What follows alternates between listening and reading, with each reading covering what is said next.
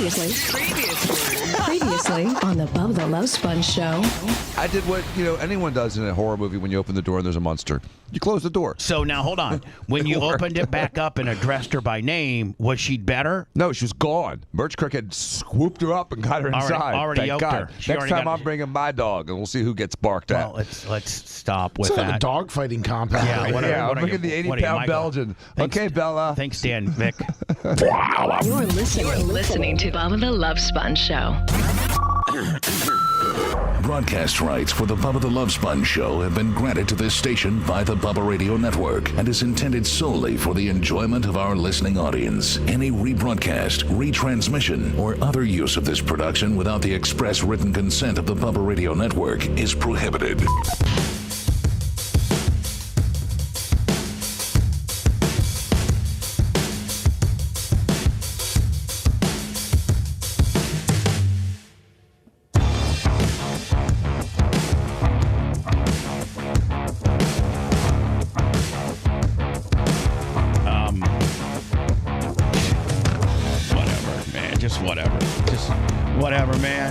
Whatever.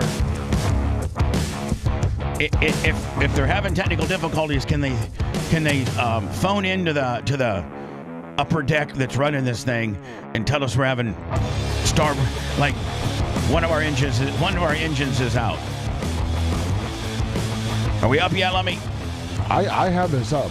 I know, but on all the platforms. Is the thumbnail on Rumble, or is it just got me pointing? Saying Bubba the Love Sponge Show 616-26 because I don't have a thumbnail. It looks like it is still you pointing. Yeah. What would cause that? That would be the engine room not communicating up to us that they're updated. It's updated now. There we go. All right. Bubba, I'm doing the best I can, man. I got the click really late. I know. I'm sorry. I know, Mach, and you had to come in here and make arrangements for. We didn't know Steve was going to be here today, so we had to mess with the mic processing and all that kind of stuff. So it's just been a shiz show, and I know you've been running around 500 miles an hour. So I'm sorry for the added pressure that you had today, my friend. And I know you're running around, and I'm not trying to be critical. I apologize if it comes across that way. Lummy, I don't know if my hat really matches my outfit. It is a little different. Yeah, I'll switch out during the next hot mic. It is a nice sky cap though. It is a nice, but I think it kind of maybe might go with a pair of. Might go with more like a Warsaw shirt. Yeah, or something like that. I just was scrambling around because I couldn't find my semi-auto glass hat, my standard hat, but I found it right before I got here, and so I just didn't switch out because I've been running 1,000 miles an hour as well. So welcome, everybody. It's the Bubba the Love Sponge Show, June 16th, 2026. Myself, Lummy, Dr. Dan, Macho Man. Mach, sorry you're so stressed out, and I didn't mean to cause any stress on you, my friend. Sorry about that. I just wanted to give you an update. We're good, man. All right, good. So, Dan, how you been, my friend? I'm doing great, thanks. Did you bring your dog so we can do a dog fighting gimmick today? Because that's what you threatened me with. Yeah, I'm bringing my 80-pounder, and I taught Bella some more moves last night. Did you? Yeah. Brush up on her skills. Yeah. I don't want him to toss her around like a seal getting tossed by a killer whale. So I chose not to. Dr. Dan, I know you have a attacked German dog, but Dr. Dan has Bubba has a white trash pit bull. Yeah, so. yeah. So I know you have a $8,000 German imported Malinois Belgian, whatever the hell it is you got. Belgian Malinois. Completely 100% purebred, bred by the finest breeders in Stockholm. And meanwhile, I got just a straight West Tampa animal rescue white trash pit bull. And don't underestimate white trash, my friend. Oh, I know. I don't. But I also seen a lot of, X videos where a little redneck starts picking a fight with a giant black man and then learns the good news. Well, does that giant black man have the same breed of dog you got, or has he got the white trash pit bull like I'm just using the metaphors as the people. I'm not talking about the little white trash redneck bowing up to a giant black man. Oh, so are you calling my animal is the white trash redneck? Yeah, a couple tats, missing a tooth. And your animal is like Ty J? Right. And you're okay. All right. All right, little Italian man, I'm going to All right, whatever. smash you. Whatever. And meanwhile, we're both talking smack because our dogs are not. My dog's not dog aggressive. Nor is mine. And mine, they would probably just sniff each other's buttholes. Right. They That's get how, along great. That's how dogs. Maybe humans should start being more like dogs. Well, that's my because, test. You go up and you just, he sniffs your butthole, you sniff his butthole, and then you can you can kind of figure out. And I think a person's cleanliness of their BH might really tell you a lot about that person. Oh, it defines them. So if you walk up and you go and put your nose right in a guy's ass and there's not a lot of, really bad smell, it seems like he's freshly showered, maybe even a little tinge of baby powder or some type of lotion or something like that. And then you found a guy you can go to a football game with. You found a dude that you could hang out with that's got, and then he sniffs your ass, and if your ass is up to par with his ass, then you guys are buddies. Right, forever. Yeah, but then, but the minute that while you're meeting new people and you're sniffing ass and you sniff a person that just got absolutely swamp ass, you might want to be, I don't know it's necessary. I want to hang out with that person. Yeah. And then, you're right. I think the ass sniffing test could really go far in today's society. I do too. As much as we want to bring it back. I think, and then, sometimes they'll try to lick each other's genitalia a little bit. And No, I'm gonna have to draw the line there. yeah, Bubba. me too. I mean, I'll sniff your ass. But I'm not licking your testicles. I'm not doing a Dry risk. humping sometimes Yeah. too. If you watch our goats, they're Yes. just always trying to dry hump each other. But meanwhile, they're both boys, and they've both been fixed, and they really don't have a sex drive. Meaning, I don't know that they could. Well, Like habit? They can't get. It's dominance. Yes, It's dominance, and so it's not sexual at all. That might also work in today's society where you're not trying to sexually penetrate a man, but you're just trying to show him kind of who the boss is. So if you and I are on an island, I'm the cherry. I don't know, Dan, if you and I are on the island, I'd probably let you do about anything you want just because I know you're so smart and you might be able to get us out of there. NorCal So, Mark, $100. I'm thinking, you know what? Maybe I got to take it a little bit here just because he's so damn smart that he'll probably engineer some type of coconut communication device and maybe get us out. So maybe I'm just because I'm bigger or, maybe not even necessarily stronger, but just bigger. And here's the other We thing, both Dan. got bum shoulders. We have to fight like hermit crabs. I know, but the other thing is this. This is where you're like, if we really, really had to go a long time and not eat, I'm going to stay along a lot. Now, you know how fat. You'll out-survive me. Yeah, because I'm saying. I got no reserve. You might make it only a month. I might go a year when I get the reserves I got. I mean, I might be, actually, after you die, I might be frying you up on the Barbie. I'm sure. I mean, you got a lot of protein there. Can you imagine if you're on an island and your buddy dies? I mean, you got to eat them. I mean, right? Well, up to a point. I mean, until it spoils. Yeah. I mean, I don't know what you do about that. Do you salt it? I mean, do you just try to go old school and get all the meat out, salt it all up, dry it out, get Bubba jerky? You would be far better at this because you actually know how to cut on human beings. I mean, we don't. Lummi and I. If they gave us some type of sharp instrument and told us to carve you up, I wouldn't know where to begin. Let me cut off your penis. Let me flame me up like he was like Leonardo da Vinci making a sculpture, man. I'm sure he can fillet a fish. Could we just literally stick a rod through your butt and go right through your mouth and put you on a spigot? Yeah, just rotate me slowly. Yeah. Oh, okay. Hey, let me get the good utensils out here because we got Dan on a spigot tonight. Right. Buddy. I mean, I was hoping to maybe go for it with my fishing techniques, but if we got to eat Dr. Dan, I guess that's what we'll have to do. Yeah, stick an apple in my mouth and go for it. Dan, I think we've all, and maybe we need to redo it. I think we need to make a video of it, Lummi, because these little things really make a difference. But Dan, one time, I'm gonna slap some coconut boobies on you. Years, and yeah. Well, you know what? I'm gonna be honest with you, Dan. If you're blasting me, I got man boobs anyway, so I probably got a bigger base model than most of your small-breasted women that come in anyway. I probably am running with about 325 stock. I'm a 325 B cup stock, buddy. I mean, yeah, I'm that hot meal from Carolwood before she got her 420s. So, but here's the deal, Dan. What I was saying is, so let me remember when Dan, we gave him, I think he brought in your own scalpel or your own. No, you did it with a spoon. Lummi. Oh yeah, so the potato? we took a bar of ivory soap and just unpackaged the bar of ivory soap where it still even says ivory on it and gave Dan a spoon. like a soup spoon or like an applesauce Teaspoon. and he carved an ear out of a piece of soap, and it was like unbelievable. So I think we should do that again for a video. Yes, I think we should. Dan, It's probably a great video. Now, Dan, You're right. is that? It's That a would good be a idea. great video. Yeah. And we could edit it, just but Speed like, it up. Now, was that an assignment in one of your like in medical school? Not in medical school, in my plastic surgery residency. Yes, he gave us all. Just one day, he gave us everybody a bar of soap. He said, "I want to see an ear tomorrow." Now, did you have a ear as a model, or just Yeah, the girl I was going out with, I just said, "Listen, sorry, tonight you just got to sit there and look to your left." Boy, that's a panty dropper, though, because she doesn't know how. There's 99% of the dudes she might go out with, including but not limited to the football players that you're going to medical school. Like you were University of Florida, right?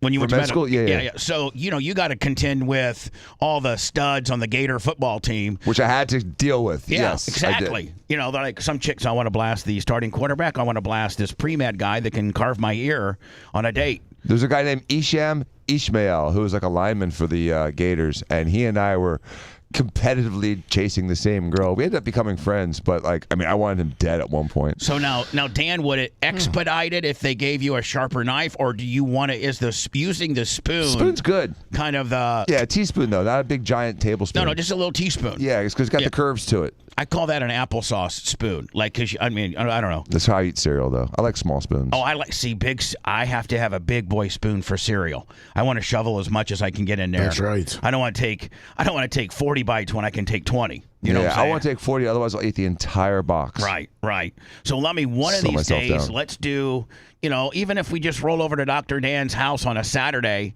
and he Now, Dan, how long does it usually take you to make an ear? Hour? Nah, 25 minutes maybe. Really? Yeah, I think that's all it's going to take. Wow. And we all saw the movie Titanic. Yes. You carve a girl's ear, it's like you just painted a portrait of her nude. Oh, yeah. She's like, it's oh, the my same God, deal. this guy is really unbelievable. Because like I was saying earlier, 99% of the dudes that's rolling up on that hot chick at the University of Florida that you're going out with, that potentially Ahmed, the lineman's going out with, they can't do that. So, listen, they have big muscles and they go to the gym, and there's a starting, right guard for the University of Florida football team, and they got a lot of great attributes that you don't have. But none of them have that deep artistic ability to look in 3D and carve an ear out of they don't. In fact, I don't know anybody in my life except you that could do that. I mean, you know what? Who's the other plastic surgeon, my buddy? David Halpern? I think, could do it. Yeah, David Halpern. He could definitely do it. Yeah. Do you think that was maybe an assignment that he had to do? I think it's a pretty universal assignment they do for plastic surgery. It's one of those classic things they ask you to do. Now were there people that didn't do it, that couldn't do it? They did it. It was like, what kind of ear is that? What animal did that come from? Now, were you in the did they get graded on quality, or is it just a pass fail? He just wanted to see him. Now, you got to see how many people were actually in med school during your class? So my medical school class had a little over 100 people in it. My residency group in general surgery had about 8, and then in plastic surgery only had 3. Now, is that the question you're asking? No, yeah. So out of the 100, were there in medical school, were there some that 50% didn't make it? girls. No, but did some not make it? Or once you get to medical, one guy killed himself. I mean, there was about 2 or 3 that didn't make it through. But once you get that far along, they want you to make it. Right. And you can't be just the standard, undergrad and get into medical school. You have to have, isn't there an entry? Is there can anybody apply for medical school? But you have to take the MCAT. That's what I'm saying. Yeah, the medical college admissions test. And that thing's hard. Now, what is that? Just like about general knowledge of medicine, or just science? It's just it's like physics, chemistry, biology, little math, and so you got a little comprehension. So they weed them out on the MCAT. Yes. So whether you're going to make it to medical school, 100, and then it got whittled down to 8 for residency, and then 3 for plastic. Yes. And of the did the 3 plastics, they didn't. I'm sure none of them relocated to Tampa. right? One didn't make it. Oh, really? Yeah, she got her ass canned. Meaning, black woman. Like in a it's complete This was DEI before there was DEI, and this is more like affirmative action kind of crap. and they let this girl in, and she was weak, but they wanted a black woman, and she sucked so bad that they actually had enough cause to justify firing her. She sucked that badly. Now, when you talk about, like, where did you do your plastic surgery residency? At USF. Oh, okay. Here. Now, what would that be? Just like emergency room stitch-ups, or like? No, we ran the burn unit. We went to Moffitt and took care of pediatric birth defects. We had cosmetic clinics. How many years do you got to do that before you can actually open up like a brick and mortar Diaco Plastic Surgery of Institute of Plastic Surgery global headquarters?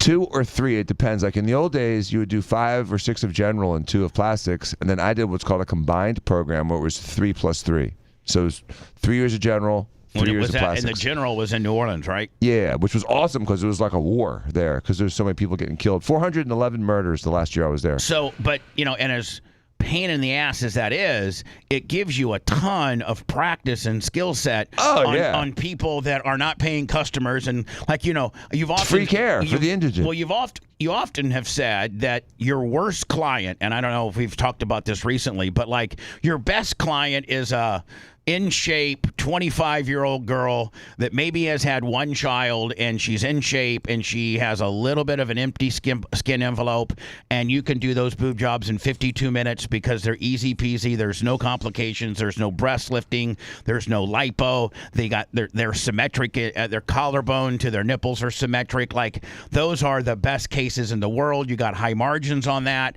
Not a lot of time, and they don't bitch. They're just so appreciative to have a new set of nice boobies, and boom, that's probably the upper end of what you prefer to have a client. Now, your worst, you've often said, is the male that wants a nose job. Right. That is the guy that is gonna bitch and moan and kidnap and kill you and is a baby because of the pain, and like the male rhinoplasty is the absolute biggest pain. Is that still true? Yep.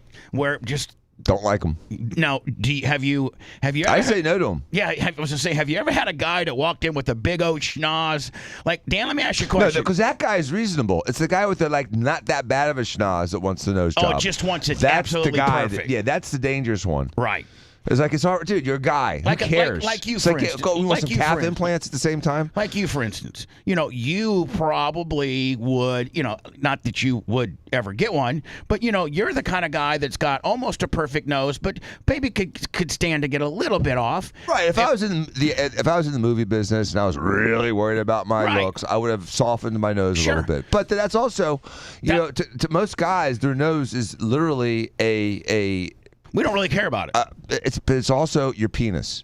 Oh, it is. And so if you cut too much nose off, it's like you just cut the guy's penis off. Man, if you look at it's every one that of our weird. So if you look at every one of our noses, man, we all got different little. Like, I got a little Porky Pig nose, and Lummy looks like he's got kind of a big dude nose. He's got a good nose. And then you got a good nose too, but maybe a tad little big for your face. Yeah. But like, you would be the horrible, like a guy like you, just like your penis, yes, big, a little big for my body, a little too big for your body, but you make it work. But they now. say that the penises follow the nose in length too. Like, people with bigger noses tend to have bigger penises. So what does that mean about Michael Jackson? He had to start off with a good nose. Yeah, I don't know. That's what I'm asking. The thing about Michael Jackson is he was handsome, and he tries to say, like, I've never had any plastic surgery. Man, you had a removable nose, bro. Like, I mean, your nose could snap on. You could take it out with your dentures if you had them. Mr. Potato Head. Man, like, Dan, what happened to him? Did he just go like too far where his body started rejecting, like, you could see where his nose was falling off? I have a theory about that, Bubba. And so when a black guy wants a white nose, the problem is they don't have a strong dorsum, which is like the top part in the middle. It's kind of flatter, and then the ala, the nostril area, is flared. So to make a black nose into a white nose, you want to strengthen the dorsum and narrow the nose. And which is what he did. The problem is at the time they were throwing pieces of silicone in there, and silicone in a nose gets in trouble after a while. And I think my theory is, and this is based on just I don't have direct facts. So my hypothesis is that he had a prosthetic piece of silicone or foreign body in his nose to help giving him that better projection of his dorsum, and it got infected. And that's where his problem started. Now, so because that skin is thin. If you start losing skin, then you lose your nose. Just like you have a certain way that you do breast augs, preferably through the armpit, sometimes under if you need, as far as on the fold of the boob, and you know that you have various techniques and things like that. You've gone to medical schools and medical conferences and shown people your technique and what have you. Do all plastic surgeons have a different way on how they deal with nose jobs, or is it kind of like you got to break the nose, you got to is there kind of like a standard procedure, or can you have some artistic creativity on doing a nose job? There's two main ways of doing it: but you open and gotta closed. Break it, don't you? Most of the time, you do. It Is depends. That where you put the chisel? Is that where you put the chisel up the nose and wham it with a hammer? Yes. Oh, satisfying. So there's two ways to do it. The open and close, and that depends on whether or not you have an incision at the bottom of the nose where the nose meets the lip.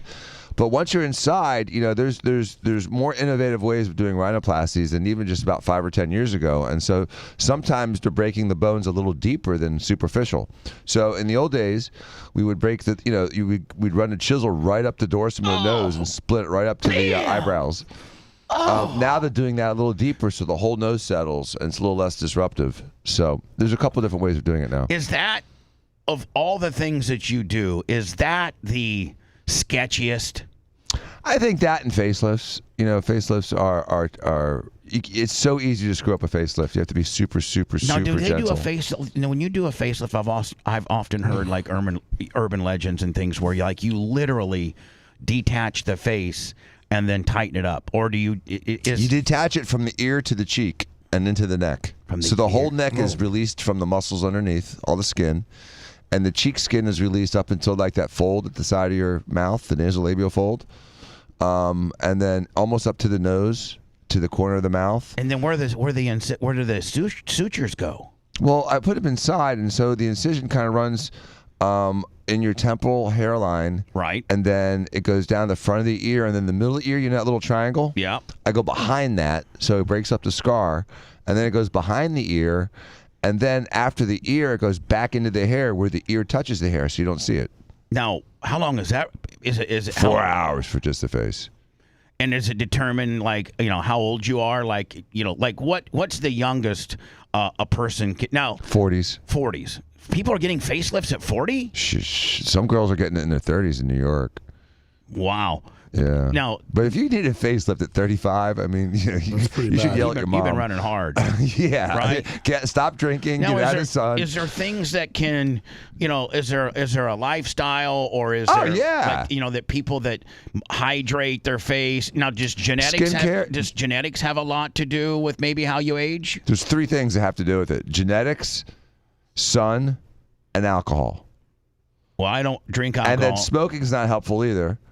And skincare goes the other way. I mean, if you do good skincare and really, use Retin-A and really protect your skin from aging, then you will look younger for a longer number of years. If you start doing Botox and those little light peels, those can really buy you 5 or 10 years. Morpheus. Yes, all those things help. It's all additive. Is Morpheus the number one tool you have for preventative aging in your office? Or I know you have a laser option as well. And then laser's a big commitment because it takes a couple of weeks to heal. So the Morpheus you can do on a Friday, and by Monday you're completely normal. Oh yeah, absolutely. I mean, I've done a Morpheus before where I had it done at 2:00. I just got a little bit of bleeding like that night, and Saturday morning I'm fine. Yeah, I'm 24 hours later you're fine. I'm fine. Because those little needle marks coagulate quickly. Mm-hmm. In fact, that's part of the rebuilding process, isn't it? The coagulation and the and the contraction from the heat that's being applied. Yeah. So what's the standard facelift cost usually? About 15,000. Wow. What? Yeah, 15 G's. Ooh. But I mean, now what's the gender? Is 95% women. 95.5 women. Yeah.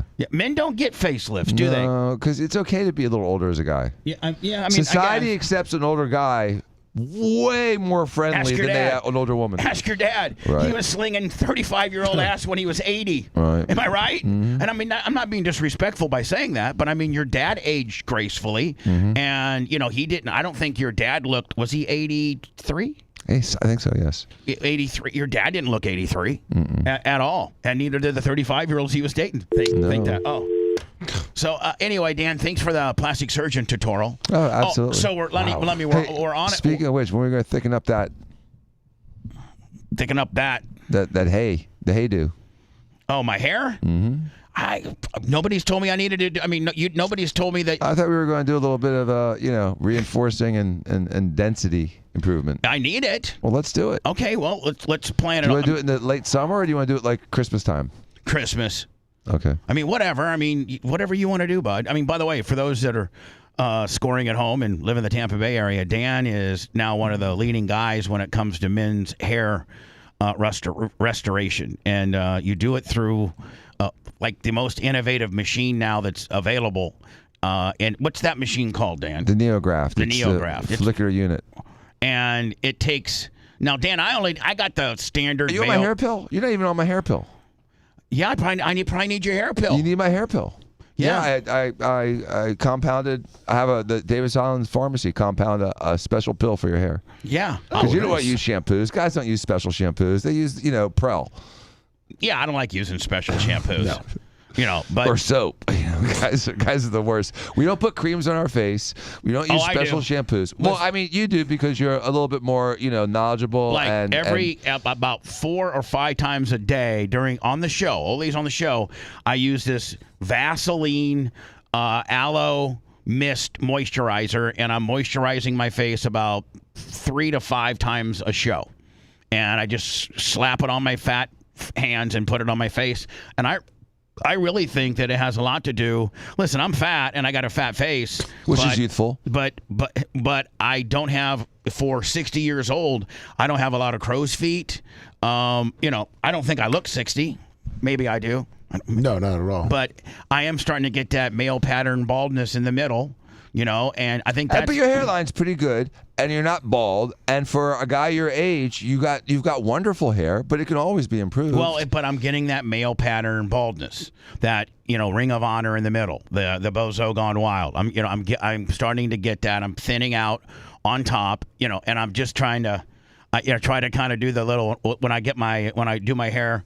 Let me with hair gel. I try to kind of do the Bubba comb over a little bit to the side. Bubba Trump. Yeah. But I do. That's sideburn hair coming all the way across. So Dan, since I'm not like bald, That's why it's perfect, because it hides nicely. And that's probably the most common baldness of men is the male pattern in the middle, right? That and that receding hairline in the front.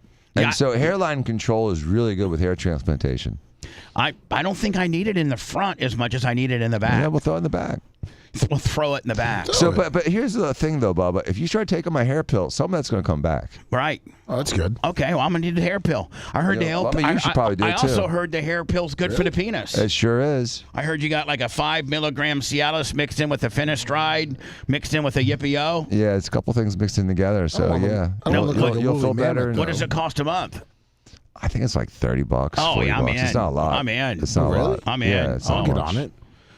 Lummy's got the thickest, most delicious hair going on. Dr. Dan told me to get on it. Don't you, man? Don't you want to keep that mane? Of course. You want to look like Fabio when you're 60. I sure do. Lummy has the best hair of all I'm of going us. to definitely get on that. Great hair. I'm going to get on your thick, pill. curly. It looks Plus, good Lummy, long. you're going to get that 5 milligram of Cialis to keep that wiener hard. And it's also going to help my prostate. Yeah, the prostate. It helps your Exactly. prostate. You'll pee. You'll be able to have sex, and you'll look good doing it. So let's revert back to our desert island deal. So Dan, like if you were to have to eat your buddy on a desert island, right? What would be the delicacy of a male body? Your strap muscles, the back strap. That's your fillet. Where's you mean the right the paraspinous muscles? It's the ones right coming down your spine. It's the first ones I'm eating. Like the back strap. Yep. That's what I'm going for first. I'm going Chateaubriand. Am I going to have a little more marbling on me than let's say you? Like, yeah, but that muscles tends to be pretty lean. Are you going to be a little bit more grass-fed and range-free, where I'm going to be like a big fat heifer that's got some marbling on myself? Well, you're going to be more of like a Wagyu steak. Okay. You know? What's Lummy gonna be? Lummy's Wagyu. All right. Tender. Yeah. Meanwhile, Because you're he's young, too. You know, your meat's a little tougher. My meat's probably too gamey and spoiled at this point. I don't know how gamey, and I've ran a lot of chemicals through my body, so it's highly medicated. You might all of a sudden, I become all muscular and stuff after eating you. You might die of a sleep medication. I have sleep medication in my meat. You're gonna die of an Ambien overdose when you eat me, man. When you eat me, you're gonna fall asleep. You know? I get picked up. I get rescued, and they're like, "How come you have so much stuff in your body?" I'm like, "I don't know." Oh, you know who comes into town today for Dr. Dan? Alex. Yeah. Oh, that's right. Alex comes in today. Thank God. He got a hotel. He's not staying with me. Yeah, he told me he didn't want to. I'm lending him my Crown Vic. Oh, good. And so he'll be rolling up to Dan's surgery center in the 04 Crown Vic. And you know what? Alex doesn't care. He literally doesn't care. Hello, who's this? Go ahead. Hey, how's it going? Good, buddy. Good. I got a question for Dr. Dan. Okay, go ahead. He's right here. Good morning, Dan. Good morning, fellas. Good morning. Good morning. I'll be 61 next month, and I'll give you the short version. 5 years ago, I had meniscus surgery on my left knee, and all the pain and discomfort has come back. And I was just wondering, outside of knee replacement surgery, which I'm not going to do, and stem cell, which I can't afford, what can I do to try to preserve my knee and Synvisc? Did they offer you Synvisc? Excuse me? Did they offer you the Synvisc, that injection where they replace the synovial fluid? No, they didn't. That would be a good option because it's like putting like a new pack of grease in your bearings. Oh. And it'll buy you time, and insurance may cover it. And it's called what? Synvisc. It's essentially replacing the fluid in your knee so there's more lubrication. When they did your meniscus, did they take it out? Did they just repair it? I mean, what's just repair it?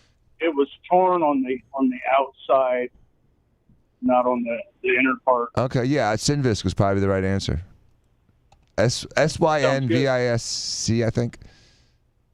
And it's like Dan said, it's like throwing some. It's like repacking your bearings. It's like throwing some synthetic, grease into your joints, and giving you a little bit more lubrication. What would they give him? Maybe 5 to 8 years, Dan? Maybe. I don't know if they'll give him 5 to 8 years. They'll give him 6 to 12 months at least, and hopefully sometimes. They'll do multiple injections. Insurance usually covers it, and if you need another injection a year or two later, they'll probably cover that as well.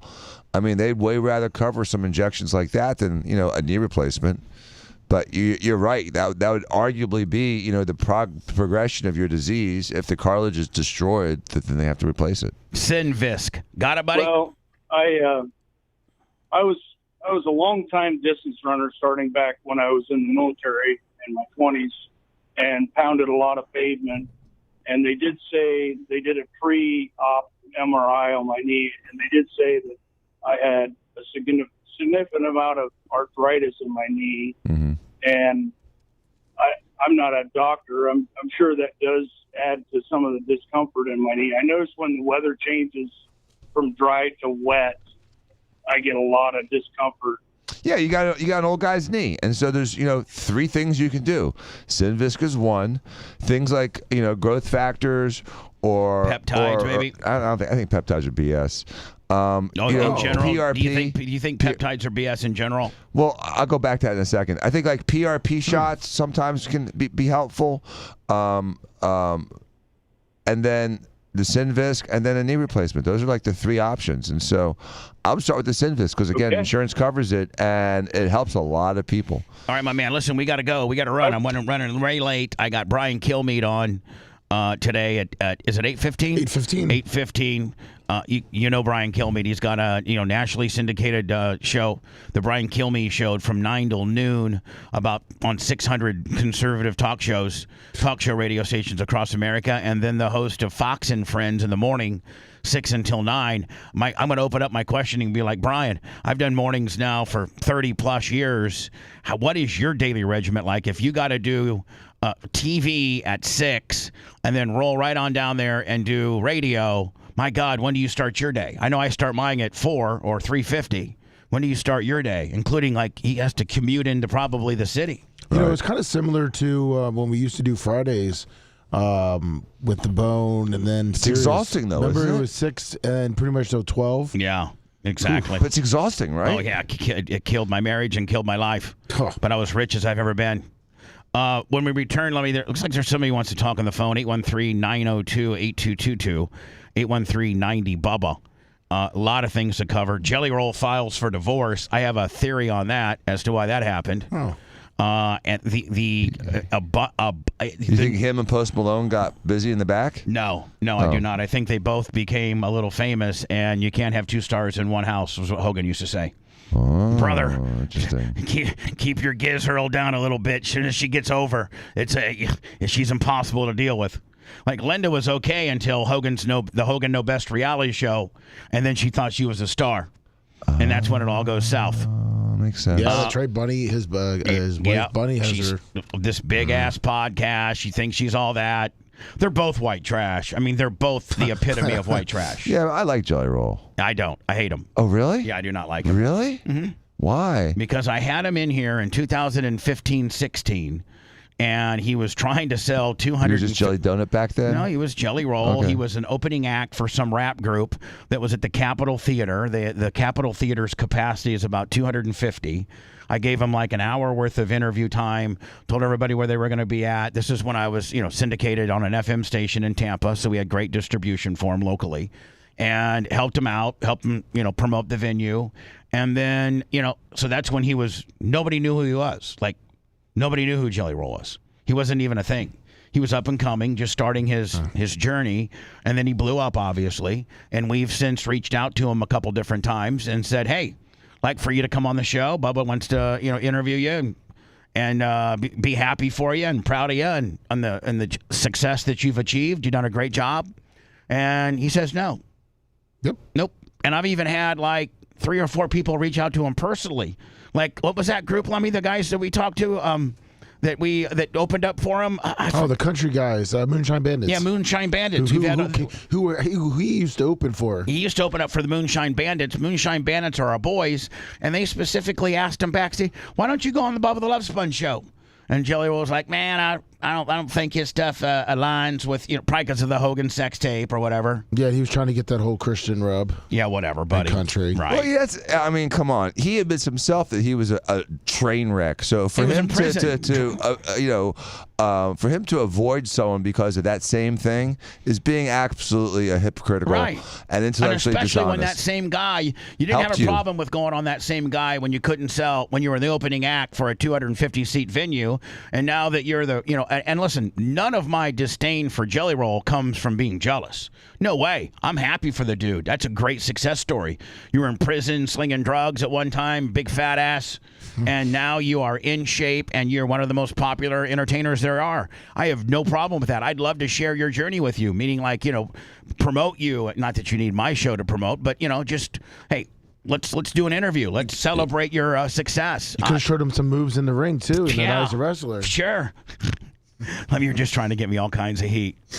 When we return, all that and more next. Stand by. If you liked that segment, then you'll definitely like the new redesigned BubbaArmyHQ.com. We'll be back to the Bubba the Love Sponge show after this.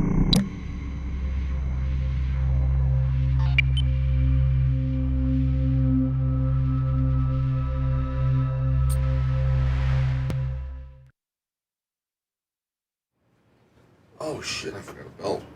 Fuck. He's got what? Forgot my belt. Your pants are gonna fall down. Baby. We're going to see your huge hug. Hopefully Bella won't attack me here.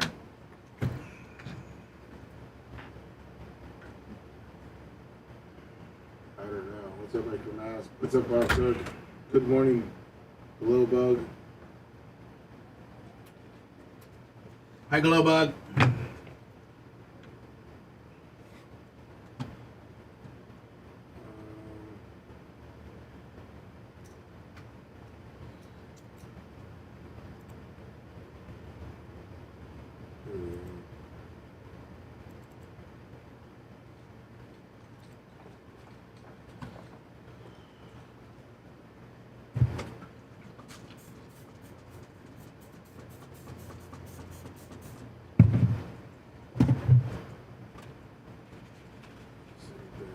What's up, Dirt Merchant? Hit that like. Early Mass, good morning. What's up, Hard Road? Don't forget them, PayPal, Cash App. That, Mark. Cal, Mark, video only one.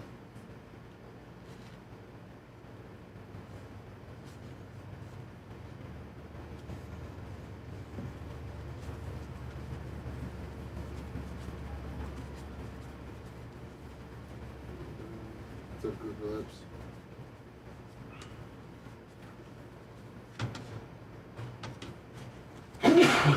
Bless you. What's up, Angus? Hi, Angus. We gotta get a hold of creatine and help us program that. Well, he said, I got a text from him yesterday. He was going to come down on Thursday Okay, and do that all. that's perfect. All right, let's start over here.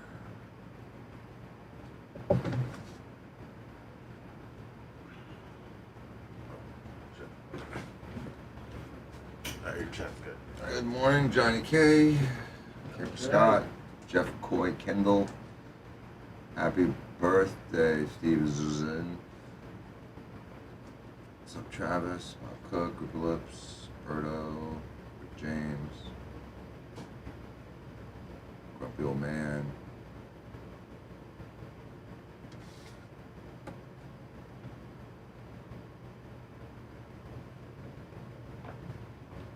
New York Greg. Big E. Creatine. Creatine, is he in here? No, I'm just saying hi to him. Oh. Just when I see Iggy, I just reminds me to say hi to Creatine and Big Red. I don't know if he's in here either, but he's listening. Good morning. What's up, Tal Guru? Everything okay, bud? Yeah. Nick the Gun Guy, good morning. Is that Herbis done yet? 305. Fuck you. Line. Is it? Line. Fuck, I just lost it. Line medic.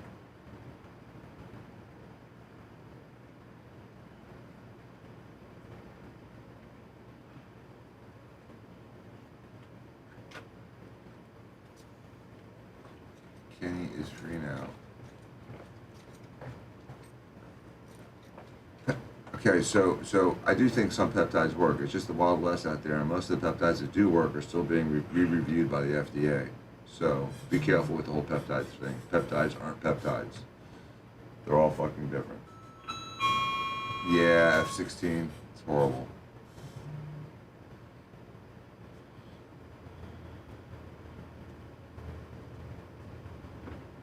Thank you, Talbot. Steve, appreciate it. 305. Definitely Blind Mel. Medic. Uncle Rookie. Alright. Broke my groin. Good one. Kenny Powers. Kenny Jack. Semi-autoglass. Again, Rupert Lips. Yinzer. Harbro. Lowbug.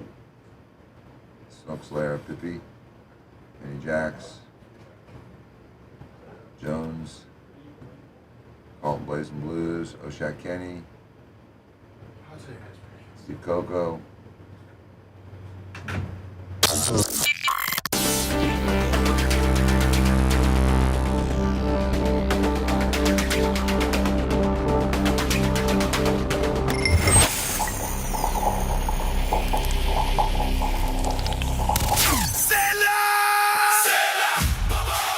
Hey, it's Bubba the Love Sponge. If you're looking for a Volkswagen or any quality used vehicle, it's Volkswagen of Wesley Chapel. You can get financing as low as 0% APR on new VWs and as low as 1.9 APR on certified pre-owned. Over 200 new VWs in stock. Over 200 used vehicles in stock. You're looking for a specific car or truck or something they don't have? They'll find it for you. Mention Bubba Army, get an additional $1,000 off new or used. No questions asked. Ask for my boy Rolo. For more information, go to VWofWC.com. Volkswagen of Wesley Chapel. In Bubba we trust.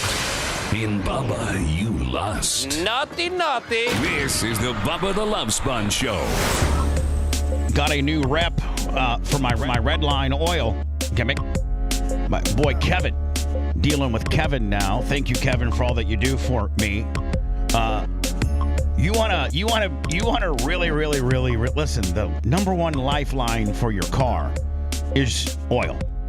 So first of all, change your oil every 3,000 to 5,000 miles. I would prefer that you use Redline if you really want to be a pimp and you really want to overly protect and be way over the top. Bubba, do you change your oil more frequently on the new car than you do an older engine because it's kind of breaking in? No, actually. Do you have an opinion on that?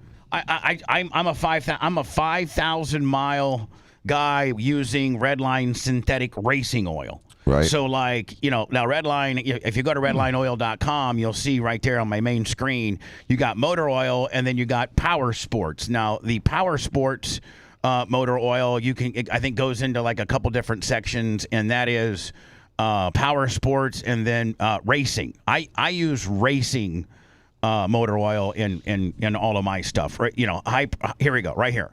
So if you go to when you go to redlineoil.com, it says motor oil, and then you go in, they have high performance, and then they have racing. So racing is like all synthetic, and it's like that's what, if I was you, Dan, that's what not in your Tesla, because obviously you don't have oil, but like in your Ferrari and all your high-end vehicles, I would run racing synthetic Redline. But it starts and stops fundamentally with you just changing your oil every 5,000. Right. Including, that's critical. Yes, critical. Critical. Some manufacturers, like Toyota, things like that, say that you can go like 10,000 or 12,000. No. Man, your oil is your absolute blood of your motor. And when you change it frequently, like every 5,000, that's great. Now, when you really double down and you get racing, you're running racing synthetic Redline. I mean, look, Dan, from 11,000 horsepower nitro engines to, any type of other application of high performance. So your cars are all high performance. Mm-hmm. So you would probably run like a 520 or a 1030. The thin oils. Yeah, because they have water. Well, they have a lot less tolerances. The newer motors. So this is what I run on in my truck and in Merch Cricks Camry. I run the 520 racing oil. So go to redlineoil.com. They have everything from anything to do with cooling, anything to do with your transmission, gear oil, fuel additives, your cooling system, two-stroke oils for your two-stroke stuff, brake fluid, suspension fluid, grease and assembly lube, power steering, automatic transmission, you name it, they got it, and you can order it right there. You can throw it in your cart and have it shipped right to your house. Now, what you can do is, if you go to these 5-minute oil changes and things like that, man, for the most part, they don't have good oil.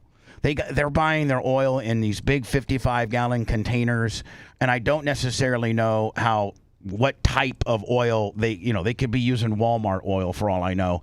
But if you go and take your Redline oil and your K&N filter to one of these places, they'll charge you like $40 just to change it, but you bring your own oil. Bring your Redline and bring your K&N filter, and then, a lot of you guys will crawl underneath your car and do it yourself, which, is what real men do. But nonetheless, it starts and stops with going to redlineoil.com. And I don't have a Bubba code like I do on K&N. I got to get a hold of Kevin and see if I can get a Bubba code. Do they make 0W30? Yep. See, that's what mine runs. Yep. OW30. But you could go to the 530. They say that too. They say I can do for track use. Well, because here's the thing. The 0 is made for for cold weather. And like all temperature? Yes. So the 030 would be for a guy that had your race car in Indiana, and the cooler months, that viscosity, that they need that lower viscosity for initial startup. Whereas our ambient temperature here in Florida, you could almost go a grade thicker in Florida just because we very, very rarely with that car ever see the track that's less than 80 degrees. Right. Or less than 70. Right. It'll definitely never 40. So you could even bump it up to like a 1040 or, stick with your 530 full synthetic. That's what you should be running in your race car is the 530 race synthetic. Makes sense. I mean, that's what, World Outlaw guys and, the NHRA Nitro guys run. They make a 70 weight, a straight 70 weight, looks just like syrup. but the nitrous and the 12,000 RPMs that these things run, 12,000 horsepower that these run, Redline 70 weight nitrous oil is one of the very few oils that won't break down under those conditions. So anyway, Pedro, how are you, my friend? Hey, what's going on, crew? You're gonna give us an update. Okay. Give us an update on your stuff. Yeah, man. I'm up here at Moffett, me and the wife, and getting an infusion this morning of they're trying Keytruda. Had to fight for it. Wife did a hell of a job fighting to get that, and they didn't want to give it to me. They're like, "Oh, it's not going to work. It's not going to work." She kept fighting and fighting with insurance, with Moffett. And so they're like, well, if it sticks, let's throw it at the wall and see what happens. So I'm up here right now for that. And then did the intake for Duke University, for Mayo Clinic, and MD Anderson. So Dan did his undergrad at Duke. Yeah, they're great. They're a great medical center. Nice. Yeah, and that's why I wanted to call while Dan was there, because, I know he did his undergrad there. So Moffett today with this new drug that your insurance finally approved via your wife's hard work, and then when do you head to Duke? Probably in MD Anderson first in mid-July, and then Duke in August. Now, Pedro, now we're talking to Pedro, the pool guy, long time, been Bub Army for 20 plus years. Started out as a pool guy, and and now he's been diagnosed with is it brain cancer, Pedro, or a brain tumor?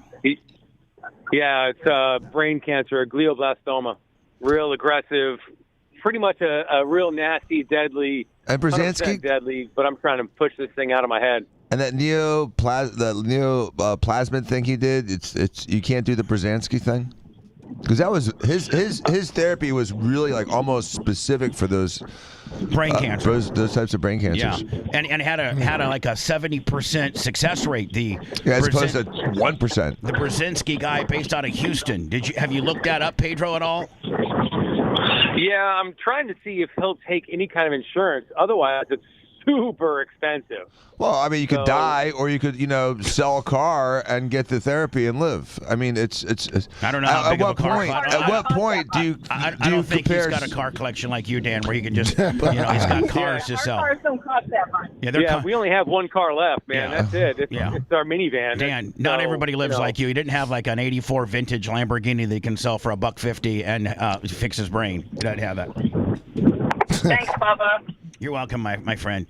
Do you at least price it out and find out what that number is? I mean, it depends what the number is. It could be, $10,000, which if you had, you could take a loan for your health. I mean, you got to know what the number 25. is. It's 25,000. It's 25 to 55,000. I have priced it out. Oh, you have. Yeah. Yeah, I mean, so I'm still working on it. Now, yeah, I mean, okay, so you are considering it and using it as an option. Yeah. Okay. Oh, I'm considering everything, man. I need 18 to 25 years. And whatever it takes is what I'm willing to do, and that's why we have Keytruda right now. Now, Dan, what's Keytruda? What's that, Dan? Dan, are you familiar with Keytruda? Pedro, what's Keytruda? Is it a new revolutionary? Immunotherapy. Oh, it's immunotherapy? Immunotherapy. Yeah, okay. Yeah, I understand that. It's one of the immunotherapies. Uncle Nick had brain cancer, and they did that to him, and it was helping, but it destroyed him. Right, they try to. It's like almost like an Agent Orange to your body, where they kill everything and hope that you have enough strength to make it, and then hopefully they're killing the bad stuff. Yeah, those biologicals are sometimes just as hard on your body as chemotherapy. Yeah, it's actually worse. My girlfriend went through it with Lynch syndrome, and she survived it. Yeah, Keytruda was the reason she survived it, and it was ill-advised to take it because she had an autoimmune disease and Lynch syndrome, and it wasn't approved for that. But it saved her life. Dan, what's Lynch syndrome? Oh, no, Lynch syndrome is. What's that, Miss It's Pedro? like the lining of the uterus, uterine cancer, but it's in the lining, and it's hereditary. Can they take your uterus out? But they had to take every single organ that she didn't need out. Oh, wow. Jeez. Lightening the bag, huh? Yeah. Well, anyway. And she had to have a colostomy. And it's horrible. Oh, man, that's horrible. Well, Pedro, you're headed to get this stuff today. This new stuff. Yes. We're Good pulling luck. in right now. Yep, I'm going in here right now. And hey, listen, there's another Bubba Army guy out of California. This guy Joe Grondak. His wife has also got cancer, and I don't know if he'd want me to put it out there or not. But if any other Bubba Army can pray for him and his family, I'm not the only one going through it. But I'm familiar. I've heard of Joe Grondak. Grondak, Yeah, I've heard of him very much. So I'm familiar with him. So it's crazy, man. Everybody's got cancer. Pedro, anyway. be up. I'm thinking about you as you're getting ready to go in. And you got a pick line that they've already ran, or are they doing it that way, or just intravenous? Not sure yet. I'm going to find out here at 8:15. It's 7 o'clock. I need blood work, and so yeehaw, man! I got to stick around. I got to see you guys again. I got a lot to do, man. I'm not done. Pedro, I got to go. Appreciate your fight, my friend. We're here with you. Thank you, guys. Love you guys. All right, man. No Love you homo. too, buddy. Thank you. Let me thank you to Macho Man. I think he may have bought maybe a software package to give us a few more backdrops. Today's a new backdrop. I like it a lot. So tell Macho Man thank you on that. That's nice. Do we got a couple different options now? And if not, let's buy that package. I don't think it was that expensive, was it? No. Macho's always looking to update stuff. Remember the 3 guys from Brazil that threw the chick? I didn't know she was this attractive. Yeah, she was like a TikTok or Instagram model. Yeah, she kind of thing. was in Brazil doing a bungee jump deal, and they threw her right off, and none of them had checked to see if she was strapped up to the bungee gimmick, and she was not strapped at all. Now, as you have, and the way the technique that they used is they actually like put the 2 dudes, put her over their heads, and then walked out on this little diving board like gimmick, and then threw her off a bridge. Don't you think one of those may have looked up and said, "Man, she's not tethered to anything. We're literally throwing her off the bridge." You know what's bad is that she was still alive when she landed. Yeah. And, Oh, really? Yeah, there was a report that there was a nurse down below, and that she actually administered nursing type stuff, and she was. So she felt all those bones shatter? And she actually she didn't die until she was in the hospital for a little bit. So the pain and suffering that she had to endure. Oh my God, think about it. Would it knock you unconscious? Well, it depends. It would, first of all, if you fall from that height, you've got multiple fractures, you've got multiple internal injuries. When people get in car accidents, they can not have a scratch on their body, but have ripped apart the insides of their belly, right, from the rapid G deceleration. The seatbelt and all that. The seatbelt, yeah, the seatbelt can rupture a spleen. I mean, it can be catastrophic. So and super painful. So I can't imagine the pain she was in when a quarter of her bones are shattered. And she's bleeding internally. Here's the event, and this one edits it right before she hits the ground, so I don't have to worry about it. You can literally rip your heart off your aorta with a rapid deceleration like that. Really? Yeah, it's. So now, I mean, so if you're okay, so you got this guy may not be able to see if she's not tethered to anything because he's the guide guy that's looking on, and he has to make sure he steps correctly on the board. Now, but this guy, I think the latch is right above the second guy's head. And then the third guy here, he is, now he's definitely all strapped up, but he has a direct, view of that, buckle that's right there that's not hooked up. We're forgetting one more person, Bubba. Her. No. The photographer. Yeah. Right. This guy doing the video is like, hey, the cord's on the ground. It's not attached to her, dude. Tell him stop. Oh, hey, my God. Peligro. Whatever you say, to stop him. And look at they literally throw her off like a sack of potatoes. Look, ready? And she's so trusting. And, can you imagine as you're going down, you're like, okay, I'm going to catch. It's going to snatch. And then it's probably lights out. I'm assuming that probably knocks you unconscious. It's unsurvivable. And, that's the event that took place. I think they show another view, but they do not show what's in her hand, like a selfie stick? Yeah, like a selfie stick. Oh, God. I wonder where that footage is. Oh. And they throw her overboard, and boom, it's lights out. Now, these 3 guys got the 3 people. They got arrested yesterday in Brazil. As they should. Oh, absolutely, as they should. And there is no audio or anything. But here are the three guys that would that be like? It would be like reckless homicide. Yeah, which is essentially manslaughter. Yeah. And there they are walking. I mean, it's the same kind of thing as like when during the movie Rust, when he shot that person. You know, he wasn't trying to kill him. But it was gross negligence. It results in a death, which is sometimes called manslaughter. So I saw this, and it's the first time since 1961 that the United States government. Hey, I will tell you this. Look at this little short. I don't know where this is taped at, but let me look at this little shorty over here. Oh, look at that. I don't know if she's just a streetwalker or she's getting ready to get on this guy's back of his motorcycle or what, but I didn't see that. Nice little white boot action. But it's the first time since 1961 the U.S. Army is reportedly preparing to carry out its first execution since 1961, according to a planning document shared by ABC News. Here we go. More. The plan would apply to the service members currently on military death row for crimes. I can't quite read it. It's for crime. I can't see how that. Let me how it's got the crime ranging from mass murdering to serial rape. Yeah. So for the first time since 1961, we have a person and multiple four people on military death row. Oh. And it's waiting for Trump's signature. And as you know, there's only one place in America where they can kill people federally. Terre Haute, Indiana.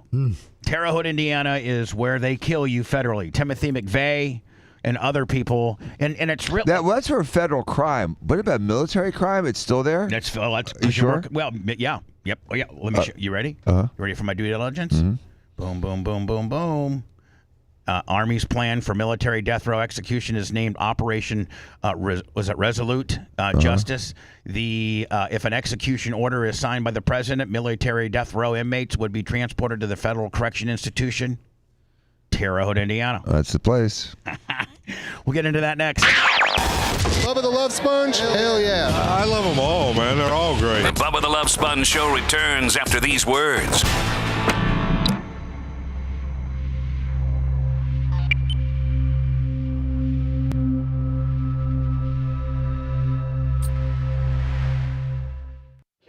Firing squad in Guantanamo made sense to me. I didn't realize that they would conflate that with just a federal execution. Snook Slayer, you're exactly right.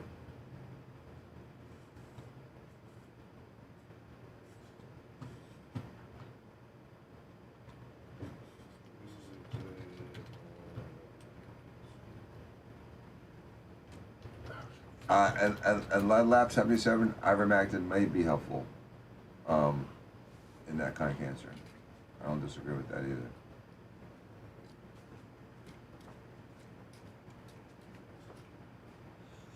I don't like dumbass to be taking it. Life is sad stage watching me right now.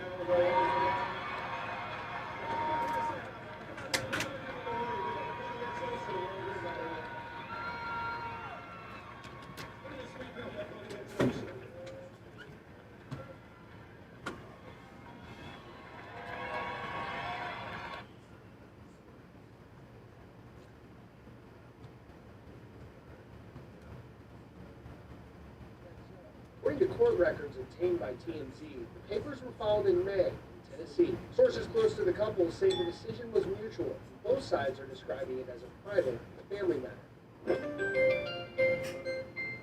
Neither Jelly Roll nor Bunnie has commented publicly at the time of this. Jelly Roll is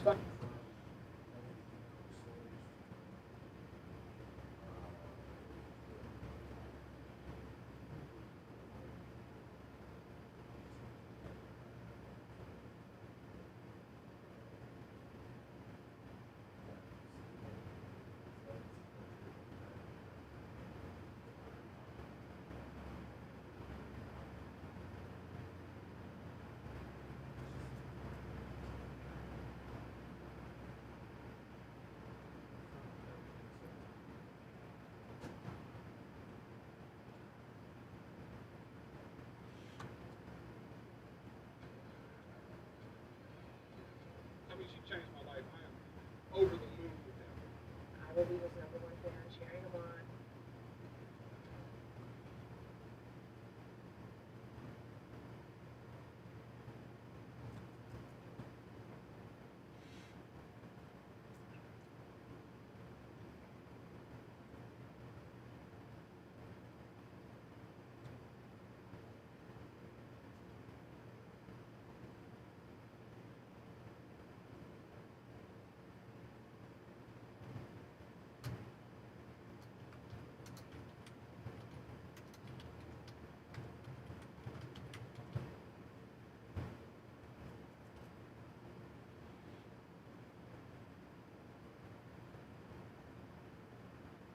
Jelly Roll and Bunnie XO have called it quits. The singer and the Dumb Blonde podcast host have broken up after nearly 10 years of Jelly Roll and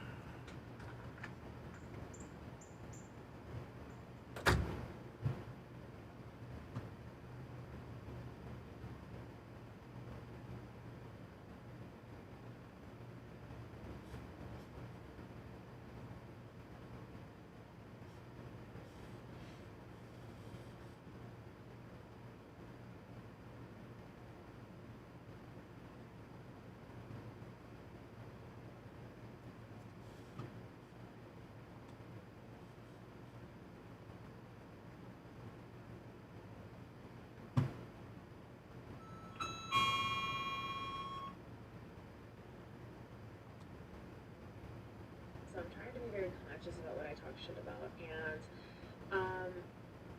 most of you guys know, if you're on my Patreon, that I have left the platform.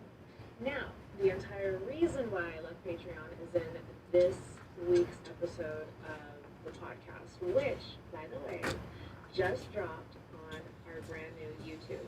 So I have my Bunnie XO YouTube. I don't normally when I talk shit.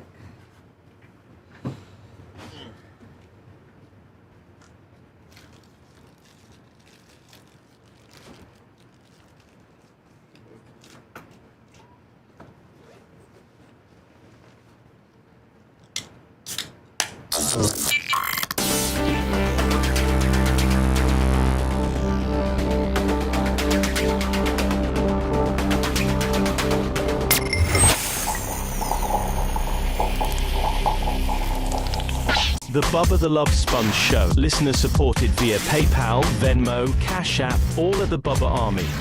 Now returns.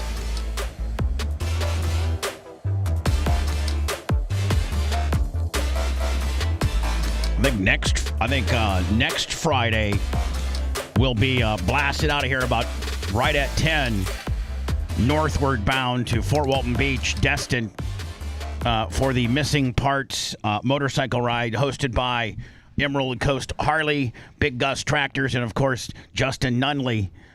They're expecting unbelievable turnout. This is, I think, the second year. They did it last year. It was just, I think maybe I heard like 1,500, 2,000 bikes, something like that. Oh wow! And it's a great cause. It's been a while since we've been up to Fort Walton Beach. The last time Dr. Dan and I flew up there. That was fun. And then you remember the whole entire time we were teasing that guy about how hot his girlfriend was. Yeah. I think she we destroyed him. I think she was actually kind of. I think she was kind of sweating you a little bit. Yeah, and the thing is like she had a platform against bullying.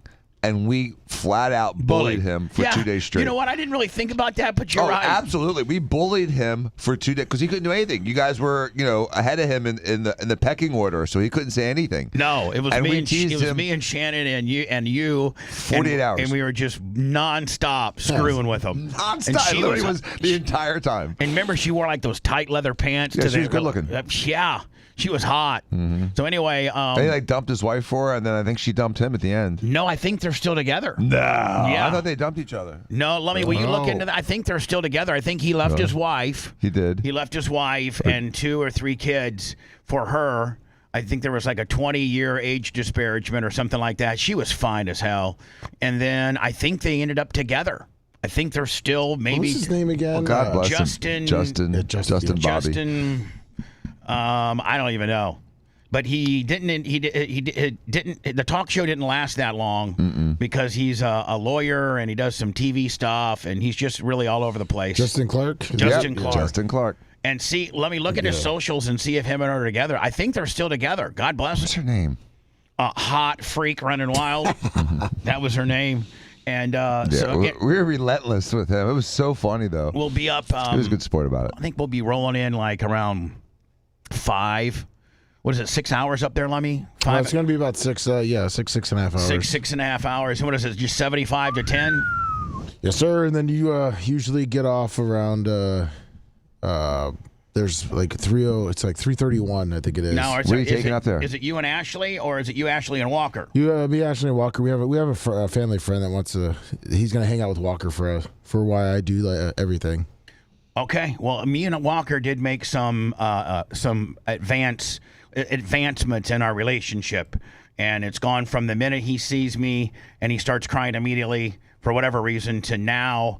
As long as I spread my legs and he can shoot a hockey puck through my feet, then we're friends. I'm glad that's the second half of the sentence. Right. I wasn't sure what you're going to go with that. But it's Michaela Nichols, and they got married. Oh, they got married? They got married in 2026, January 3rd. Yep. So just this year. Oh, Yes. wow. Well, good luck to you That's guys. nice. I mean, that's a hell of a score, Justin McGillicuddy. That's a hell of a score. So we'll be up there, and then I think we got like a dinner with Griffo and Gus and Nunley on like Friday night somewhere, and then Saturday's the ride, and then I'll probably, to be honest with you, pull out after the ride. And I'll be there. And you're going to be there. Yes. So, yeah, I'm pulling out probably after the ride to get back here. And then you'll stay. And then I think there's something. There's an after party. After party. Yes. I may stay for that too. There was a post ride party and then a missing parts right after party. Yeah. I don't know if I'm gonna make the after party, but I certainly will hit all parties that I can. Live performance by Saving Abel. Oh, that's a pretty big band. Yeah. Really? Good stuff. Yeah. Oh, okay. U.S. Army prepares to carry out its first execution since 1961. An internal planning document shared with ABC News Sunday shows the Army plans to execute its 4 servicemen currently on military death row. Their crimes range from serial rape to mass murder, with one of the more infamous prisoners being the 2009 Fort Hood shooter, Nidal Hassan. The White House has yet to comment on the plans, though military laws. Now, I'm really not trying to stereotype or even profile anybody. But when a guy named Nidal Hassan tries to join the military, wouldn't you maybe do a little background check as to what type of terrorist ties he might have? Yeah. I believe he was a military psychiatrist, wasn't he? I think he was a doctor. He was. He was a doctor. States the only official who may currently sign off on the execution of a service member is President Trump. U.S. Army. So, and then he's all for it, I'm sure. Army's plan for military death row execution is named Operation Resolute Justice. In an execution order, if the execution order is signed by the president, military death row inmates would be transported to the Federal Correction Institution in Terre Haute, Indiana. The Army has a plan in place for the service to carry out executions of military prisoners on death row if the execution orders are approved by Donald Trump, called Operation Resolute Justice. The plan directs the Army to coordinate with the Federal Bureau of Prisons to transport inmates from Fort Leavenworth, Kansas, to the Federal Correction Institute in Terre Haute, Indiana. The plan also calls for the establishment of a viewing station for the witnesses, and so they do have that. Under the Uniform Code of Military Justice, or the UCMJ, the president has to sign off on the execution order. To date, the president has not taken any action against any of the 3 death sentence inmates who do not have presidential approved death sentences. So the facility in Terre Haute, Indiana has been the official federal execution place since 2001. However, the last time the U.S. military carried out an execution was 1961. So it's been since 1961 that we killed a United States military service member. There are currently 4 soldiers on the military death row who are housed at the U.S. disciplinary barracks in Fort Leavenworth, Kansas. which is managed by the Army. The former soldiers Timothy Heenis, Nadel Hassan, Ronald Gray, and Hassan Akbar. Oh, yeah. Guilty. Were all found guilty of murder, some in mass scenes of violence, others in more personal crimes. So at the end of the day, Trump has to be the one that signs these, and then they ship him to Terre Haute and kill him. And I think the Terre Haute has like the lethal injection. Well, see, the guy Ronald Gregg, one of them, it looks like his execution was approved by George W. Bush, but it's been delayed because of legal challenges. Yeah, in 2008, President Bush signed off on his executive order. That's the Army Specialist Ronald Gray, which dates back decades. In 1988, he was convicted by a general court-martial of 14 charges, included premeditated murder, attempted murder, and the raping of 3 women, 2 of which were soldiers. In 2008, George W. Bush signed off on his execution order. So 18 years, this guy's been, trying to kill him. But it was later challenged in federal court, and in 2016, a judge lifted the hold on his execution order. And in 2017, an Army court rejected his final appeal. So that means what? When you lose your final appeal, that means it's just a matter of time before they kill you, right? Yes. Man, think about being on death row. I'm sure you probably don't have a lot of privileges, and you're probably locked in a little box because you're the most heinous monster in the entire facility.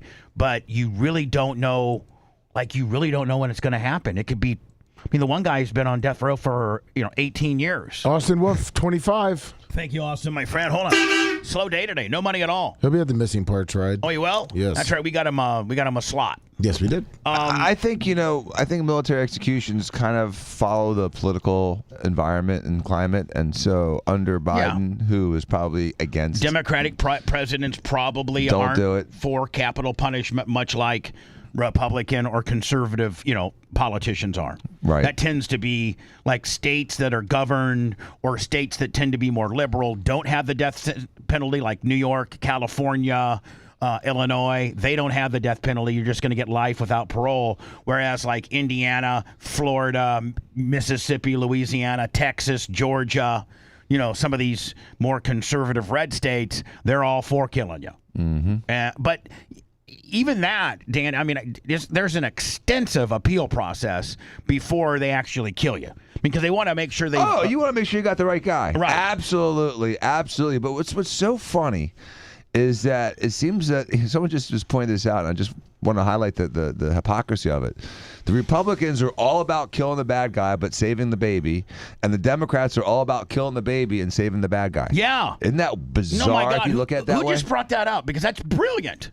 Absolutely. Republicans want to save the baby and kill the bad guy. Jimmy the Pimp said, unless it's a fetus, and then he made that's exactly the point. The Democrats don't want to kill anybody unless it's a fetus, and Republicans don't want to kill a fetus, but God forbid that you do a crime, you're going to meet your maker. Yeah, that's a great analogy. It's hypocrisy on both sides. Oh, it is. I'm trying to shoot down the middle here. Yeah, me too. I'm not really, I understand the death penalty. I think it should be, an option as a deterrent for very heinous. But for the worst of the worst, and really when there's zero chance of there being any rehabilitation, or any mistake. Right. We've killed the wrong person before. Oh yeah, that's happened. I think and I think all 4 of these guys. It's pretty locked in. But I'm on the board of directors of the Innocence Project of Florida, and our mission statement is to get people that were wrongly convicted out of jail, and we get people that have been in jail for 30, 40 years. Yep, and you're working on that black guy from St. Right, Pete. but and these guys were just thrown in jail. The prosecutor overlooked some exculpatory evidence. And these guys were innocent. And back then, it was a little bit more the good old boy network. Oh, yeah. Where, 3 guys said you're guilty, you're going to jail. Right. You're a black guy in St. Pete. Yeah, bye-bye. And 2 neighbors say that you did it, and even though there's really not any hard evidence that you did, like the guy that you're currently representing that I think's on his last appeal. Right. And it was a CI that said that he did it, and no one else said it. And he spent 20 years in jail. And did he get out? Not yet. Is he close? I don't know. We're trying. It's so hard. This is one of the biggest railroaded cases ever. Yes. In fact, but not include, but Michael Morgan. Where Michael Morgan, where the woman that that he supposedly raped, but he didn't, has recanted her statement and said that he didn't do it. And Am I right? And the supposed accomplice, no, she's not cooperating. The supposed accomplice said he wasn't there. Right. He had nothing to do with it. He's an innocent man. But the prosecutors are so narcissistic. They can't take an L. They can't take an L. They won't take an L. Even if it's from 20 years ago. And this Michael they won't take an Morgan L. dude is such an unbelievable dude. His dad was a dentist. His mom's a lawyer. He's facing life in prison, and that's what he's serving right now. Over attempted murder and attempted rape. No one was killed. No one was raped. The girl got shot in the ass as she was running out the front door. And it wasn't by him. So listen to this.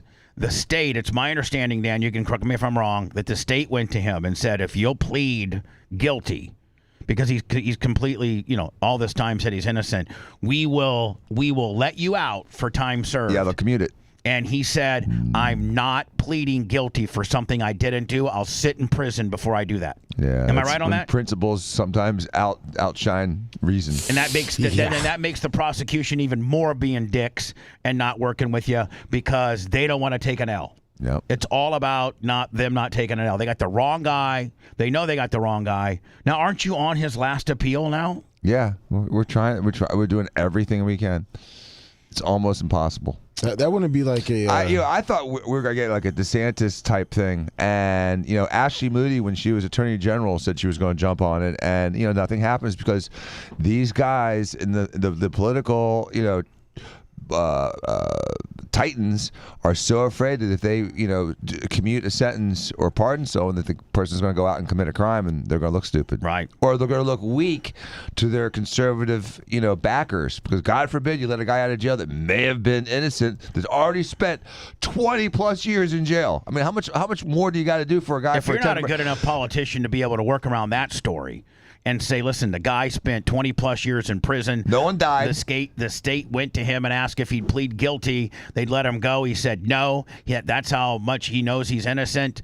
It's been botched from nobody died, nobody got raped. There's all kinds of circumstantial evidence. There is no DNA of the scene.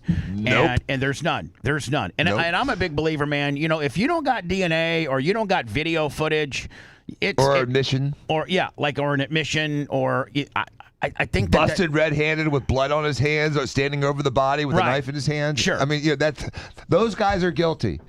But with this guy, I mean, there's a lot of opportunity. Michael for you Morgan's to say, his name. To say that he didn't do it. And by the way, there's people that get in drunk driving accidents that kill 2 people that spend less than 20 years in jail, and he didn't. No one died. And he's in jail for life. So hold on. It's ridiculous. There's people that do what you said and get a plea deal. You know what I'm saying? I mean, affluent people that can lawyer up. There's people or that they get 10 years, or they get 12 years. For negligent vehicular homicide. Remember the kids on Bayshore, the affluent kids that killed that bicyclist, or the lady? I think it was a lady with the baby, right? Yeah, it was a lady with the baby. Lady with the baby. What'd they get? Jelly 15 Roll years? and Bunnie XO have called it. I'm sorry. Yeah, they got, what'd they get? I think like 15 years. Man serving life sentence may be innocent. A man serving a life sentence as a result of eyewitness testimony says he's innocent. This is from 2014. Dan's been working on this since you became a lawyer. Yeah, since 2016. It was the night of June 10th, 1993, when 2 unidentified men robbed Felicia Fuller in St. Pete. Fuller, who was a convicted drug dealer, but was also the daughter of a. This is also another. Her dad was a cop. She accused the men of attempting to rape her before one of them shot her several times, including in the butt.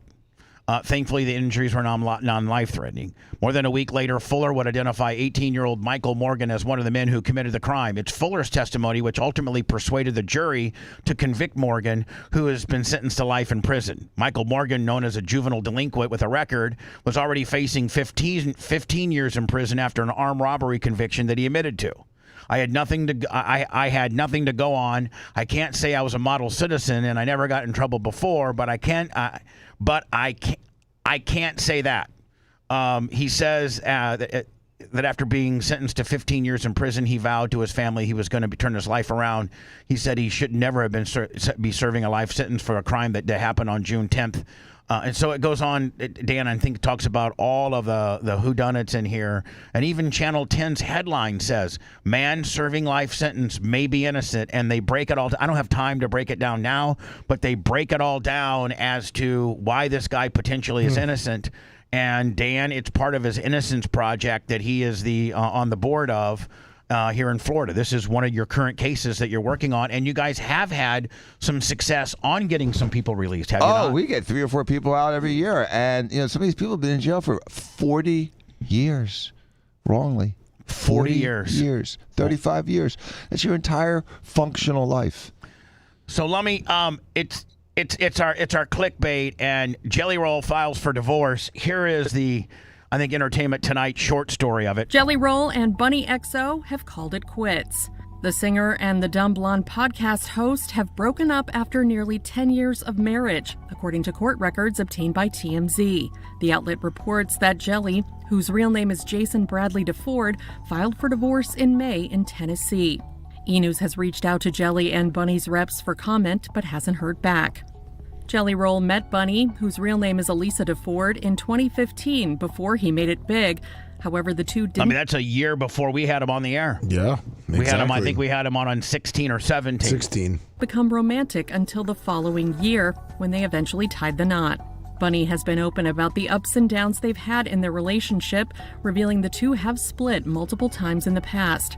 However, Bunnie told E! News, This is an example of both. This is double white trash that got famous. And when double white trash gets famous, it never works out. He's more famous than her, but she's doing quite well. She's probably making $200,000 a month on her podcast. Really? So she's with all of her platforms all in. I could be missing the mark by Is she pretty or is she gross? She's gross. I can't tell. She's gross. Is she gross? I mean, I'd hate to see what she looked like in the morning without all of her pumped up lips and her makeup and her filters and all of that. She's gross. But he's prima donna. I mean, in February he's 2026 that despite their history, the two have, quote, decided that we're gonna ride this thing till the wheels fall off.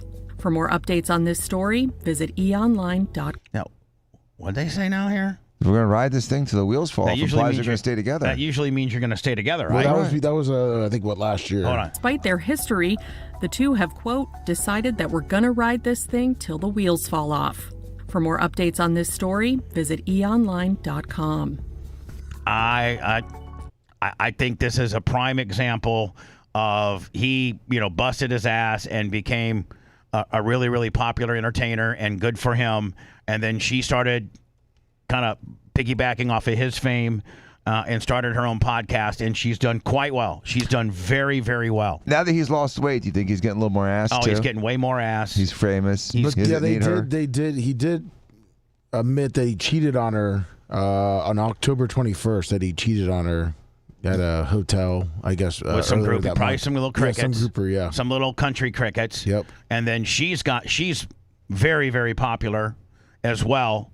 Dan, you wanted to know what she looked like. This is kind of her talking about her podcast and how they were on Patreon, and then they pulled off of Patreon. She's get those glasses from Jay. It's ridiculous. And I think she wears these really oversized glasses to hide her face. Yeah, I really do. It's like when that big fat chick used to stand behind the piano when she sang. Things go viral, so I'm trying to be very conscious about what I talk shit about. And most of you guys know, if you're on my Patreon, that I have left the platform. Now, the entire reason why I left Patreon is in this week's episode of the podcast, which, by the way, just dropped on our brand new YouTube. So I have my Bunnie XO YouTube channel, and then I also have the Dumb Blonde Pod channel now, which will only be strictly podcasts and Ask Tell Confess, and then the Bunnie XO channel will be vlogs that I drop twice a month. Oh Jesus! So why are her glasses fogged up? It's probably a filter, and she can't see how old her eyes are. No, yeah, probably. So you can't get a bearing on her.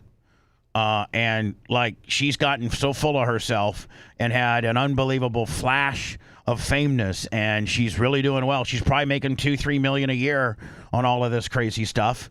And initially she was just Jelly Roll's wife, then she rolled that into some very successful podcasting. I'm happy for her, but this is probably a prime example of a couple white trash that are now multi-millionaires. And at that point, you forget where you came from. You fall out of love with, and even though Jelly Roll's bettered himself and he looks great now, and again, didn't he say, Lemmy, on October 21st that he had a country cricket? Yes, he did, yeah. I'm also going to be streaming on Kick, but that is a whole nother conversation, and I will announce that you guys know when I'll be streaming over there and stuff. Today was actually a really big day for us at Dumb Blonde because for the past 6 years, I've hid my podcast behind a paywall, and the following that I've built has been through streaming platforms. So we dropped our first official full podcast in real time, like the day that it actually drops, on YouTube this morning. So if you guys want to go watch that, and I mean, she's grifting like we are. You know what I'm saying? Like she's just trying to do that internet podcasting content based program. Is she interesting at all? Yeah, I think to give her credit, she's pretty good. She has some great guests, because the bigger you get on that world, the better, the more guests that you have. So yeah, she does a pretty good job. And, he does a pretty good job. So, I think these couple people that were, Jelly Roll's a great artist. No, you can't degrade him as a musical artist. He's got some great hits. He's entertaining. I love his. I'm not a country guy at all, and he is entertaining. He God bless him. But again, she's just slinging. She's just slinging. Yeah. So. They're filing for divorce. Lemmy says there's articles saying that he had a country cricket hookup on October. So that maybe I sent you the video. It's an e-story from back then about him saying, "I got myself a country cricket." Yeah, that should be a song. One of the worst moments of my adulthood was when I had an affair on my wife. Jelly Roll is sharing one of his biggest life regrets. The singer got candid about the time he cheated on his wife of 9 years, Bunnie XO, sharing during his appearance on the October 21st episode of the Human School podcast that much of his decision to stray stemmed from his friend. Well, that's when he was at his biggest. Man. Group at the time. I don't talk about this publicly at all, but one of the worst moments of my adulthood was when I had an affair on my wife. Because it was the first time that I was like, I really can't get this right at all. Like, I know I'm in love with this woman. You know what I mean? Like, it was just it just really, really, really blew me back. The 40-year-old notes that I would have shut up and not said a word about it. Right, Dan? I mean, why would you admit that on a podcast? Just to give her ammunition. Much of his behavior at the time of his affair was influenced by the crowd he was surrounding himself with, feeling pressure to prioritize. By the way, for those scoring at home, I hate when people do the little heart gimmicks with their hands. Oh, don't you just want to smack them, hit them with a club? Yeah. Everyone does it now. It's oh my God, so come stupid. on. It's okay if a 14-year-old gymnast does it to her mom. Sure. Or even that after sticking a flip, or even like that LSU gymnast, that 21 or 20-year-old junior at LSU, and she sticks a gimmick. She sticks the uneven bars, and then she gives a little heart to her teammates. Or okay, I get it. Right. If you have a penis, you shouldn't make heart things with your hands. Well, if you got a penis and you're over 16, yeah, I was gonna say because the Walker, because he learned it at school, he does it when he's like ice skating. Oh, he's a little cute. Mom, yeah, it's okay. Once you hit puberty as a boy, I'd be stepping in immediately, Lummy, and trying to man up that situation. Like, hey, Ash, I need a ruling on this, Ash. Come on, we can't have our little kid doing the heart gimmick. He doesn't shoot the arrow or something else. He usually flicks me off, but I looked back at even that moment in my life, and it was like I was hanging around a bunch. I just will let you know, for a person that observes your family unit, you have no control. Well, I mean, you're the lowest man on the totem pole at this point. I mean, you're almost like just a valet. I'm just sleeping in the garage. Go get the car. Yep. Go settle the tab. Go buy the toys. And, shut up. Even the kid tells you what to do. Of course. People that were cheating on their wives. Well, let me hear that. Hold on. Surrounding himself with, feeling pressure to prioritize those friendships. But I looked back at even that moment in my life, and it was like I was hanging around a bunch of people that were cheating on their wives. I was, Don't throw your boys under the bus now, okay? Hanging around. Yeah, don't throw the boys. I don't want to hear you hanging out with. Yeah. Keep it to yourself. A bunch of people that were doing cocaine. When I was drinking a lot, I was hanging around a lot of people that were drinking a lot. And I wanted to, this is something I went into the world. And then, of course, you don't know how to make friends in your late 30s. You know what I mean? I had no frame of reference to that. I used to be proud of long-standing friendships just because they had a number attached to them. Horrible humans, but I would just be proud to say a dude's been with me 12 years. But the singer admits he's now in a much better place. And I did a lot of work to repair that relationship. You know what I mean? Like, the repair has been special, man. We're stronger than we could have ever been. Right. 7 months later. And I wish our story would have went in the way that it never had an affair. And I'm in no way glad it happened. But, well, man, I'm proud of who we are today. And here's the deal, man. That didn't break them up. That didn't break him up. Him cheating or admitting to cheating in October, which hard telling when it really happened, that didn't break him up. Her rise to her rise and being famous and her multi-million-dollar status on her own, along with his continual weight loss journey, looking better and better and better. The country crickets are probably more and more and more. She's now a multi-millionaire, and like Hogan used to say, there can only be one star in the family. And when you get more than one star in the family, you know, people start smelling themselves. What's kind of funny? And they forget about who got him, who brought. She forgets about who got her to the big show. Well, his ability and fame, and you know, as a country artist and a really, really, really good selling hot country artist is what propelled her. Nobody would have known who she was if she hadn't had Jelly Roll. What are you going to say, Lum? Oh, I was going to say, they kind of, what he just said in there, too, kind of puts in focus on what we say, how he kind of dumped us with all his other friends, is that, you know, he had to make a change. So he got rid of all those old friends or old people that he used to be around. So the Moonshine Bandit guy said that he just totally cut off anyone that was in his past. No. Anything he did in his past, he didn't want to have anything to deal with. But meanwhile, and you do that so that you can be a better husband and be, you know, not in this situation where you're filing for divorce.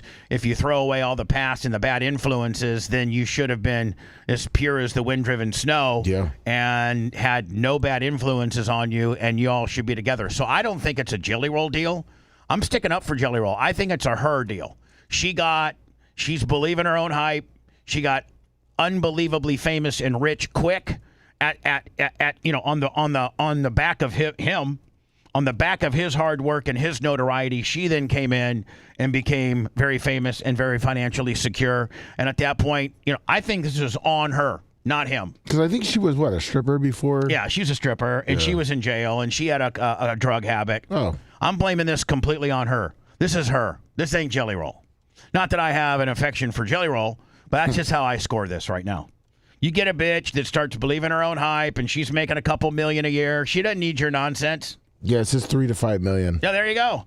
I didn't even see that article, and I was pretty correct, was I not? Yes, you were. Yeah, exactly. Bubba the Love Sponge. I listen to Bubba every day. I just really enjoy the outrageousness of it. We love him. Couldn't do without it. The Bubba the Love Sponge Show returns after these words.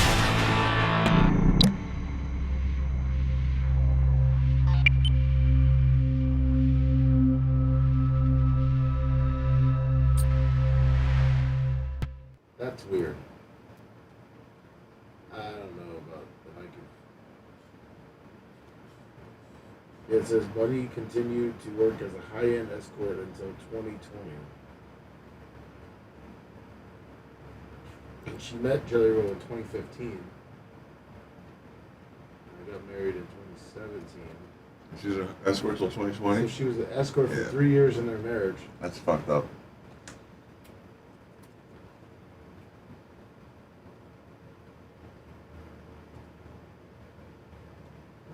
She calls herself the Trailer Park Barbara Walters. The what? The Trailer Park Barbara Walters. Yeah, she's a dipshit. Can't believe people waste their time listening to her opinion. You're right. The only reason she's got anything is because of him. Right. I was completely. 100%. Sir, this is her.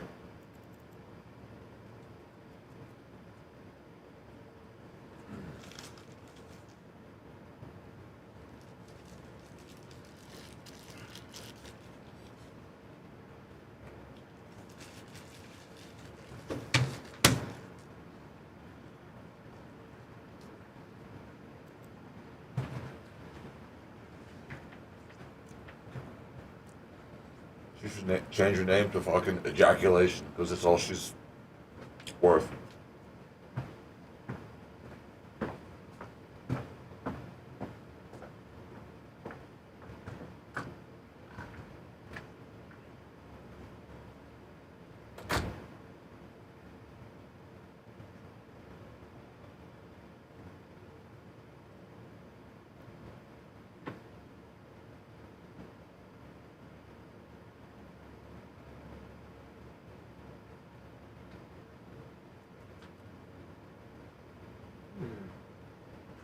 Is that permagram?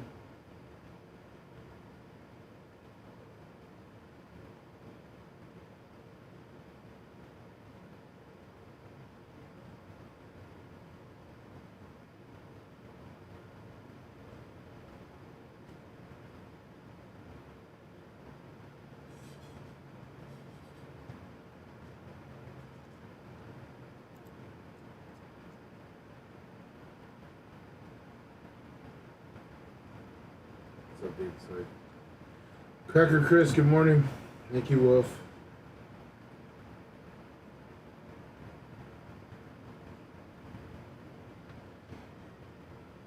So,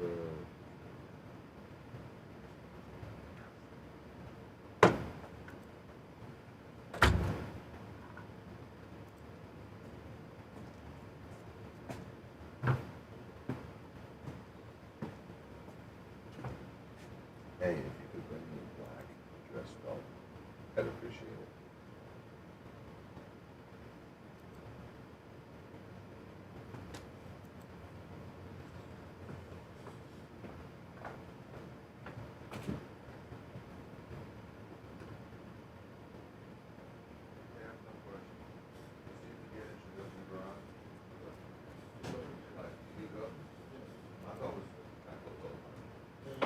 So let me.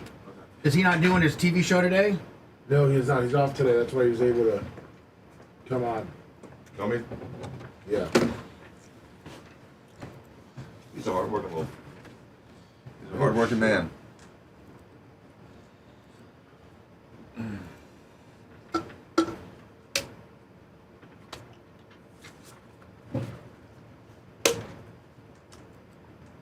What's up, Parmagram? Morning.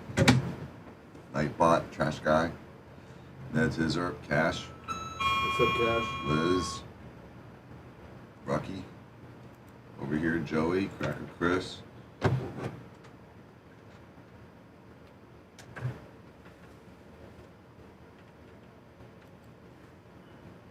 Melanie Camel Toe, Tag of the Dog,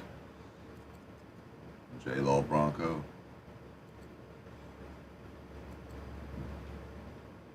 Joy the city. Joy the wall. Like for mass, Malari for life. Let me. Did Missy BK say some shit about me last night? Oh, look up. Jesus Christ, she's a fucking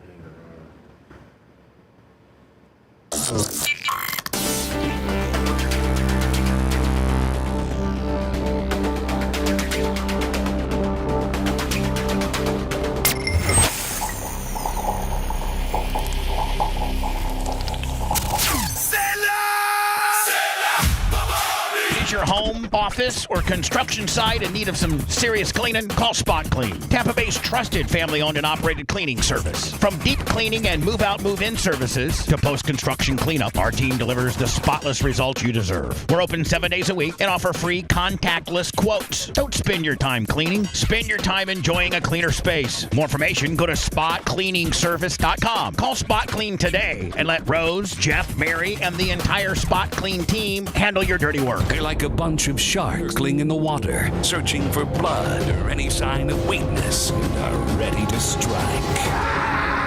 This is the Bubba the Love Sponge Show.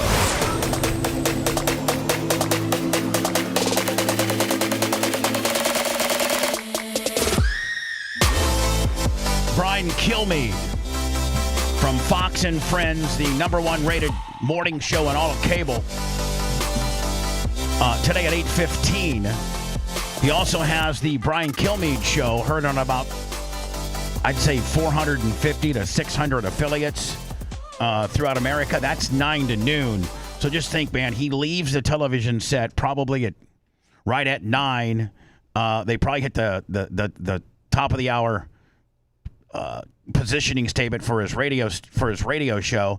I'm going to ask him the logistics of it today, like how far do you literally got to walk from the TV set to the radio set, and you probably aren't putting your headphones on until maybe 1 or 2 past the top of the hour, and probably the network is clearing their top of the hour news update, and you probably start like at 9:07. But I mean, like, God, how do you switch gears? How do you prepare? Or do you use a little bit of what you talked about on TV? Like, you have to have probably 2 separate producers. TV, usually it's just rip and read. They got the stories laid out for you. You deliver them with potentially maybe some opinion and some back fodder. But, radio is completely opposite of TV, meaning you're not ripping and reading. You're actually doing monologue, long-form based opinion, content. So, like, man, how do you switch gears like that? Just the preparation process. Do you got to prep for the radio show before the TV show? Because there is no time to prep, for the radio show when you're just literally walking up saying, "See you, so long, we'll see you tomorrow." And then walking however long it is to get to the radio studio, throwing on some headphones and be like, "Welcome to the Brian Kilmeade Show." And the only reason we're getting a chance to interview him today at 8:15 is because it's a rare day off that he has on the TV set. And yet, on his day off, he's still working. On your day off, my friend, you could have slept in a little bit, but no, you're grinding for your I'm sorry, where is he? Pensacola. Pensacola. For your July 11th Pensacola appearance. And here you are, 4 almost a month out, and you're already grinding, promoting that, and coming on my dumbass show. Appreciate you, my friend. And he's been on before. He's actually been in studio. Yes, he has. Been in studio. On a more sombering note, we lost 8. I'm assuming this might be men from the Air Force. Yeah, because it was Edwards Air Force Base in California. All 8 crew members are dead after a nuclear-capable B-52 Stratofortress went down at Edwards Air Force Base just right after takeoff.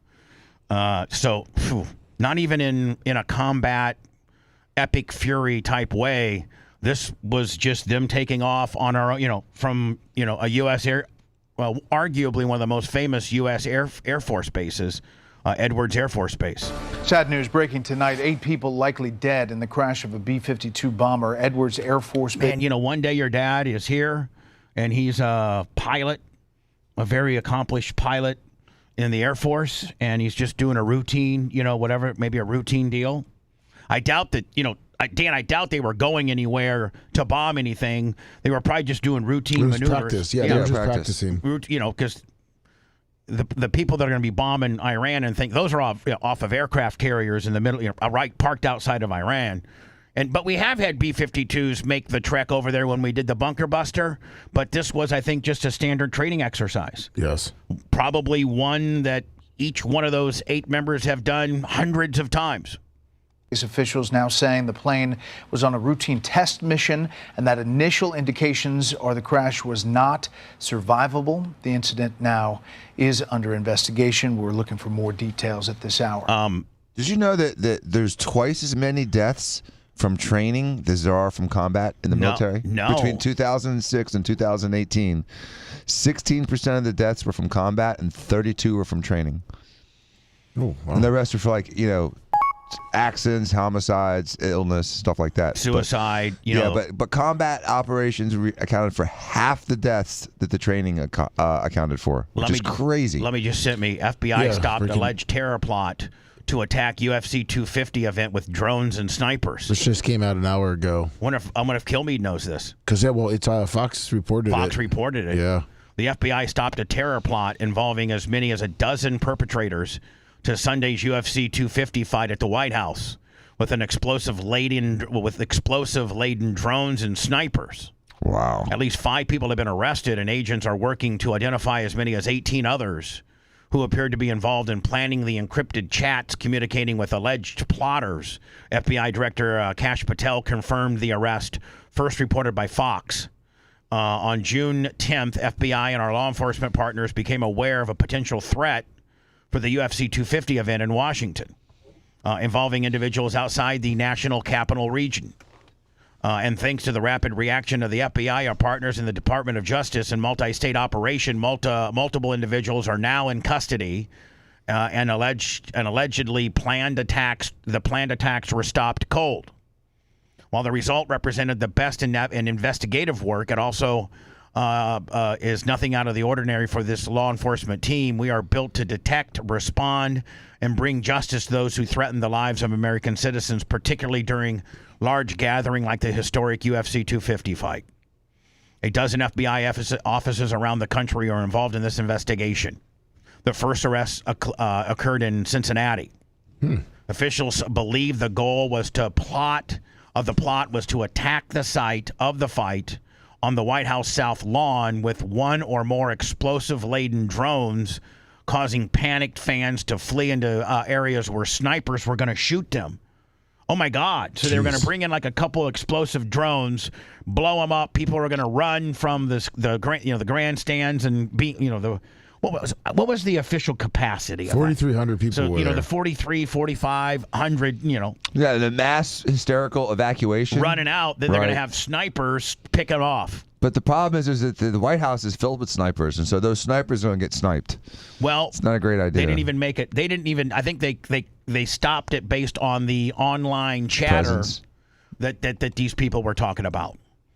Now, this next story is just ridiculous, and very often, the one thing that comes out of my mouth is lack of parenting, and that is really one of the biggest issues we have here, whether it's a Carmelo Anthony deal, whether it's the little hoodlums that are up and down New York and Times Square blowing up taxi cabs and school buses, or just the fighting mentality that our young folk, our young the teen takeovers. It's the fact that these kids are not parented. They're not taught right from wrong. There is no consequence if you act like a complete animal as a kid. You're not getting, you can't, You can still get Barney. No, I don't think Barney's a thing anymore. I think it's like Barney Demon made Hunters. kids nice, didn't he? They're trying to bring it back. They got Bluey. Bluey's. I love you. That's so corny now. That ain't working. That ain't working with today's generation. I love you. You love me. We're a big happy family. No, that ain't working. Get that stuff out of here. So they got that K-pop. No one Demon cares Hunters. about anything anymore. No one cares about anything but themselves anymore. Right. And nobody cares about your kid being an outstanding, well-mannered young man or young girl. Right, that's not a priority. No. My kid's going to be an influencer. My kid's going to be a content creator. Yeah. My kid's going to be a gamer. My kid's going to be a podcaster. My kid's going to be a social media influencer. Yeah. Usually the only time parents were delusional was when, a guy would say his high school son's going to be a NFL football player. Yeah. And that was few and far between. Or when Doug Clem told that his son might end up being a doctor or a lawyer or something of a smart situation. People's like, Bubba Clem can water sand the hell out of that fender, but he ain't going to be no lawyer, my friend. And I knew. You would have been a good lawyer. I knew. I think I could have been. Yeah, you just were misguided. Yeah. Well, I just didn't. Here's the deal. I wasn't misguided. My parents. I traveled the path you're supposed to travel. And yeah, but while you were there, you got misguided. No, your priorities were. My parents. I went to college, and my parents. I was 4 hours away, and I just completely didn't apply myself, didn't take it seriously, and got so distracted with just real life funness. That's what I'm saying. That's the priority part. That you got distracted from the goal. But hey, I didn't turn out too bad. I've made a pretty good living. No, absolutely. I mean, I've made quantities of money that people could only dream of. Right, and you are very smart. And I've lost it all. You can say you're not academic, but you are very smart. Yeah, I'm not academic, but I am.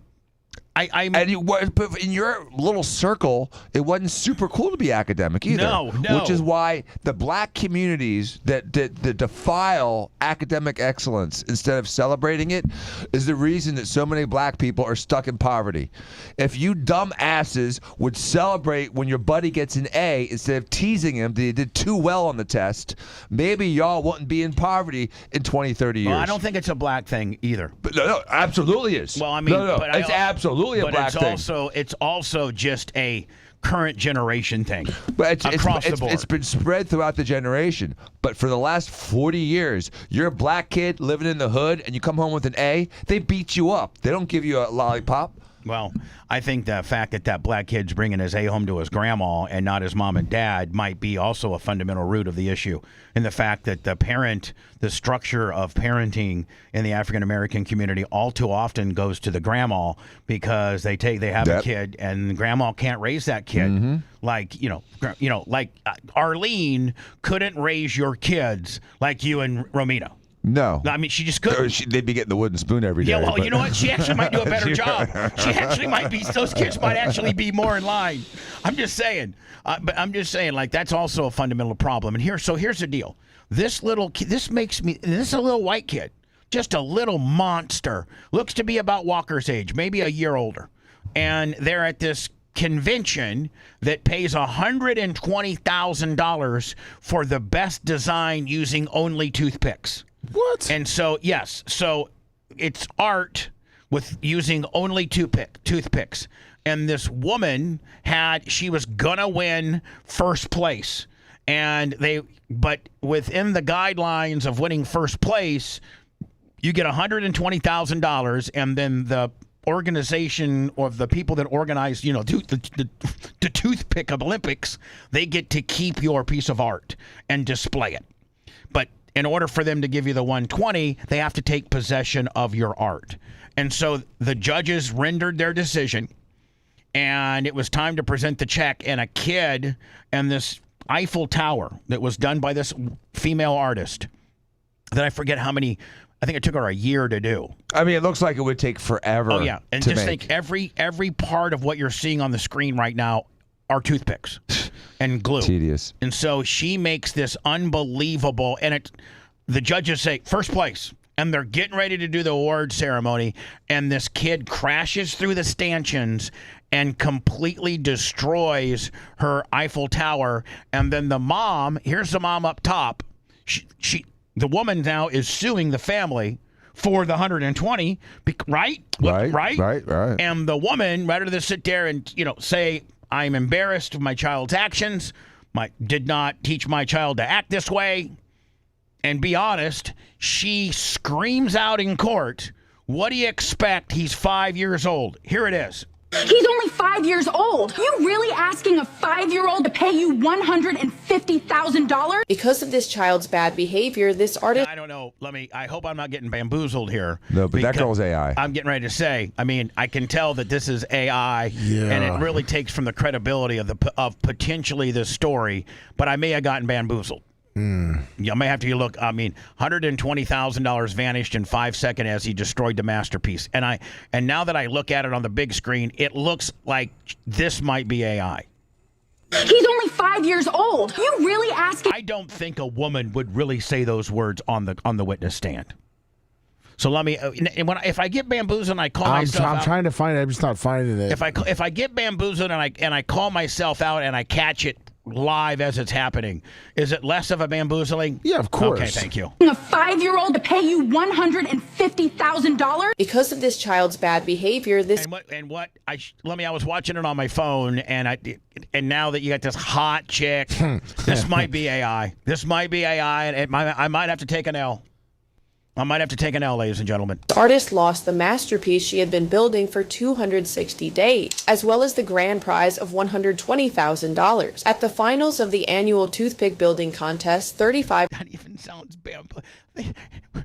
The annual toothpick building contest. Year-old Emily Nertayat's a 3-meter-tall tower replica made from millions of toothpicks after 260 days of work. The judges were amazed and gave her the highest score of the event. She had won the competition, and the $120,000 check was... Again, this is under protest, self-protest, as this might be AI. Lummy's trying to research it. The women are different on each right thing. in front of her. However, 5 minutes before the makes for a great story, and that bamboozled my stupid ass. Award ceremony, 5-year-old Mark ran onto the stage like an arrow and slammed straight into the masterpiece. I would kick that kid's ass. Yeah. Not me, but as a parent. Within seconds, everything was reduced to rubble. But the worst part was that the competition rules were strictly defined. The creation had to remain completely intact in order to receive the prize money. Since the work was destroyed, the trophy and cash prize were awarded to the runner-up. Emily went from winner to complete loser. She sued Mark and demanded 100. All right, so. Well, now the kid Mark's like 13. Yeah. Ladies and gentlemen, hi, it's Bubba, and I've been known to get bamboozled, and I may have gotten bamboozled. You guys, I have to wade through all this nonsense and try to put together a little something, and I got bamboozled. So let me.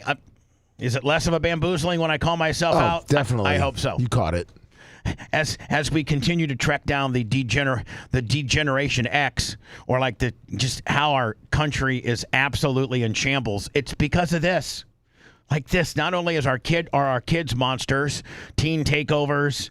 You know, when the New York Knicks win the championship, you completely burn the city down. You do millions and millions and millions of dollars of destruction when you should just be happy as hell that your team won. Hasn't won it since '73. And then this guy here, who is clearly a man, wants to say that the problem with today's society are men. Just because he's wearing a tank top, and I guess he might be transgender or transitioning, if you will. This is exactly like we are retarded. We are becoming retarded. Well, I mean, if that's his position, then he should just run off a cliff and self-fulfill. Yeah. And by the way, if we follow through with this, we're going to die out. Bully. They can't see anyone but themselves. They can't think of anyone but themselves. No, men, if all of the men in the world tomorrow just disappeared. By the way, the guy that's telling us has a 5 o'clock shadow and is obviously a man. That would make the world a better place. All the animals would be happy. Nature would recover. Women would be happy. Children would be dancing in the streets. That's my opinion of men. And it will be forever.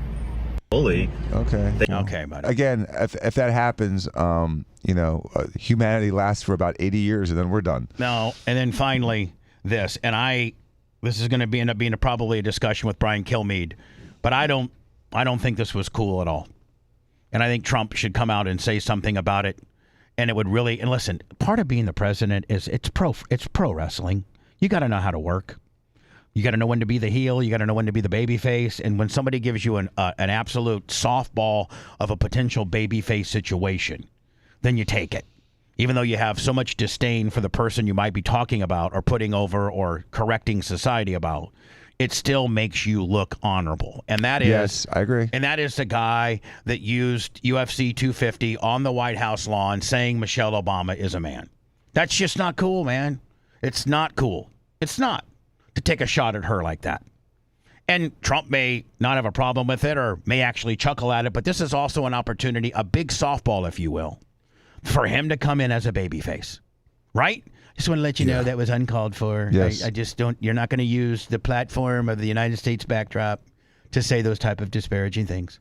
You know, he's all about being defamed and being disparaged to the point of, talk show hosts being muffled and what have you. This is the event where this jackass that won and Rogan was trying to rip the microphone away. Chuckles, but not a pop at all. Portnoy breaks it down, and I agree with him. I absolutely agree with him. There was one moment I do think Trump has to denounce, and anybody associated with it has to denounce, and that's that crazy fighter guy. I don't even have his name up here, but he won the fight. He took the microphone and he made a derogatory comment about Michelle Obama. To me, that on the White House lawn, these are UFC guys, all right? They're crazy. They're idiots. You have Sean Strickland, who's one of the craziest people of all time, to the point you can't even pay attention to what he says snuck in. But when you have that on the White House lawn, on an event you put down, I don't care what you think about the Obamas or anything. That has to be an immediate denounce. I agree. Like, this isn't, and here's the thing, it's a gift for Trump. It's a gift. It's absolutely a gift, because all he has to say is, I do not agree with that. That is bad, and I'm not going to allow that sort of a rhetoric on the backdrop of the White House on the South Lawn. It's just not going to happen.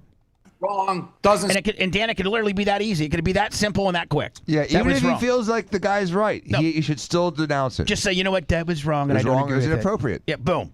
Inappropriate. Wrong place. For me, I have no problem with the event. I guess you run that risk because these guys are lunatics, but that was the only thing. If Trump should denounce it, he should say that was totally wrong. The event itself, listen, the troops seem to love it. All the people there seem to love it. I have no problem. Hey, I'm with Portnoy, man. I think the thing was great. Great celebration. You know, executed great.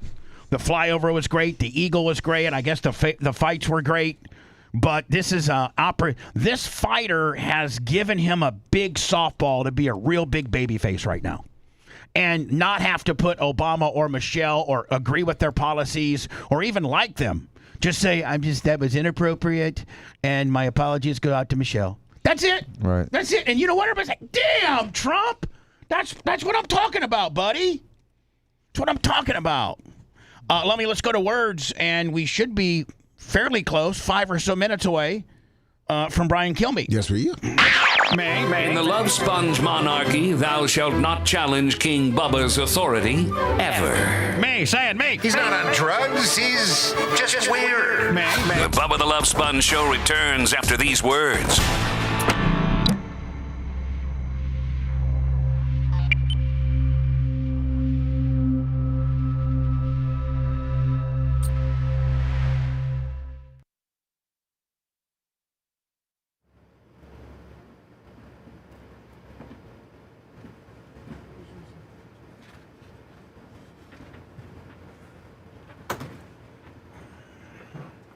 People don't know that Brian Kilmeade did play-by-play on UFC 2 and 3.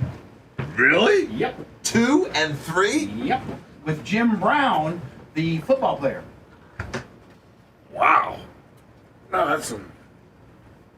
Brian Kilmeade. He's been around. I didn't know he was. He's been around for a long time. I didn't know he was the original. I didn't know he was the original Fox and Friends. Yeah. 98. Him and what's his name? The one that has a kid now. That's a reporter who's a ball buster. Yeah. Father and son. Yeah. I know who you're talking about. I can't. But that's they're the two originals. The guy that likes to cook and his son does all the stuff now. They have bad necks.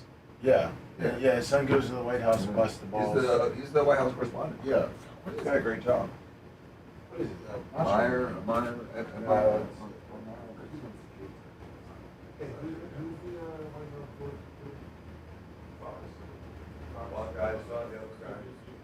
yeah, Mike. No, Peter. Peter Ducey. Peter. Yes, he's the one who's been doing the Fox and Friends since. Wow. I can't believe that show's been around since. No, crazy. You showed me the graphics on first one. That's amazing. Just TV looked like shit 25 years ago.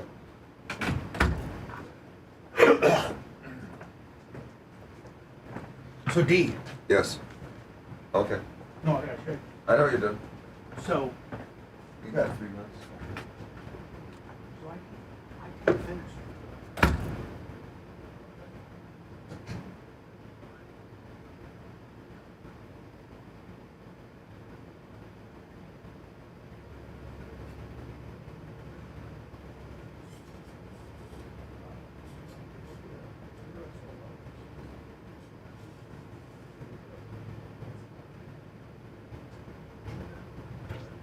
They'll ship. They'll mail to you. Okay. How much of this door? Closing the bathroom door. What's that? I was closing the bathroom door. Oh, okay. Lock that door. Lock this door. Yeah. Yes. Fucking Bella's over just fucking Cujo in it. It's for Bubba from Braden. Huh? It's for Bubba from Braden. You sound like a donut or nothing, right? No, it's Braden. Greg's kid. Oh, is he here? No, but Greg brought it and said that it's not for Gene, it's for you. Oh, nice. Good stuff. Here. He's a good kid, Here, man. I'll take it away. Dan, you should see this kid. I mean, how cunning and smart-assy he is. How old is he? 13. Look at my girl. Look at my blonde. Oh, yeah. Yeah, that's hot.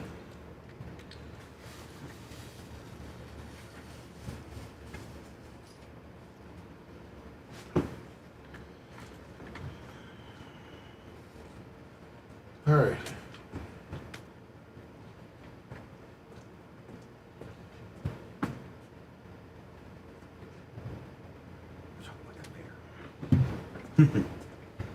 Natural. That's first place right now. Yeah, I would say that that's going to be tough to. And cool. Yeah. Steve's gonna be here at 8:30, right? Yeah. And I'll tell him to wait. Wait, watch out.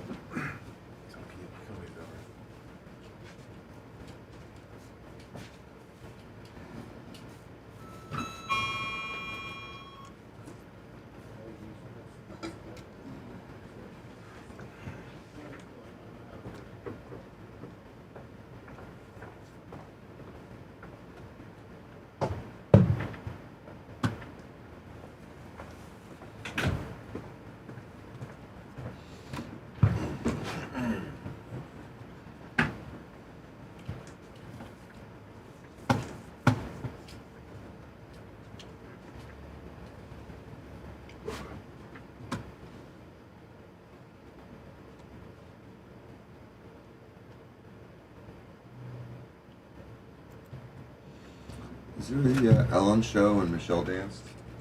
Yeah. Can you see something flopping around in there?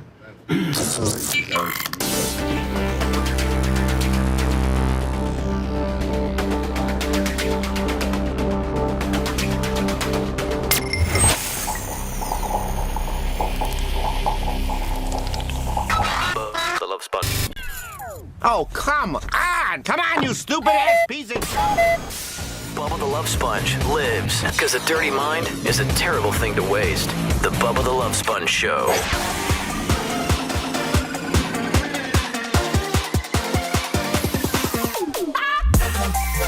Brian Kilmeade, Fox and Friends in the Kilmeade Show, the Brian Kilmeade Show.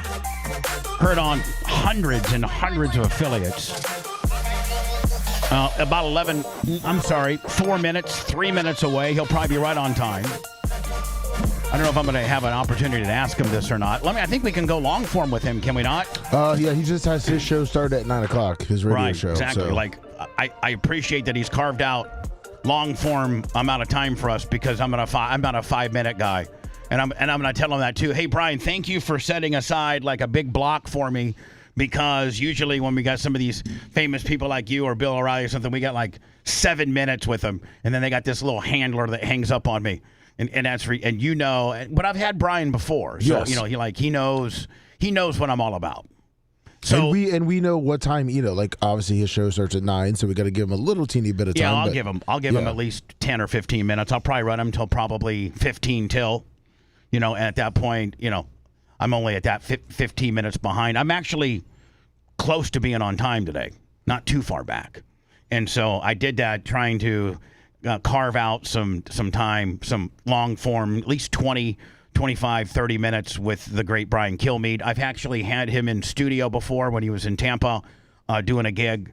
And so it was, we got a lot of times when you're dealing with Fox and you're dealing with Brian Kilmeade's handlers or Jesse Waters' handlers or anybody like that, if you have a history with the guy, because we're blacklisted on some people.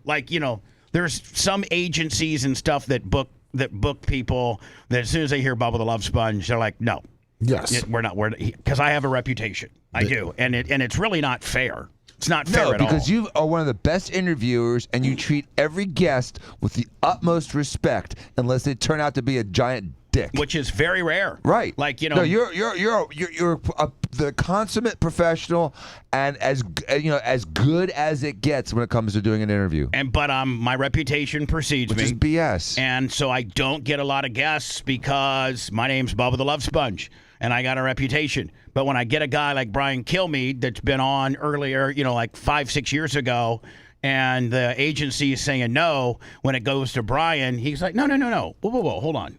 I got a history with Bubba, and yeah, I'm doing his show, and don't schedule me to do a show in the standard scheduled junket, if you will, where they go like you get 12 minutes.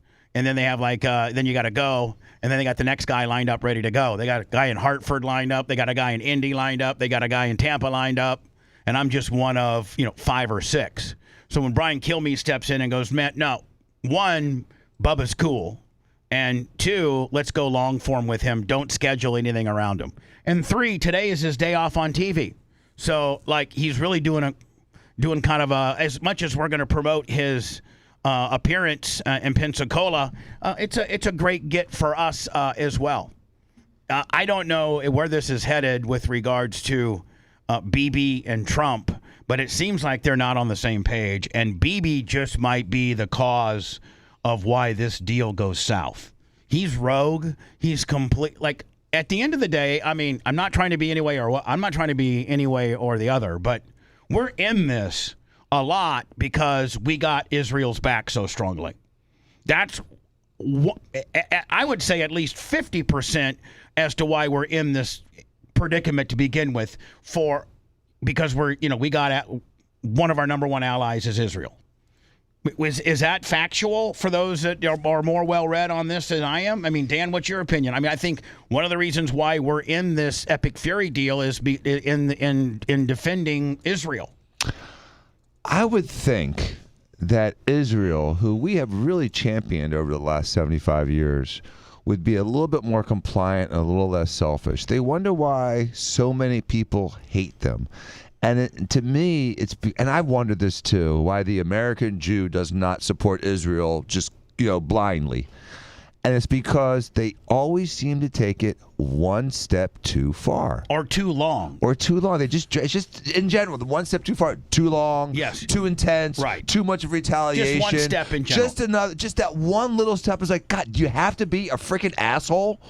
Come on, you got what you wanted. Take it and shut up and go home. Do you have to to really? It's that last slap, that last kick, that last ask. It's like, okay, dude, you just wore out your freaking welcome. So they have security issues. They've been tormented over the last 75 years. I support Israel as a country in general. Me too. But dude, it took them 3 years to clear out the Palestinians, which is pathetic. Pathetic for a nuclear nation to take 3 years to clear out St. Petersburg. My God, right. I could have done it myself in 3 months. Cash is King Trucking, $20. Thank you, buddy, my friend. And them trying to undermine the U.S., who has bent over backwards for this country, is stupid. And so, yeah, I'm growing weary of Netanyahu. And this isn't anti-Semitic. Anyone that says that to me can go kiss my ass. This is just being practical. These guys, who do they think they are? It's like, okay, 6 million Jews died in the Holocaust. That doesn't mean you can still be a dick to the rest of the world every time someone disagrees with you. Yeah, and I mean, Bibi now has gone on record by saying this agreement that was made by the United States, by the President of the United States, and he believes that this can achieve both supervision and the dismantling of a nuclear program. He says we have our own interests. He says he does not agree with Trump's Iran deal, and he told Trump, we have our own interests. And he said this is not his decision. I repeat, this is not his decision. Trump is leading it. And, of course, I've expressed my views in various conversations. On the other hand, I said that we have our own interests. So, like, if Bibi starts bombing Hezbollah and starts doing Bibi-like stuff, because we've had, there's been a couple different times where we've had a ceasefire, and that ceasefire was blown up because Bibi continued to carpet bomb Hezbollah.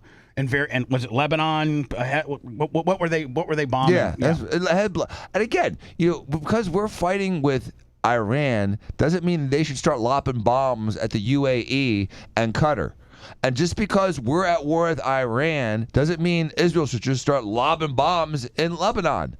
I mean, it doesn't make sense. And this could potentially blow up, for lack of a better term, blow up our existing agreement that we have with Iran.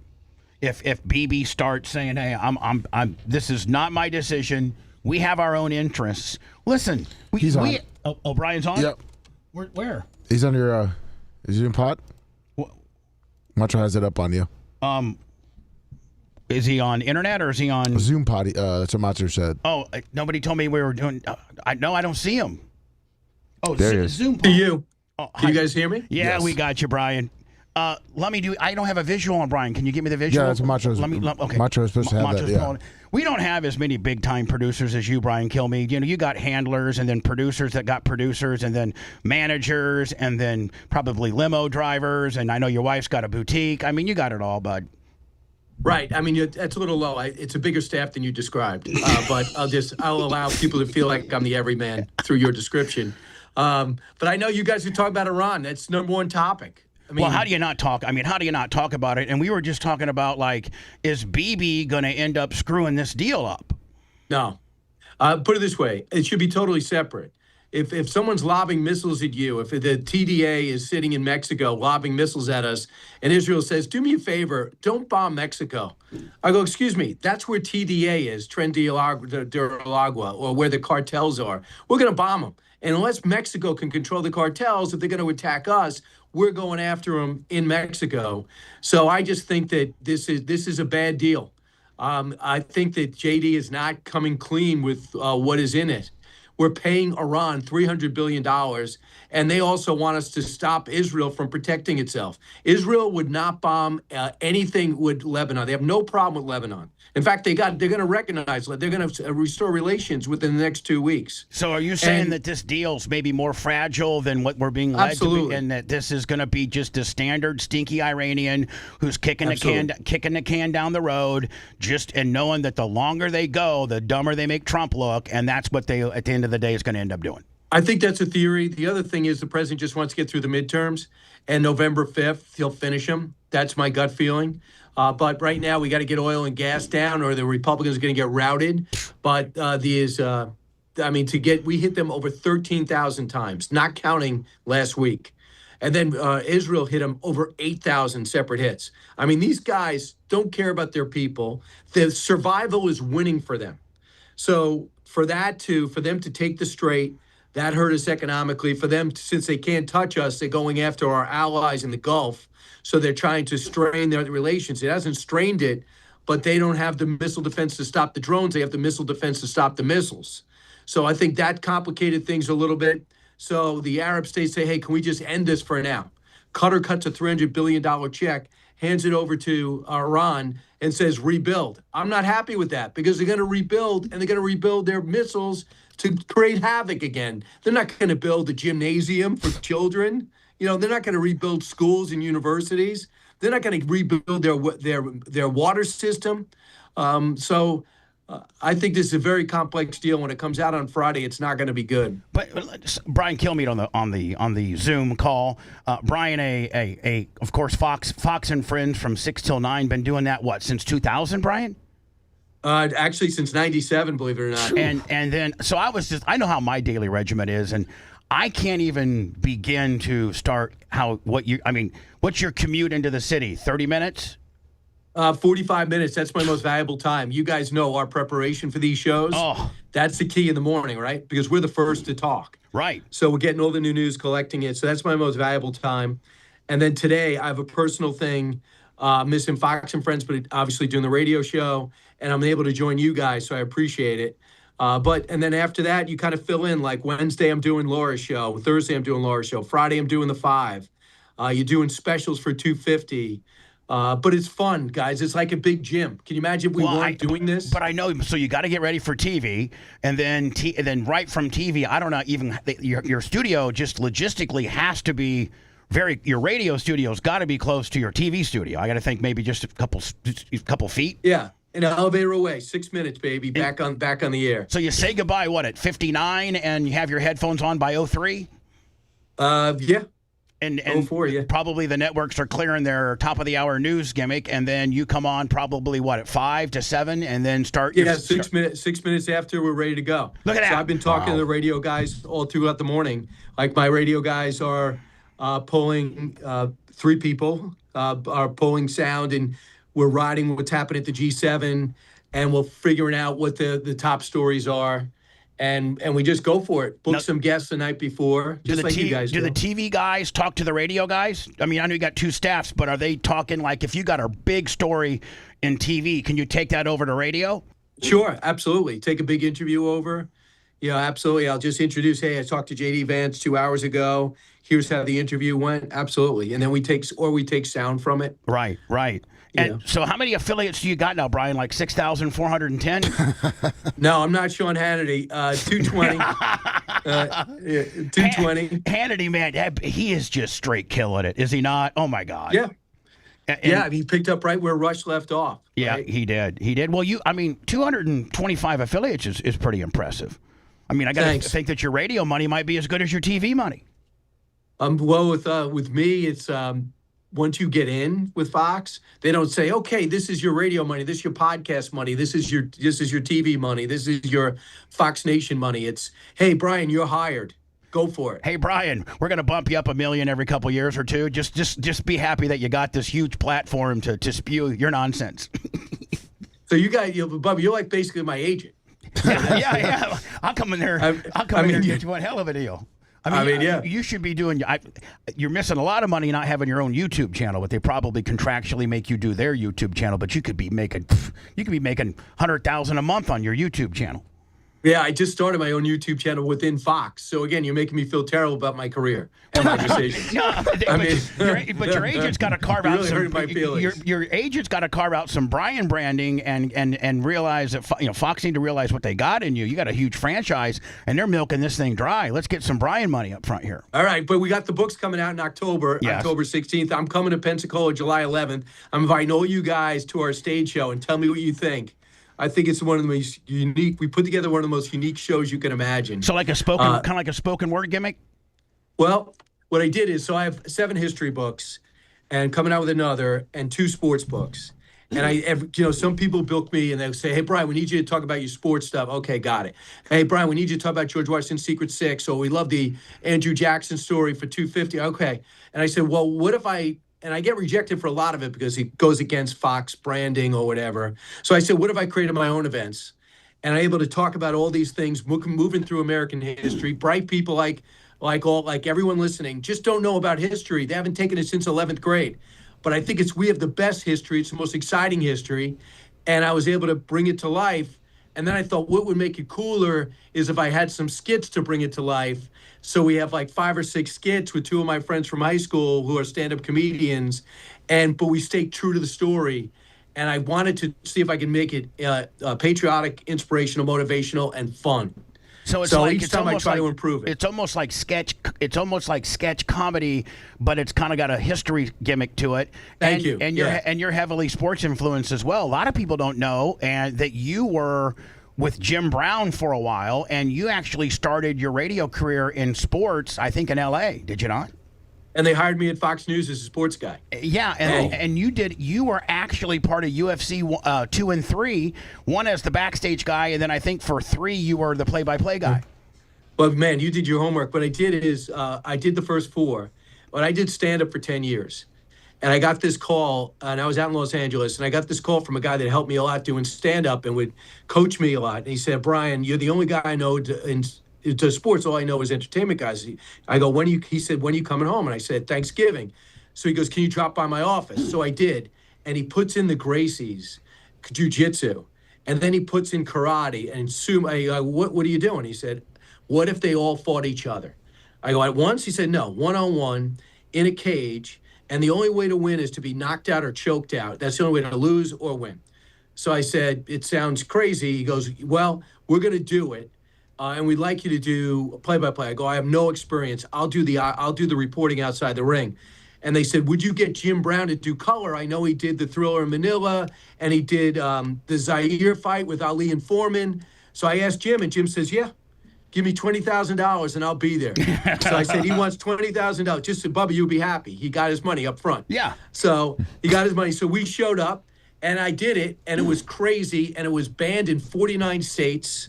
And then the next time the guy froze doing play-by-play and they put in my headsets, they go, Brian, go to the desk. You're doing play-by-play. So I took over on the second one and just winged it. I didn't do as well in the third one. They said, go, Brian, go back to Octagon reporting, and that was it. But they told me, don't ever put it on your resume because this will destroy your career. And what happened is they sold it. Dana White gets it, and Dana White says, we're going to need weight classes, we're going to need rounds, and we're going to need rules. and now it's probably the most lucrative sport in the world. And, Rogan, you were there before Rogan did what, inevitably you were the kind of the first Rogan-ist type, because they took a stand-up guy with a sports background and plugged you in. And, we actually, we've probably had Hoist Gracie in the studio 5 or 6 times. Yeah, he trained me 4 or 5 times, and he's the greatest guy. And I got to know Horion as well. He's the creator of it. And I did Hickson before. Hickson had a book out. Now he's got Parkinson's, I think, from his fighting days.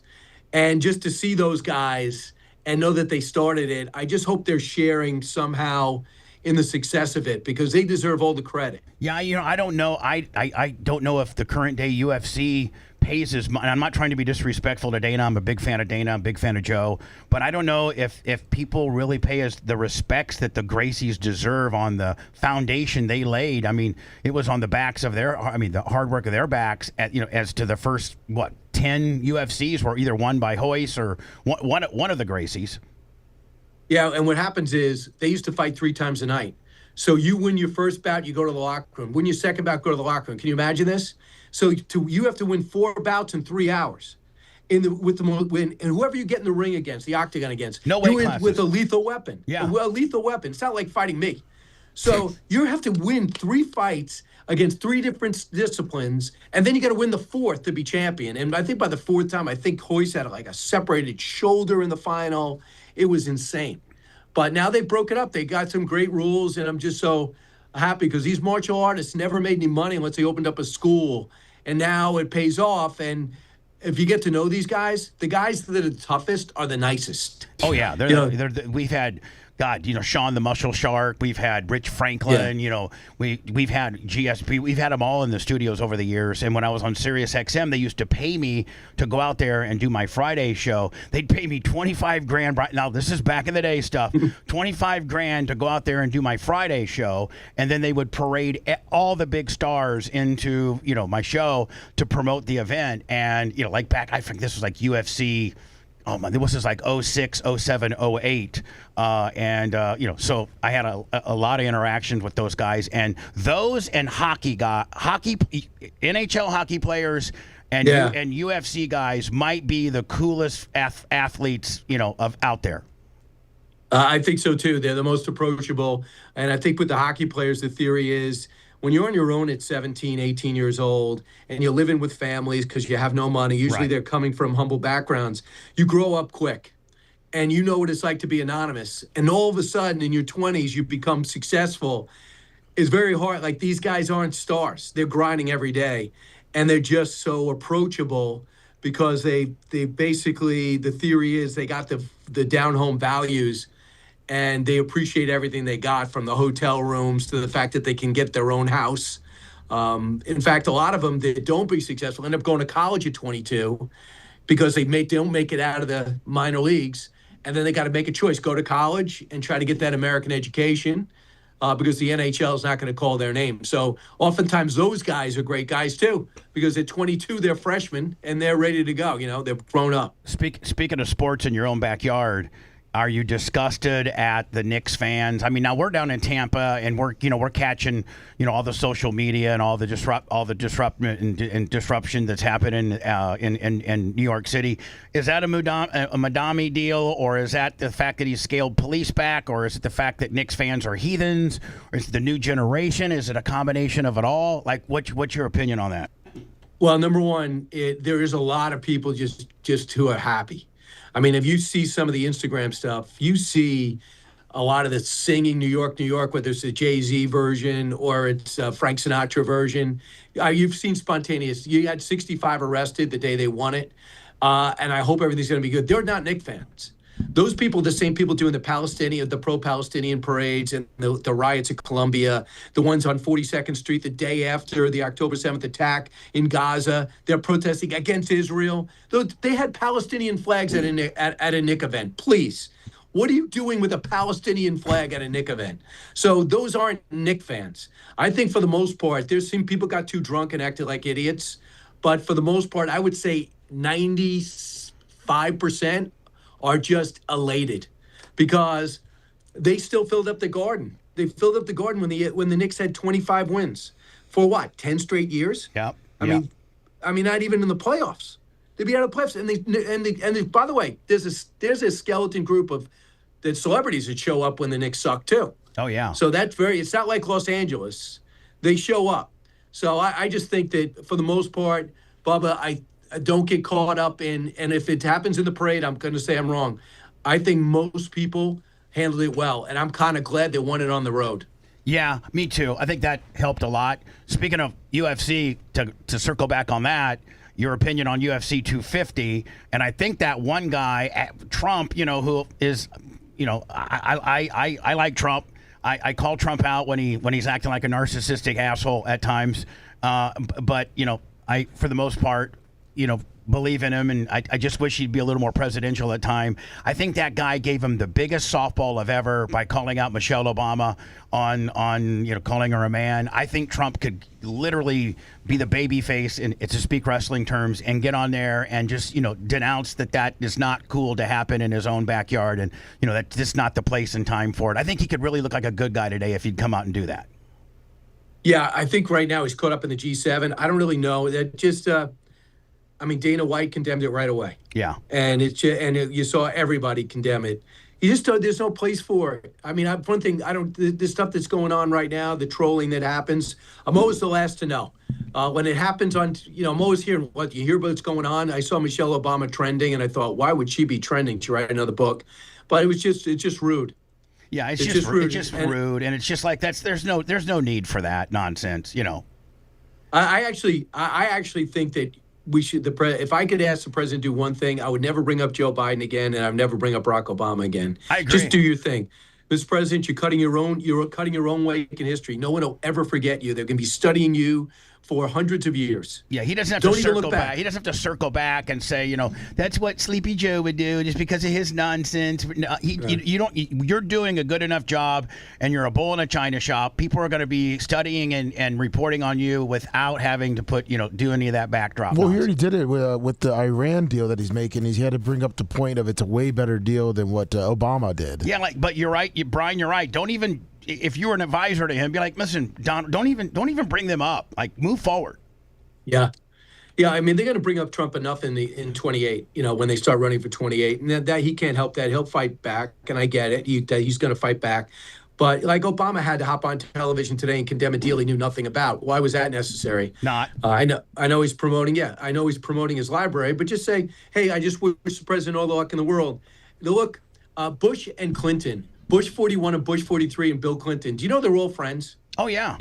Yeah, and I think it helps a lot to see when I saw Bush 41 go on a handle, after the tsunami and everything, go out and do stuff together. I think the country looks around and go, hey, that's kind of cool. They went at it. Clinton won. And Bush says, okay, shake my hand. You beat me. So, and I think, look, I think they're calling out Trump, and they dismiss Trump, and he gets angry about it, and they said he wasn't credible. They said that he didn't win a legitimate election in 2016, and that gets under his skin.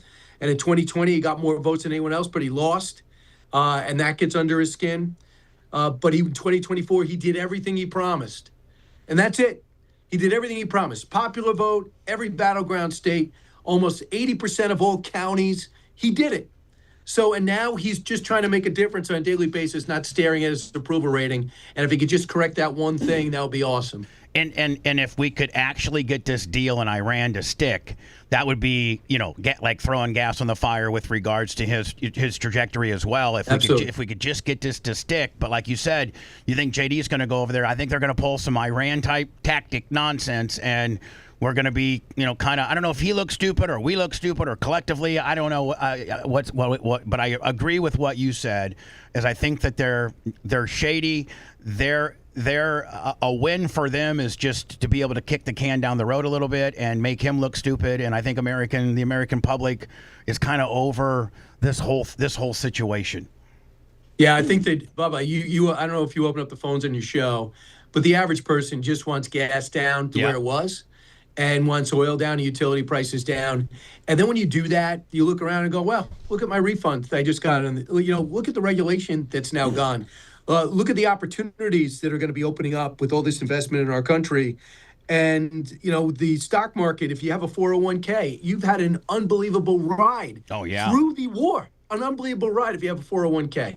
And if you're be able to get an investment. Look at the Trump accounts. Look at the Trump RX. I mean, people just want to dismiss it. If I've talked to more people who go, I went on Trump RX expecting to see a maze, and I got discount drugs. And then I saw Mark Cuban say, I love this program. Mark Cuban, who was campaigning for Kamala Harris, then they form an alliance. So, and I think he's working with AI to try to make sure they stay on path while keeping it free enterprise. There's a lot of things and opportunity out there right now. And I think, once you could settle oil and gas, I think that it's really going to hit. He's got a chance to really close the gap on the House and the Senate. And that's really all we care about. Like you said, if we were to open the phones up, gas, food prices, inflation, just get that down to where it was pre-Biden, or man, we would have such a patriotic feeling for our 250th anniversary. It would just make. Remember back in 1976. You're 2 years older than me, so you understand the 1976 concept. And in 1976, I was in 5th grade, but I remember my dad had like a 1932 Ford, and we would go to all these parades and stuff. And God, everybody was so patriotic. It's our 200th anniversary, and it didn't really matter. I think was that Gerald Ford, or I don't know who the president was, but Carter. we were. Well, I don't think it was Carter in 76. It was still Ford. He got elected in the fall. Right. So, the presidential thing was shaky at best. And Bubba, think about this. I'm going to bring it. I'm in 6th grade at the time. I'm in 5th. There were ashtrays and light switches, covers. Everything had the Declaration of Independence on it. And you know what inflation was? Inflation was double what it is right now. Do you know what the interest rates were? Like 14%. Yeah. Remember, Carter took over and says we're in a malaise where we're trying to shake out of the Vietnam, our first legitimate defeat. Even though we weren't defeated, our objectives weren't achieved, and our military no more draft, and people were kind of shaken.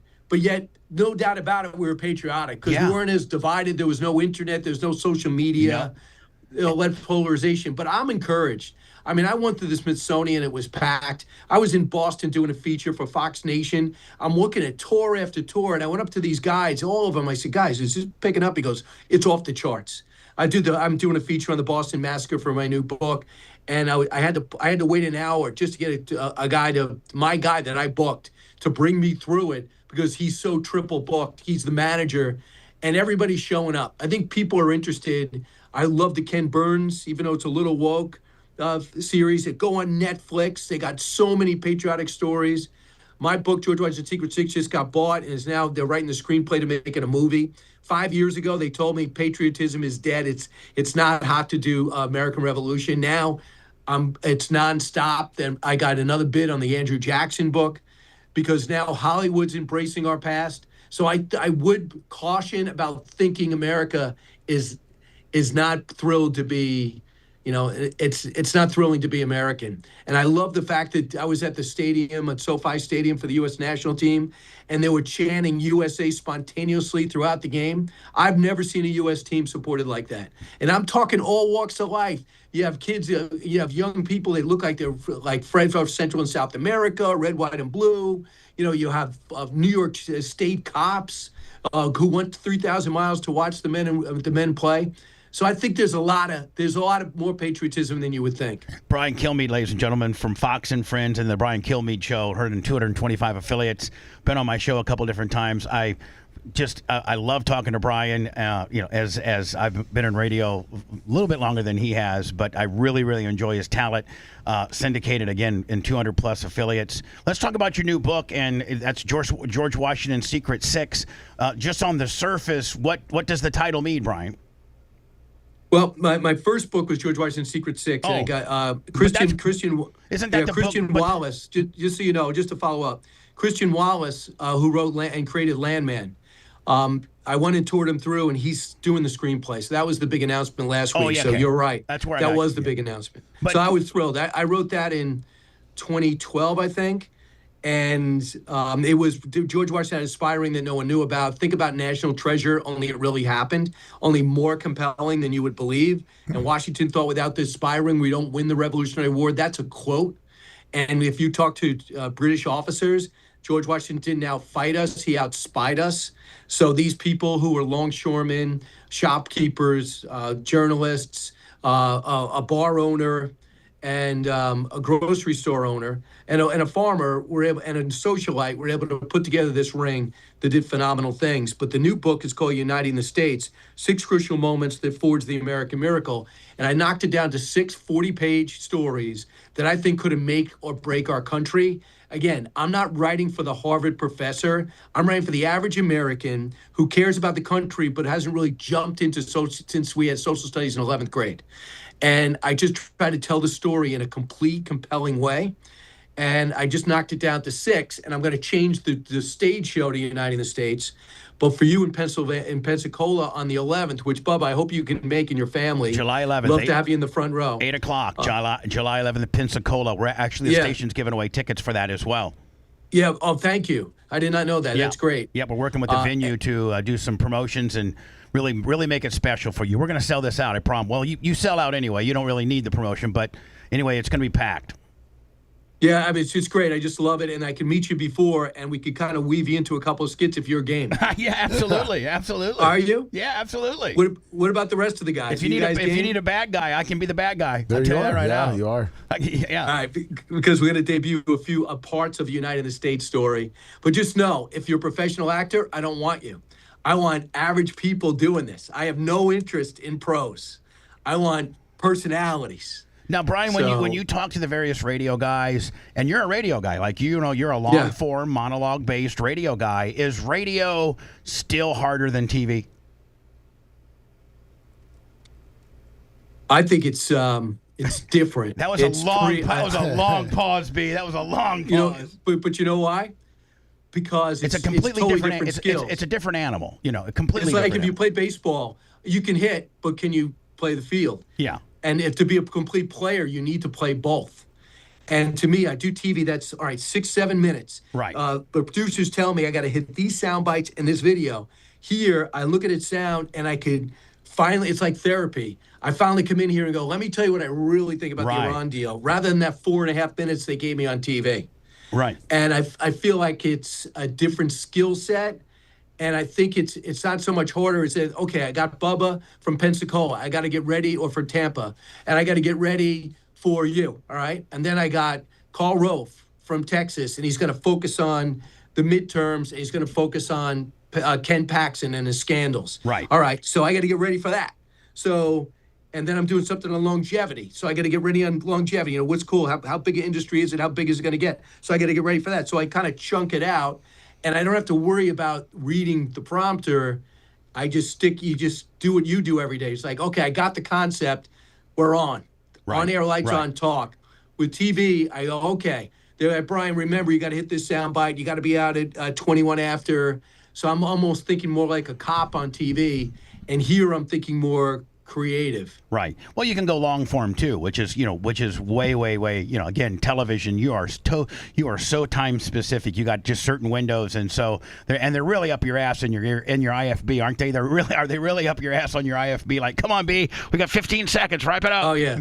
Yeah, and when you're with other people like you are, you want to make sure everyone contributes. Right. And you got to be in the back of your head knowing that they want us to wrap in 90 seconds, and Lawrence or Ainsley haven't spoken yet, or I haven't, and they're always cognizant of that. So try to get we got to get to news. And they go over ratings with us by the minute. Oh. And they say, Brian, if your talking point with your guys is 5 minutes, over 5 minutes, people zoom out. So you might think you have the most important thing to say, but clinically, they want people at home in the morning, they want you to move. In and out. I got to get to news, right? Yeah. So get to news, because the viewer will punish you if you don't. And speaking of getting to, you got 12 minutes to get to your show. Well, can I ask him real quick on the World Cup? He wish he could play. He's looking at wishing he could play. Does he see the U.S. having any stumbles, in the Group D or anything like that? I mean, the USA looked real strong. Obviously, it was against Paraguay, and they got Australia coming up. But do you see him stumble against anyone they're going to be playing at the Group D? You know what? When you see what Spain just tied, a country I never even heard of yesterday, and they're the number 1 team of the world, or the number 2 team, it's they tied an island yesterday, which anything can happen. But they told us that Australia was the weak link in our draw. I watched Australia. They look great against Turkey, Turkey A now, who they told me was the best team in the draw. So I think today Australia's got a chip on their shoulder on Friday because all they heard is America is going to crush them. So, and they look really good with their new coach. So I worry about it, but this is going to be a wide open game. This is going to be a test on our defense. And whatever you want to say, I thought Paraguay was terrible, but they beat Argentina and tied Brazil. Wow. So, and we barely beat them in December 2-1 and ended up in a brawl. So we came out and dominated offensively, but our defense wasn't tested. So I look for Australia to give us a real test, but I predict a 3-1 win for the U.S., setting up, and I think that would get us through with the number one seed. Oh, and that's the key, because we got to come through first to play the wild card team next, which ideally would be the least challenging. And to get the knockout round, we've only won one game in the knockout round. We've never scored more than 2 goals ever. I mean, so this is unbelievable what happened Friday. Was it Saturday? Excuse me, Saturday. Yeah, 4-1. So I do think we could stumble, but I think we're going to soar. Brian Kilmeade, ladies and gentlemen, July 11th at Pensacola. We'll give you more information how you can get tickets on that. Brian, I know you got to get out of here, my friend. I'm so thankful for sitting down with us and always giving us an interview. And you're one of the true professionals. I really appreciate you. And good luck on your radio show today, my friend. And I'll see you on the 11th. Yeah, we talked before. That's great. You can let me know about those tickets and BrianKilmeade.com so I can see you in person. Brian, and guys, if you could get there for my VIP hour, I'd love for you to interact with everybody. Yep. We're gonna have a VIP an hour and a half before. We'll promote all of that, B. And more importantly, I'd love to have you. If you've got any Tampa plans or any other places that we're syndicated in, love to have you again, my friend. Oh yeah, I'll be in Clearwater in the fall. Yeah, I think October, November. Lock us in. We're in the Brian Kilmeade business. Yep, he's a real Renaissance thanks, man. Guys. You really are. It's amazing. You're so multifaceted, from news to sports, from radio to TV to writing books. I mean, you're He's the man. You're what people should aspire to be. And very nice. I applaud you for your success and your humbleness along the way. Oh, he's a good dude. He's been in the studio. He's just one of us. He's a really good dude, man. Anyway, hey, B, good talking to you, my friend. We'll see you the 11th, okay, bud? All right, thanks, guys. Truly appreciate it. Brian Kilmeade. You can go to BrianKilmeade.com. You want a deep dive into the Bubba the Love Sponge show from the past? Go to BubbaArmyHQ.com. We'll be back after these words.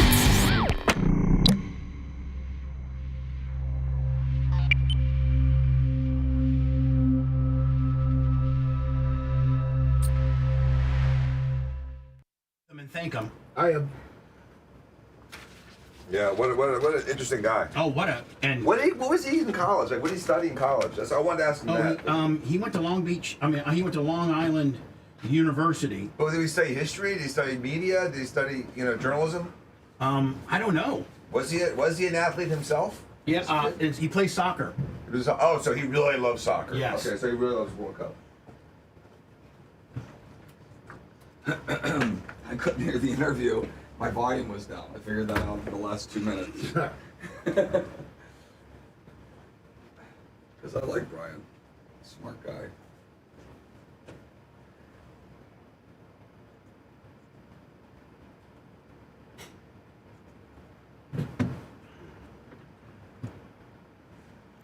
So even Kilmeade thinks that this Trump's going to go south. This deal's going to go south. Yeah. We'll talk about that. It was kind of good. I didn't feel like he really held back on his opinion. No, he didn't. He didn't suck Trump's. No, yeah. He kind of even told him that what you've said. Stop fucking bringing up Biden and stop bringing up fucking Obama. Yeah, exactly. And every turn. Exactly.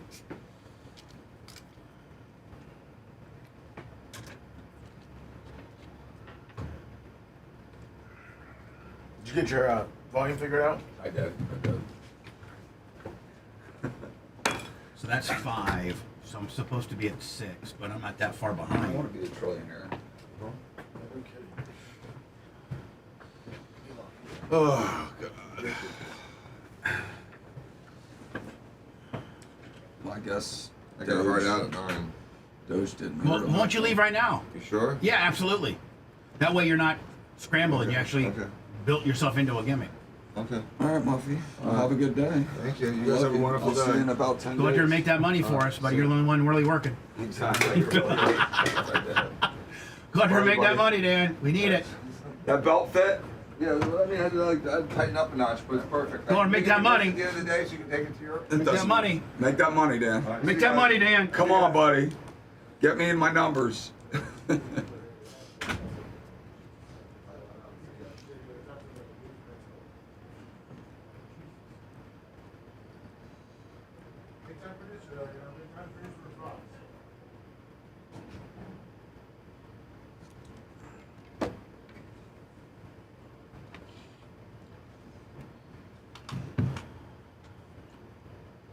We're gonna make that money, Danny. Just think about Dan. That motherfucker has two worlds he's got to fucking live in. I mean, really, 3. Yeah, true. And then plus being a dad and a pimp, he's out there in the streets now. Let's be careful. I'm just saying, my I know. boy. I'm I don't well know where aware he of gets his. the energy. I'm well aware of his. I don't have my kids' weekend exploits. Oh my gosh. Which I'm sure some of it ends up on your desk sometimes. Well, he's been good this month. I can't dog Dan this month. I mean, half of your responsibility in life is keeping Dan in check. It's a full-time job. And because Jay can't do it, so and Jay's the baby, so he doesn't necessarily got the whip that you got. Jay has no patience for any of it. Well, yeah, actually Jay has all the whip, but he has no whip. If that makes any sense. Completely. He's actually got all the whip when it comes to having his shit together and not being a fuck up like us.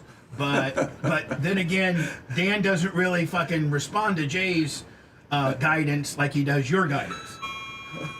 Am I right though? Yeah, totally. So he's got the whip, but he doesn't have necessarily the delivery platform or the delivery swagger that you do. Danny's not afraid of Jay; he's afraid of you. And the other thing is though that I will help Danny, and Jay will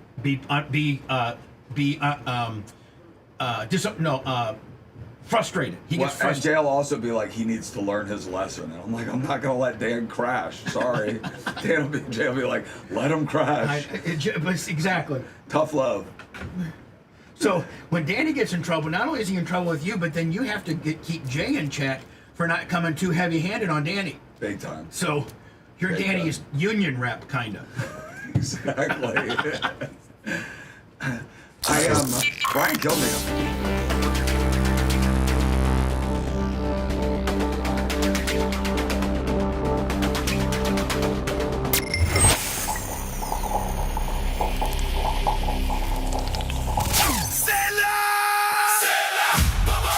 Shield your home with storm-resistant siding from Morgan Exteriors. Take advantage of our special this month. Get 20% off your project plus free installation. Choose from high-performance vinyl or fiber cement siding, built to stand up to Florida's toughest storms, heat, and humidity. Don't wait. Schedule your free consultation today to lock in savings. Visit MorganExteriorsInc.com now. That's MorganExteriorsInc.com. Morgan Exteriors, protecting Florida homes for over 30 years. Well, explain yourselves. Just like a six-pack of cheap Yiddish beer. Don't surprise me. You look like a typical low-life character to me. The Bubba the Love Sponge Show.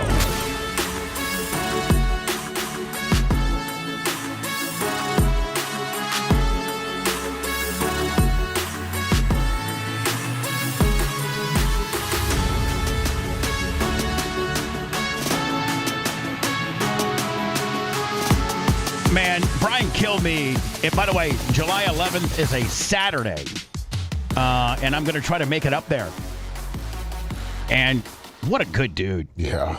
I wouldn't mind having, he has such a, very rarely is he off, he's usually on the air, on TV when we're on the air. And so he doesn't have a lot of those days off. I think he has to actually carve out days for him to promote, his various, stage appearances that he's doing. So this is probably a rare day off with regards to not being on Fox and Friends. Yeah, you even heard him. He's going to be filling in for Laura Ingraham. He's going to be going on the 5. On the 5. Yeah, he seems like he's just picking up anything he can. Man. He's the hardest working guy in news, TV, radio, period. He grinds. He's a grinder. I think Sean... Sean Hannity does a radio show syndicated like in 600 affiliates, and then he's got the night show that he does on Fox. But I think Hannity. When does Hannity run real time on the? Is he middays or afternoons? I thought he was middays. Yeah, he might be middays. He might be actually competing with Kilmeade. I don't know. But like Kilmeade covers other people's shows. He does, like Hannity doesn't do any of that. I mean, this guy's constantly working. And the thing about Kilmeade is Hannity's 3 to 6. Oh yeah, so Hannity's afternoon drive. So if on Fox they do probably Kilmeade 9 to noon, then they probably have, if you look Fox Radio Network, you probably got Kilmeade 9 to noon, and then they got somebody probably noon to 3, whoever that may be on their overall global syndication. And they got Hannity 3 to 6. And then I don't know who they do at night. But I like Kilmeade because he doesn't necessarily sit here and drink the MAGA Kool-Aid. You know, he was the first one to say 2 things that I didn't expect today. One, that, you know, everybody, for the most part in Fox and what have you, is sitting here drinking the we have a deal with Iran Kool-Aid, and this is the greatest thing, and this is going to end. I think Kilmeade said, I wouldn't be surprised that if J.D. Vance goes over there to try to get this deal done and he doesn't get it done because they pull some type of Iran-type, dirtiness. Macho's mic's down. He was going to... Okay. Macho, go ahead. I'm sorry. No, I was just going to say, I had the pleasure of meeting him in person in downtown Tampa. He came to do a show in a studio down there on Madison, and he is one of the most humble, down-to-earth guys I've ever met, and he complimented my muscles, so he's a really good guy. Yeah, exactly. So, anyway, we had him in studio, too, I think, 17, Lummy, maybe? Yeah, that was the last time, yeah. Yeah, at the Nassau Street Studios, and was just, I got the same vibe. It's just a great dude. We also had Tucker in studio, and a lot of big time people, and Brian Kilmeade's right up there. I'm actually going to try to carve out to go to that show on the 11th. Oh, perfect. I'm actually going to maybe try. Yeah, it's easier for you to take a flight. Really? I've done that flight, yeah. I'll go with you if you want a date. Take Breeze. That sounds fun. An hour flight. Breeze? Yeah, Breeze. And then just get a rental car? Yes. Right. Yeah, and the airport to where he's going to be is about 10 minutes. Really? Yep. So was it St. Pete, Clearwater, or Tampa? Tampa. Oh, Tampa. Yes. Fly out of Tampa, fly into Pensacola, catch the show, maybe spend the night, and then fly back home? Yeah, because the theater's right in little downtown Pensacola, and there's a bunch of hotels right there now. Now, what's their first flight back in the morning? Do you know? Yeah, it would be, if you get it, it would be 7 a.m., unless they've changed it. It would be 7 a.m. Get back here at 8. And then, or you would just get the afternoon flight. No, I want 3 o'clock. I want to get home as fast as I can. So, yeah, they have an early morning one. Do me a favor. I'm going to do words before I go into my Elon Musk deal. I had an article that, by the way, Elon Musk supposedly, I think after Friday, because of the SpaceX IPO, is officially a trillionaire. Mm-hmm. He's the first trillionaire in the history of the world. And I couldn't be happier for the dude. He made 100 people new millionaires. Yeah, he made 100 people that work at SpaceX and various people that work for his company that got stock options. He made 100 people instant millionaires. That's so cool. And so I had a story, Lummy, that reported the fact that he became a trillionaire on Friday, and then they started kind of dogging him, saying, you got that kind of money, but there's this disparagement in wealth globally, and if you gave like $7 billion, which is nothing, we could completely stamp out world hunger, and almost like kind of talking bad about the guy. And I know he's very philanthropic, and I know that he does a lot of great things, but that's the typical mentality, as rather than be like, what, good for him, he's making money, other people are making money, and sorry that people in Africa are starving, but I know that's and by the way, he's from South Africa, but don't try to shame the guy because he now is officially the first trillionaire and what he should do with his money.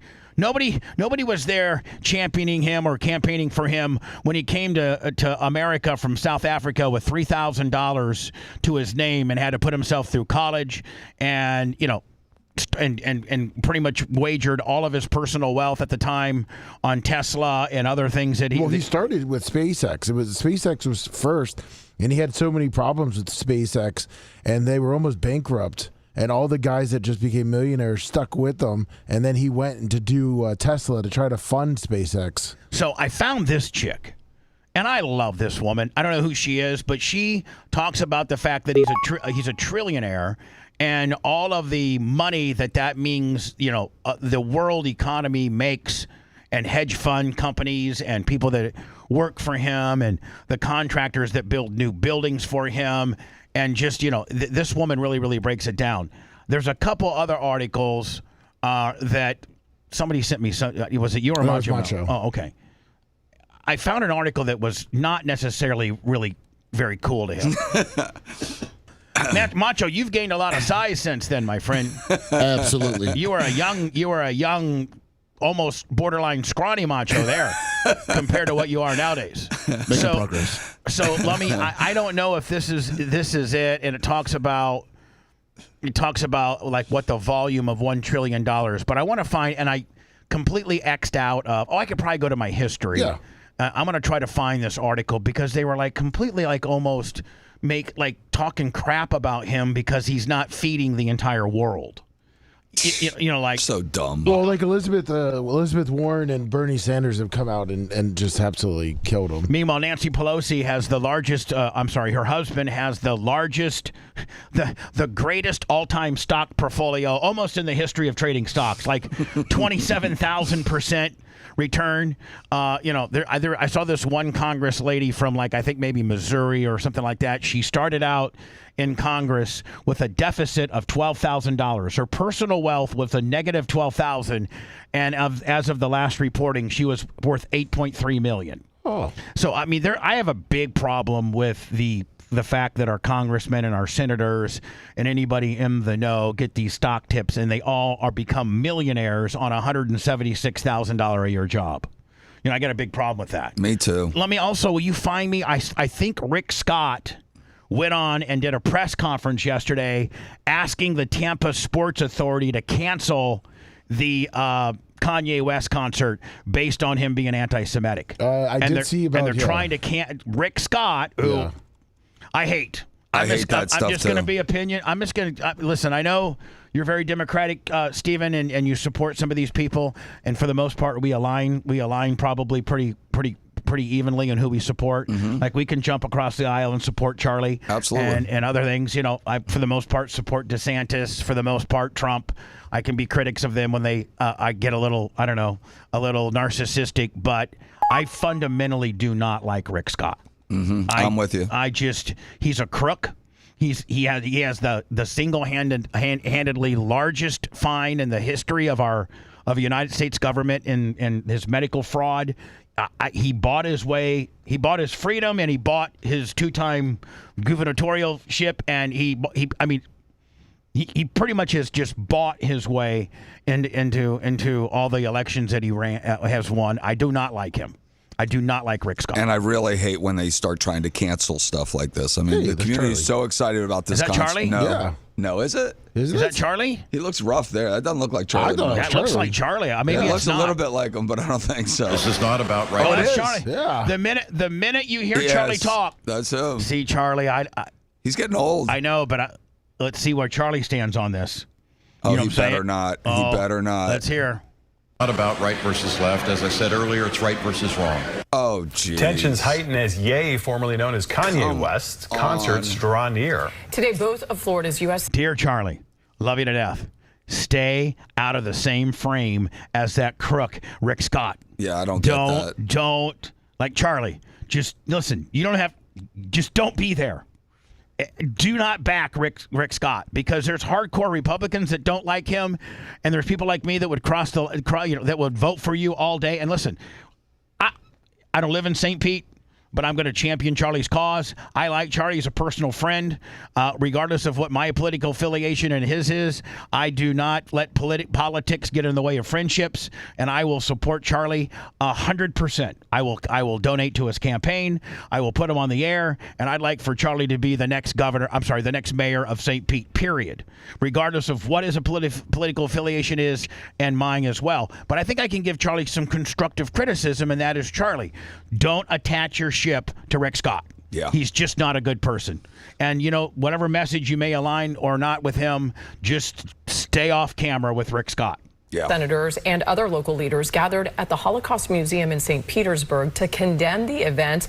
And now, I do understand now, if you were to give the benefit of the doubt, Stephen, it is the Holocaust Museum in his city that he's running for the mayor. Sure. So he's got to be there. I get that. He does. I get that. As a politician, and then because of the message that, Kanye has delivered, which in some instances he's called himself Hitler, and you're at the Holocaust Museum. It happens to be our local Holocaust Museum is in the very jurisdiction that he wants to be the mayor in.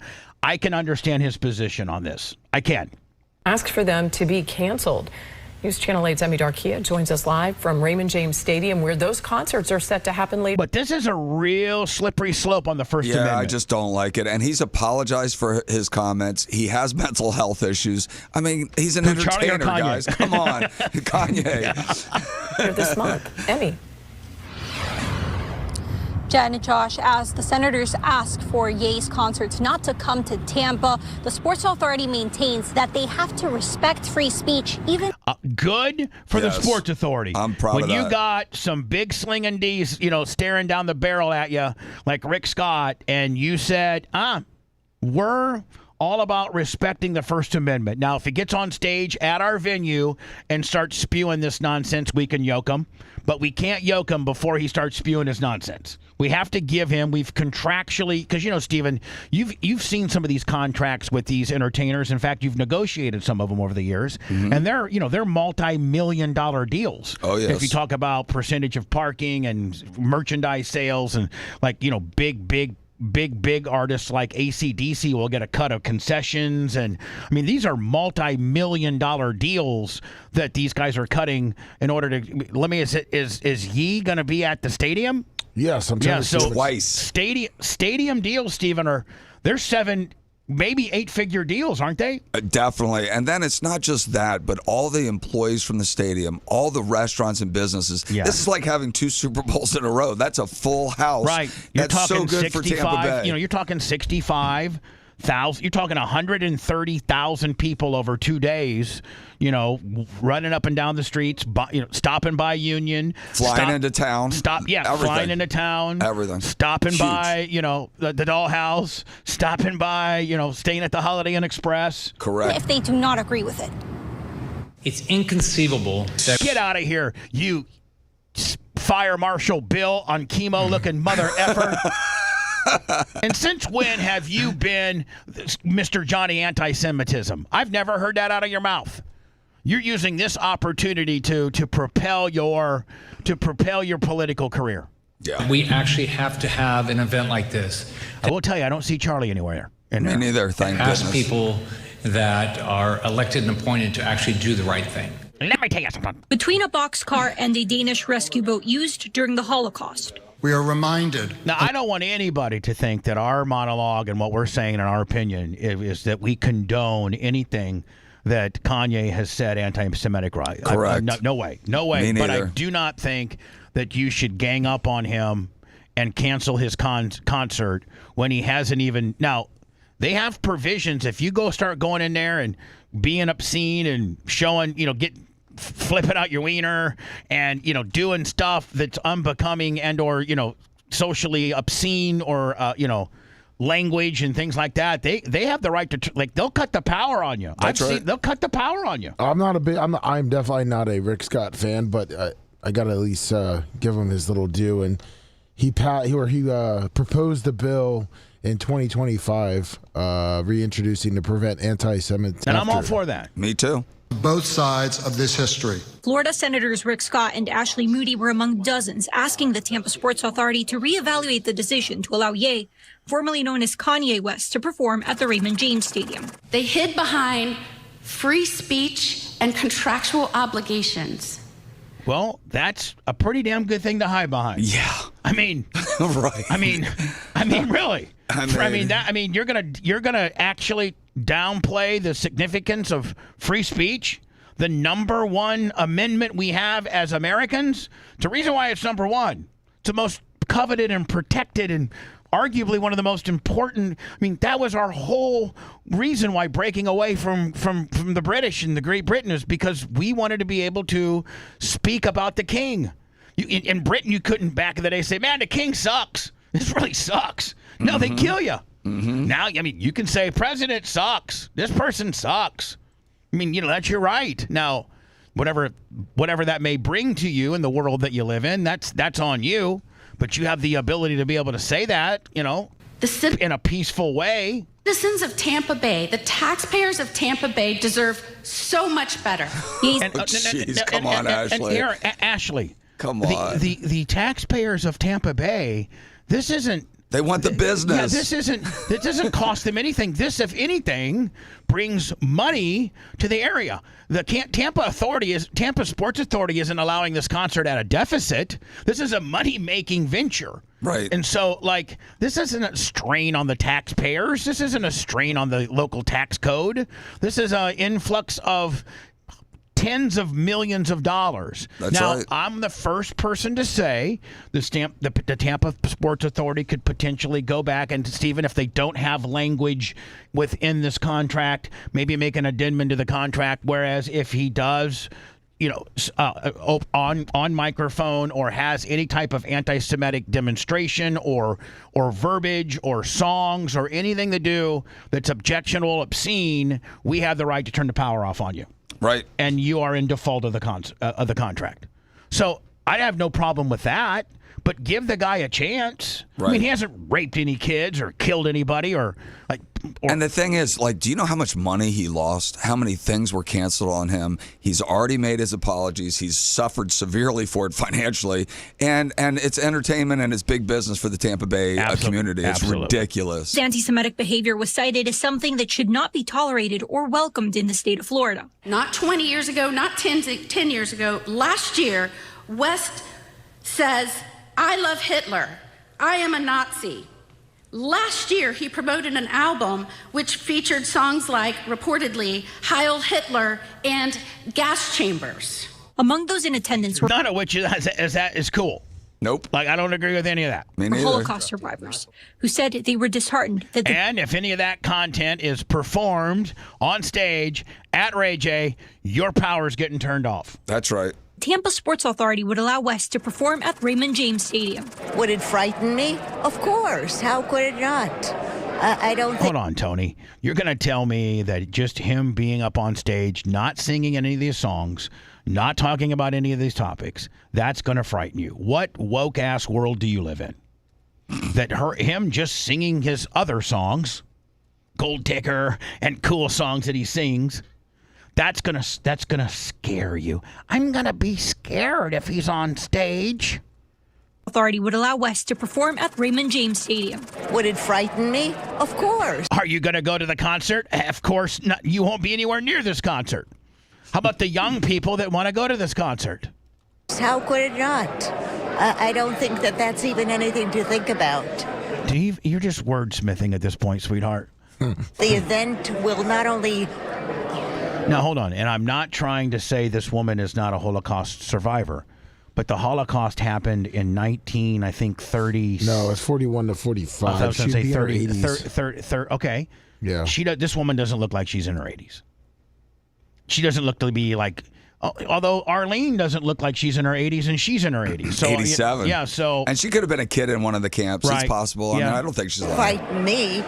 The event will be affected by millions and millions of people again.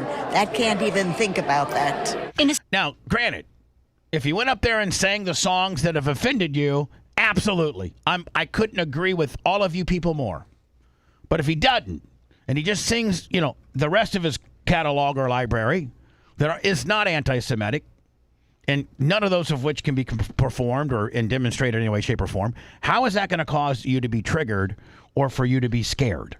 Statement on Tuesday, the Tampa Sports Authority said, we condemn anti-Semitism from any source. However, we also respect free speech rights guaranteed under the U.S. Constitution, even when we disagree with that speech. I mean, Jay in his closing arguments of, MJ v. Bubba. saying, you know, a lot of times you don't understand the First Amendment until you are the most offended by something that has been spoken or presented to you. That's indeed when sometimes the First Amendment is at its most effective. Is when 100%. when something that you don't agree with. That's what it's all about. Exactly. They clarified no taxpayer money is being used to stage the Ye concerts. Boom. There you have it. Ye's concerts are scheduled for June 26th and 28th. We will keep you updated on whether or not they end up happening. Live in Tampa. Man, if they succeed on I'll be this. so pissed. And by the way, you know, the summer months are the worst in Tampa. This is when everything's dead. Everyone leaves town. They're on vacation, holiday. Restaurants are dead. Hotels are dead. This is the off season. To have 2 full stadiums is so good for business. And again, if it was when he was saying this stuff, when he was in a bipolar, phase. State. I mean, he was at times he really fell off the wagon. I mean, he had a hard time. Can you Google, that's different. Before I go into words, can you Google what the economical impact of Tampa on a sold out Raymond James? I mean, you could probably, like, on a sold out event at Raymond James Stadium, whether it's Garth Brooks or whether it's Jelly Roll or whether it's AC/DC or Metallica or any of the big Eric Church, what are the guys who sell out the stadiums, or Taylor Swift. Yeah. Like, what is the economical impact of a sold out event at Ray J Stadium? Will you look at that? Yes. All right. Let's all take a moment. Remember, this show is about words, not actions. Okay, there is a God. More of the Bubba the Love Sponge Show after this.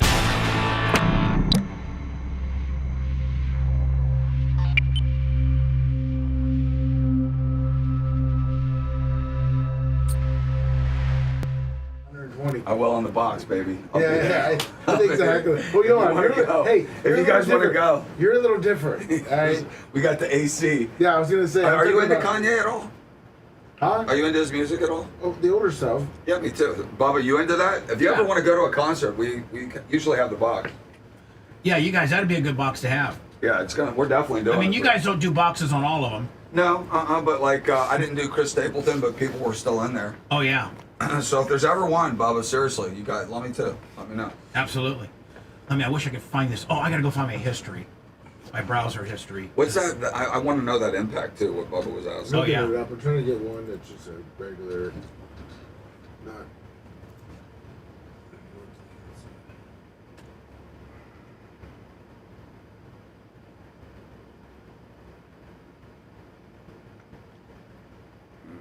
Really, AHS Bubba fan?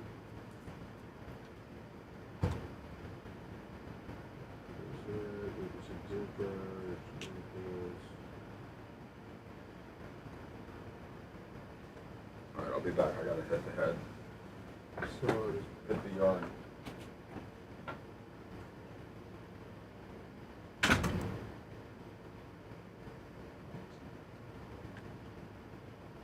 Yeah, this is it right here. All right, I want to get into this. I found it because of my his history.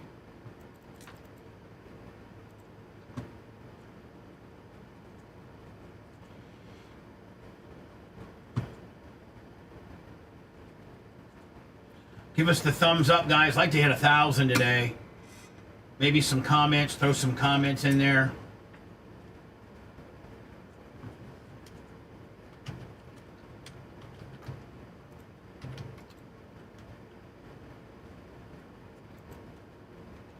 Give me some comments here. So stadium profit, if each night outperforms, blah blah blah. So Taylor Swift brought in $5 million each night. 730,000 to the local economy. All right, so I'm gonna send it over to you to give me those numbers. So about $1 million about $1 million to the community. Yeah, about that.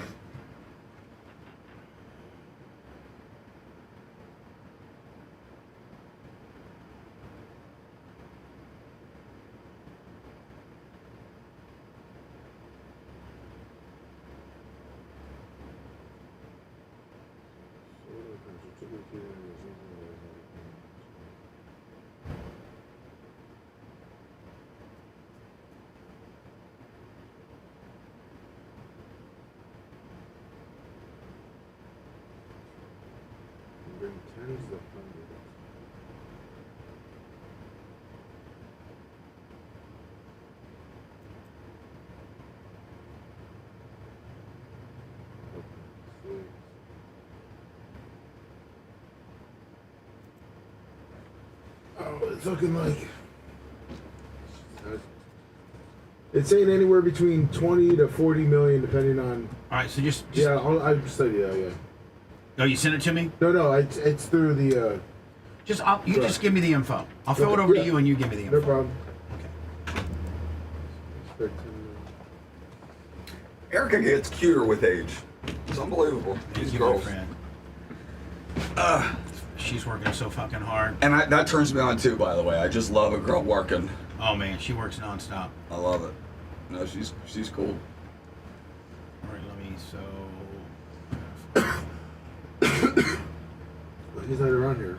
He just lives with her, and you're on the East Coast.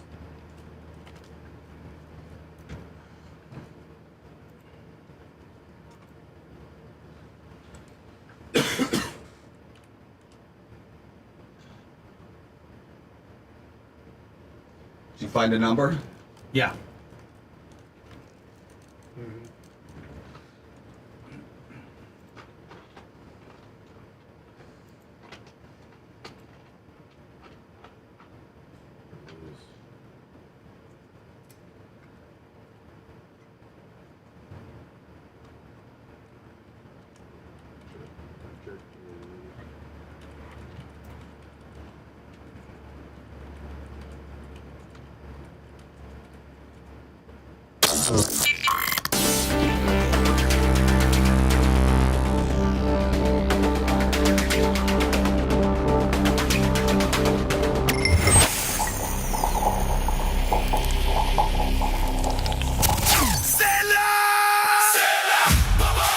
Ladies, it's his day. Time to make him happy. Give your father what he really wants for Father's Day. A new box. You know he is fed up with it. Streaming services that are nickel and diming him every month, not getting what he wants when he wants it. With Get a Box, you buy it once and enjoy entertainment without any monthly subscription fees. Watch the channels you love, the biggest games, and incredible movies and shows, all from one easy-to-use device. Simply connect your box to your home Wi-Fi, plug it into your TV, and you're ready to go in minutes. With Get a Box, you buy it once and enjoy entertainment without monthly subscription fees. For a limited time, just for dad or that new grad, visit getabox.com and use promo code Bubba to save $40 on any box. That's promo code Bubba for $40 off. Getabox.com. Every channel, every game, every movie ever made.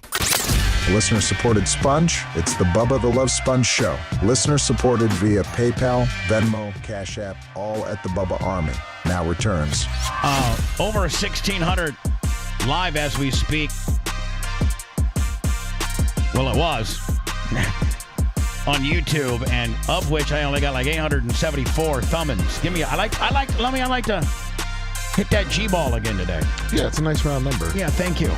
And give us a little comment, thumbs up, interact if you could, please. So, Lummy, I'm gonna, rather than have me give the information, I'm gonna have you disseminate it, and that is for every sold out or every almost sold out or majorly attended event at Ray J Stadium.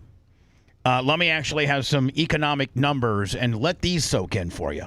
As some of these politicians have said, we don't want to put a burden on the taxpayers of Hillsborough County don't deserve this. The taxpayers, they've already paid their freight of Ray J, meaning, they built it. The taxpayers. And the taxes, that's right. And exactly, and the taxes that you continually get taxed for, and now the bucks are actually going to the taxpayers yet again for a major renovation. They love to ding the taxpayers. That's when the taxpayers actually are paying the freight on Ray J Stadium. When they do renovations, when they build it to begin with, that's the only time the taxpayers are involved with anything to do with Ray J. They don't get that. It's actually a financial windfall for the Sports Authority when they have events. You can't reverse engineer this and say that the events cost the taxpayers money. No. In fact, the events bring money into the Sports Authority, and that allows them to make renovations without having to ding the taxpayers. The more money they make, the more they can put it back into the stadium or other Sports Authority type stuff. And so that's the money, that's the business they're in, to make money so they can continue to provide, new paved parking, renovations in the clubhouse area. It's so impactful. There's so much money. Like when the Lightning gets bumped out of the playoffs, Boulan is like affected by that. Like when they have a good run, that's money. So anything near that stadium. Same thing with Union for AJ. Union's big time for the stadium. You're right. What do you got? So they have actually projected for the 2 nights of Kanye West, and this is what they're... Oh, so specifically they've actually done it for Kanye. Yes, they've got 60 to 80 million. 60 to 80 million of local economic impact for Kanye West's 2-night show. That's a lot. 60 to 80 million dollars. That's what I'm talking about. Oh my God. Hello, go ahead. Bubba, White Iced Tea. Hey, it's been a while, my friend. Oh, man, I've been chilling. How you been doing, buddy? I still listen every day. I'm in chat, but we got a promotion at work, so it's hard for me to call in now. Right. We're making big bucks now, Bubba. That's all I got to say about that. Well, I'm really happy for you, White Iced Tea. Thank you, buddy. But I've heard Kanye talk about this before, and it wasn't that long ago. And I think the point he was trying to make is, where's the outrage when black people are rapping about killing other black people? Great point. As soon as something said about a Jewish person, let's cancel him. Let's affect our local economic impact that could possibly happen with his concert. But as soon as you say something about a Jew, it's a bad thing. You say something about a black person, there's not a word spoken. I think that's the point he was trying to prove, and it looks like he's proving it. Just saying. I don't necessarily disagree with you, my friend. I don't think you should say anything bad about either one of them, and they should both be equally judged the same. Meaning, you're going to talk about killing a black guy, that should be as offensive as talking about being anti-Semitic. Yeah, I just wanted to throw that out there. And I appreciate you, and more importantly, congratulations on balling. Thank you, bro. I'm going to be like you soon. Don't you worry about that. Well, hold on. Don't be like me, because that means you make a lot of money, then you lose it all, like a complete idiot. So be like me. Hey, the only thing I can say about that is I learned from your mistakes. Be like me and make that money, but just hold on to it. Thank you, bro. Appreciate it. And get a prenup. So, Elon Musk, because of the IPO, the initial public offering of SpaceX on Friday on the New York Stock Exchange and various other probably trading markets, it was the first time that the public could buy into SpaceX. I think it might have been, isn't it, Lummy, one of the largest IPOs? The largest. The largest in the history, I think, of all of the trading market. Yeah, since it's been open, it's already been up $31 a share. What is it? What is it at right now? $192.50. Up 31. Yes. And you know what? Like, it almost like Tesla. Like you could probably still get in at, what is it? $192.50. You could probably get in at 192, because a year from now we're going to be talking about it at 500. Yep. You know what I'm saying? Yep. A lot of people might be scared. Oh my God! It's already no. I mean, and look at this guy's history and the companies that he's owned, and don't let that 192. I would say I wouldn't invest my life savings, but if you had 10 grand or something like that, I mean, I think that stock's going to double. For sure. So anyway, I mean, he instantaneously on the day of the IPO made, what'd you say, 1,000 millionaires? Yeah, well, I got a new report that said... And it's not millionaires. Some of these guys made $100 million. Yeah, no, 4,400 now new millionaires. 4,400. Yes, that's what Every one of those guys is buying a house, buying cars, buying a second home, hiring people. All that's just energy in the economy. It's so beautiful. It's incredible. So this article here can't even be nice for the guy. Now, they talk about what $1 trillion represents and how much it is, and if you stacked it, it can go around the moon. It can go around the sun like 39 times, and like it's just some stupid facts. And then they start kind of dogging Elon by saying if you would take your personal wealth, you could feed the entire world. And I'm like, I don't think you need to put that on the guy. Right. Let the guy do what he wants with his money. I know that he's philanthropic and does some good stuff, but let the guy, world hunger doesn't have to be on him. Nope. Elon Musk has become the world's first on-paper trillionaire.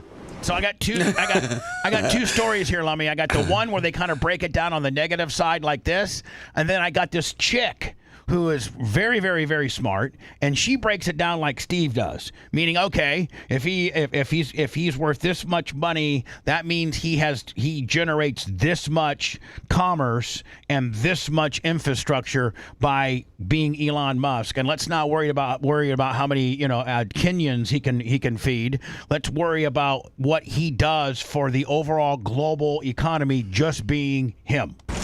But what does his reported wealth of over $1.1 trillion actually mean? For one thing, it's roughly the GDP of Switzerland, the 20th largest economy in the world. So that means he has the personal wealth of he's the number 20th GDP guy Oh my gosh. In the world. That's amazing. Hi, I am my personal worth is the same as the number 20 GDP. Gosh. That's amazing. If you were given $1 every second, it would take 34. $1 every second. If you were to give $1 every second, you'd go for almost 35,000 years. 4,900 years to reach 1.1 trillion. Oh, gosh. That far back in time would take you to the heyday of the woolly mammoth. Laid end to end in dollar bills, 1.1 trillion would wrap around the sun 39 times. Jeez. He's going to give it all away Musk's by the time inauguration he's as the dead. first It'll be member of gone. the Trillionaire Club, thanks to his SpaceX IPO, is also a potent symbol of the gap between rich and poor. So now they got to start really kind of screwing with the dude. Mm-hmm. So, okay. And I like the second report I'm going to play. I like her spin on it way better than this. This is ridiculous. Like you're ostracizing the guy because of his success. And you're trying to make him feel guilty because he had to feed the entire world. And so they start using this file footage of all these starving Africans, which I'm sorry for, but it's not Elon Musk's responsibility. Yeah, but how much millions of dollars have we spent? I mean, if you look at California in the last 5 years, they spent $37 billion on homelessness. If we just take the fraud from Minnesota and California, we could probably stamp out hunger. In January, global poverty charity Oxfam said billionaire wealth. And what are they eating? Are those little potatoes or like chickpeas or something? Yeah. Accelerated last year to its highest level on record, $18.3 trillion. That's as 1 in 4 people struggle to eat regularly and half the global population lives in poverty. In a clash with Musk in 2021, the World Food Programme produced a Hey, Lummy, I'll meet you down at the shed. Bring your ball. detailed plan of how it would spend $6.6 billion to save 42 million people who were on the brink of starvation. $1.1 trillion could fund that plan for 167 years. So whatever.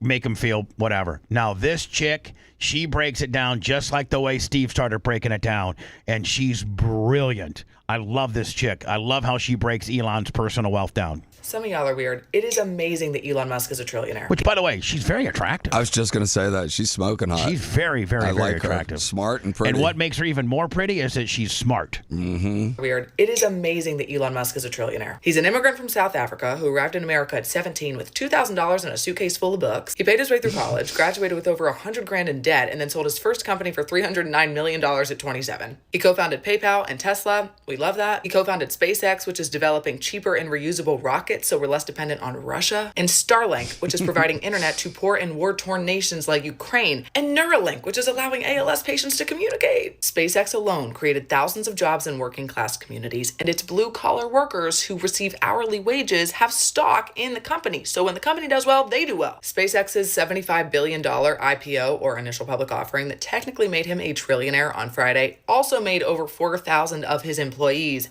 millionaires, which is so cool. And this particular IPO is unique because really anybody could get in on the money-making fun. If you had the Robinhood app, you could have made some cash. And also, his business doing well allows venture investors to cash out and then pour their money into startups that are working on innovation. Hold on. Listen to this. Just listen to this little trail she put you on. And you got to really pay attention because it's dead on, and think of the hundreds of millions of dollars that she's talking about here. Listen, I rewound it. And also, his business doing well allows venture investors to cash out and then pour their money into startups that are working on innovations that could potentially save lives. Like Nick's startup. Exactly. Like your son is in a startup right now, and this global economical windfall causes people to want to invest into people that are doing startup type 100%. This brilliant definitely things. benefits Yes. Nick and his company. Absolutely. 1000%. I'm so stoked. Like cancer vaccines, he is a literal engine for the American economy. You can't say any better. He's an engine for the American economy. He makes money. It doesn't just sit idle in a bank account. It gets injected immediately back into the country through massive capital expenditures. Duh. Economists call this the multiplier effect. The thousands of jobs that he creates at his facilities creates thousands more for local builders and suppliers and service workers across the country. All good things. Elon is successful because he took risks. He failed countless times, but he kept trying and it worked out. Jeff Bezos, he failed big time last week, lost himself a lot of money, but he's also going to keep trying. We also forget that Elon Musk risked almost his entire early fortune on Tesla and SpaceX. Thank God he did, because it eventually paid off. Now we have self-driving cars. If you were mad about it, well then, my friend, you have envy. And the Bible says not to have that. Whether you are Carl Anthony Towns of the Knicks worth over $100 million, or Jimmy Kimmel worth over $75 million, or Elon Musk, or Jeff from down the street, you too can use the free market American system to take risks and become as successful as you want to be. Elon Musk is proof of that. You just have to try. Stop hating on it and be happy. Cheers. Boom. I love her. And I don't think you could break it down. He's an American economic machine. I sent you what Jimmy Kimmel's comments were. On Elon. He's such a C word. Even before I play this. Oh, it's been suspended. Of course. That's weird. Really? Can you find it somewhere else? Yeah, that's what I'm looking for. Try to find it for me somewhere else. You know, he probably shouldn't have said that. That kind of frank dialogue troubles me. More of the Bubba the Love Sponge Show after this.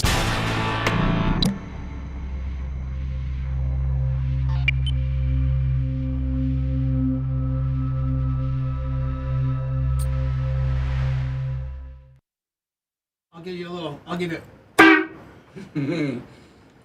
little gimmick on the gimmick. Thank you. Let me know if you find it. I'm trying to. And can you guys give me a thumbs, please? I'm at 9:10. I got 90 to go with 19 minutes. 90 to go with 19 minutes. 90 thumbs to go in 18 minutes. I sent you one that's working right now, mine.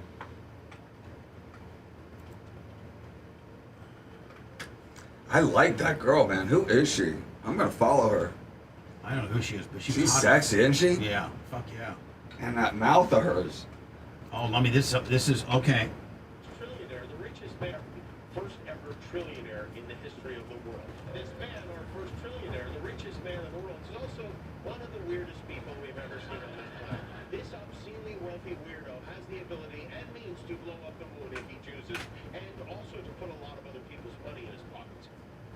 Elon Musk, now the world's first trillionaire after taking SpaceX public and shipping. There's that other one that was way better. What's that? The one that got banned or blocked or whatever, it was better. Let me see if I can find a better one than that. This seems pretty long form. Yeah, I was just trying to have it where the Jimmy Kimmel. Right, just see if you can find it. We got 3 minutes.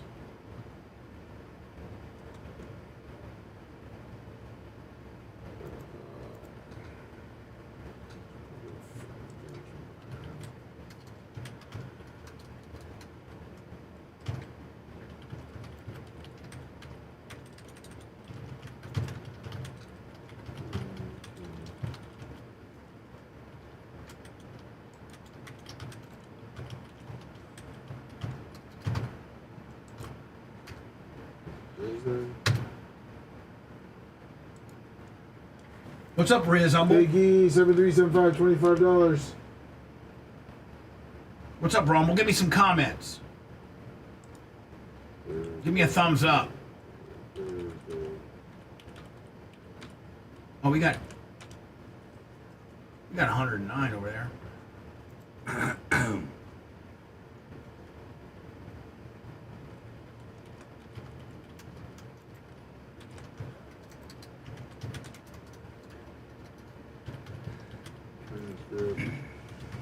Biggie.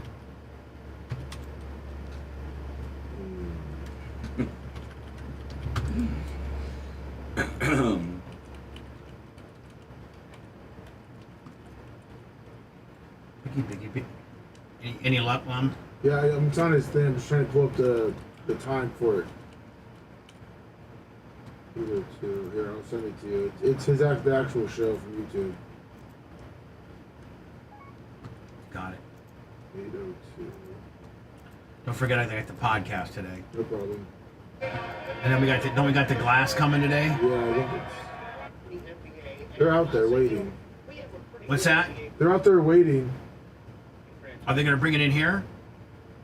No, they're going to leave it out there for right now. Start at 8:02. I think that's when it seems like it starts.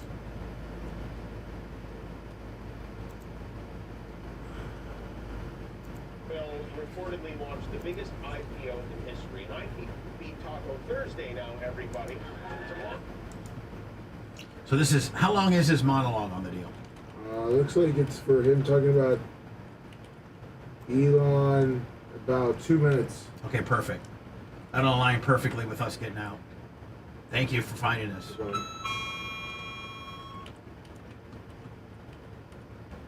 $9.54. $9.60. 40 and 15.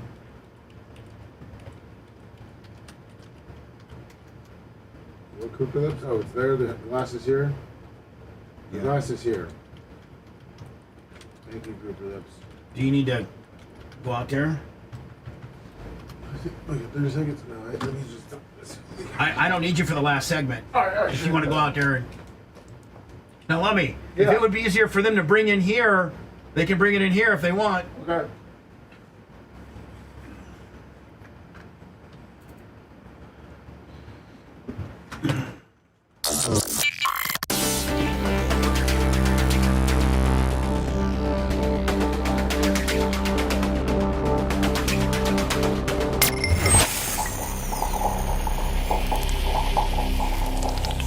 Bus lady. Hey, lady! I was so constipated I could hardly drive. Sounds like you should call and tell Bubba all about it. It's the low-priced answer to a high-budget problem. You're listening to the Bubba the Love Sponge Show.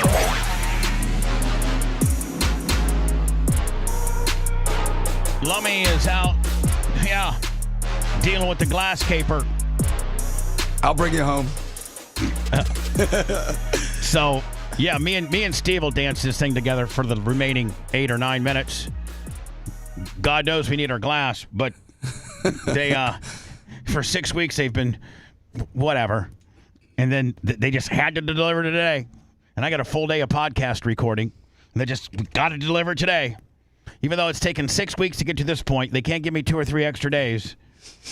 Ideally, yesterday or tomorrow would have been the best, but supposedly the big-ass glass is out there in the garage area ready to go. Now, where does this glass go? What's right this for? In front of that rack, right behind you. See that big equipment rack? Oh, yeah. It's gonna be so that it separates the 2 rooms. Oh, okay, that's cool. Yeah, it's gonna really look pretty cool as well. It's gonna be I installed love tomorrow. the studio.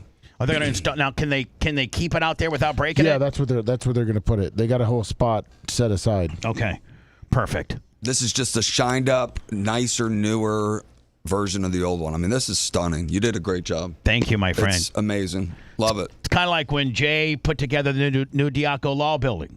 Exactly. It really turned out nice. It really did. Thank you. Yes. So, and I heard you have an office over there, so you can roll up here and act like you're a big timer again. I do. It's can roll nice. up here and act like I did. Can you look into something for me though? Anything. I had, and I don't know if I should say this on the air or off the air, but I think it's something. Somebody said the new AI answering secretary that you guys have, because everybody's going to that. Mm-hmm. They actually had a case, and they wanted to talk to somebody or something, and the AI kind of just they just couldn't get through. And I'm like, oh, you know what? Well, give me your number. I'll give it to Jay specifically in person. But he was like, you might just want to look at your. I agree with that. I hate AI. It's getting better, but I just don't like that you can't get to a person. You might be losing cases. Yeah, I'd hate that. I'd hate that. And you never know what phone call that secretary takes is the big one.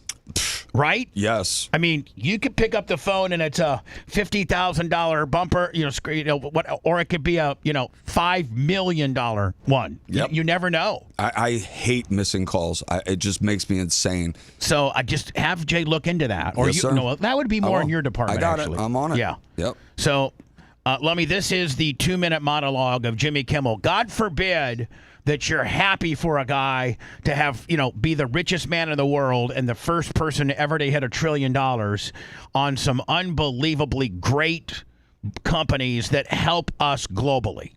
God forbid if you got to be some libetard like this guy and talk smack about him. Tomorrow, SpaceX will reportedly launch the biggest IPO in history. An IPO is when a private company starts selling shares to the public for the first time. And once SpaceX does that, Elon Musk is expected to become the... By the way, Lummy, I need about 25 thumbs up in the next 10 minutes. Come on, guys. Give me a G-ball, guys, and drop some comments as well so we can interact with you.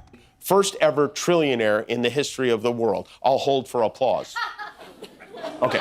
And well, you wouldn't applause because you're what? Envy, jealous? What makes that even more unsettling is this man... Who are the woke-ass bitches that go to this show? That's all he gets. Great question. First trillionaire, the richest man in the world, is also one of the weirdest people we've ever seen on this planet. This obscenely wealthy weirdo has the ability and means to blow up the moon if he chooses. By the way, this guy here that's calling an obscene weirdo is worth $75 million. Oh. And I think that's light.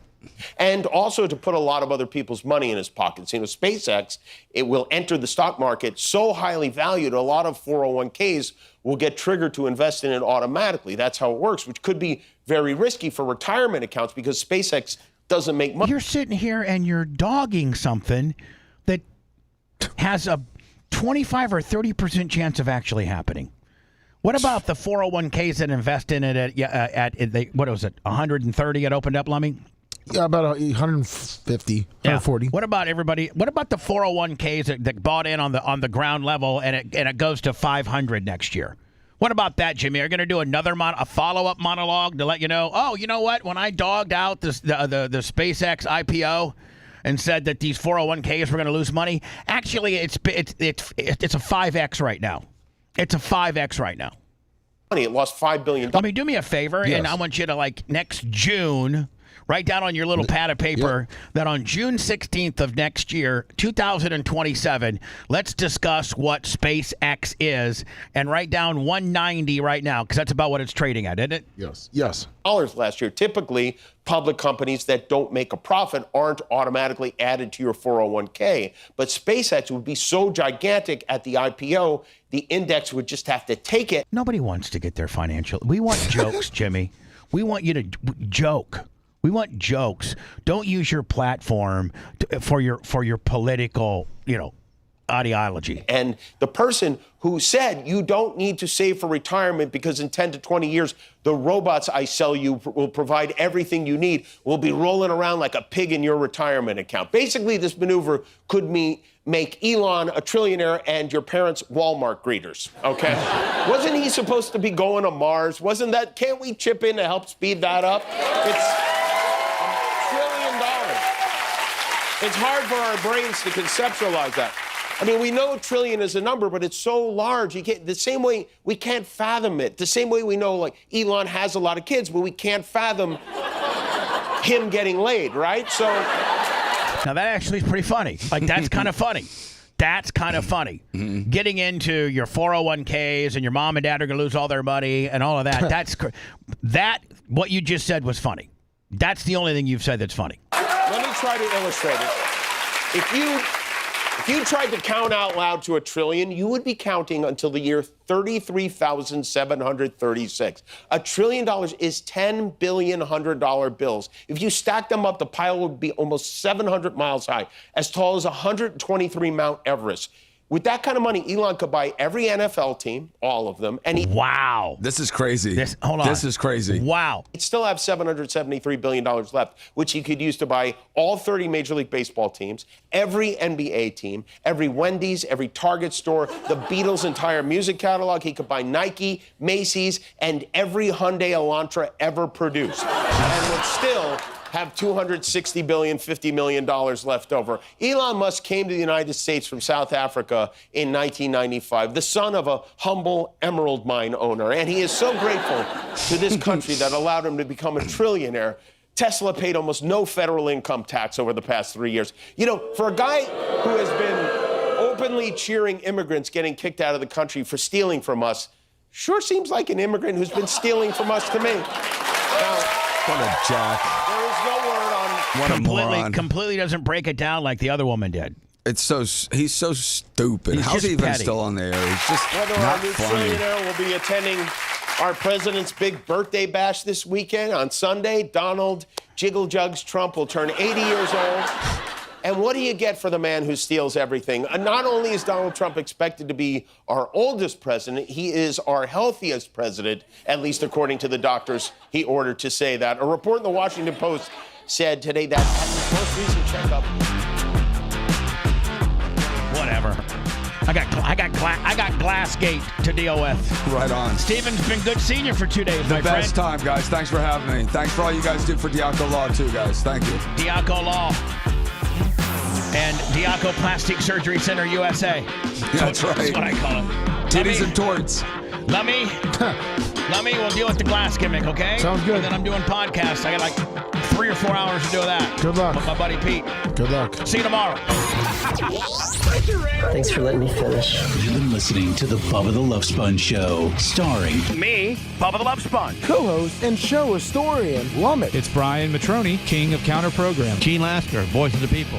Glad you get to hear me. Gary Cantrell, video editor. Yeah, back here wiring up. It's Mini Macho. The BRN agent, Thomas Buttoned Up B. Co-host, Dr. Dan Diaco, Esquire, of Council. Co-host, J. Diaco, Esquire, the Spitting Cobra, of Council. Now, time for the legal disclaimer. Exactly. The Bubba the Love Sponge Show is intended solely for the enjoyment of our listening audience. Any rebroadcast, retransmission, or other use of this show without express written consent of the Bubba Radio Network is prohibited. We must dissuade him of this delusion. Until next time, always remember. I'll repeat hello.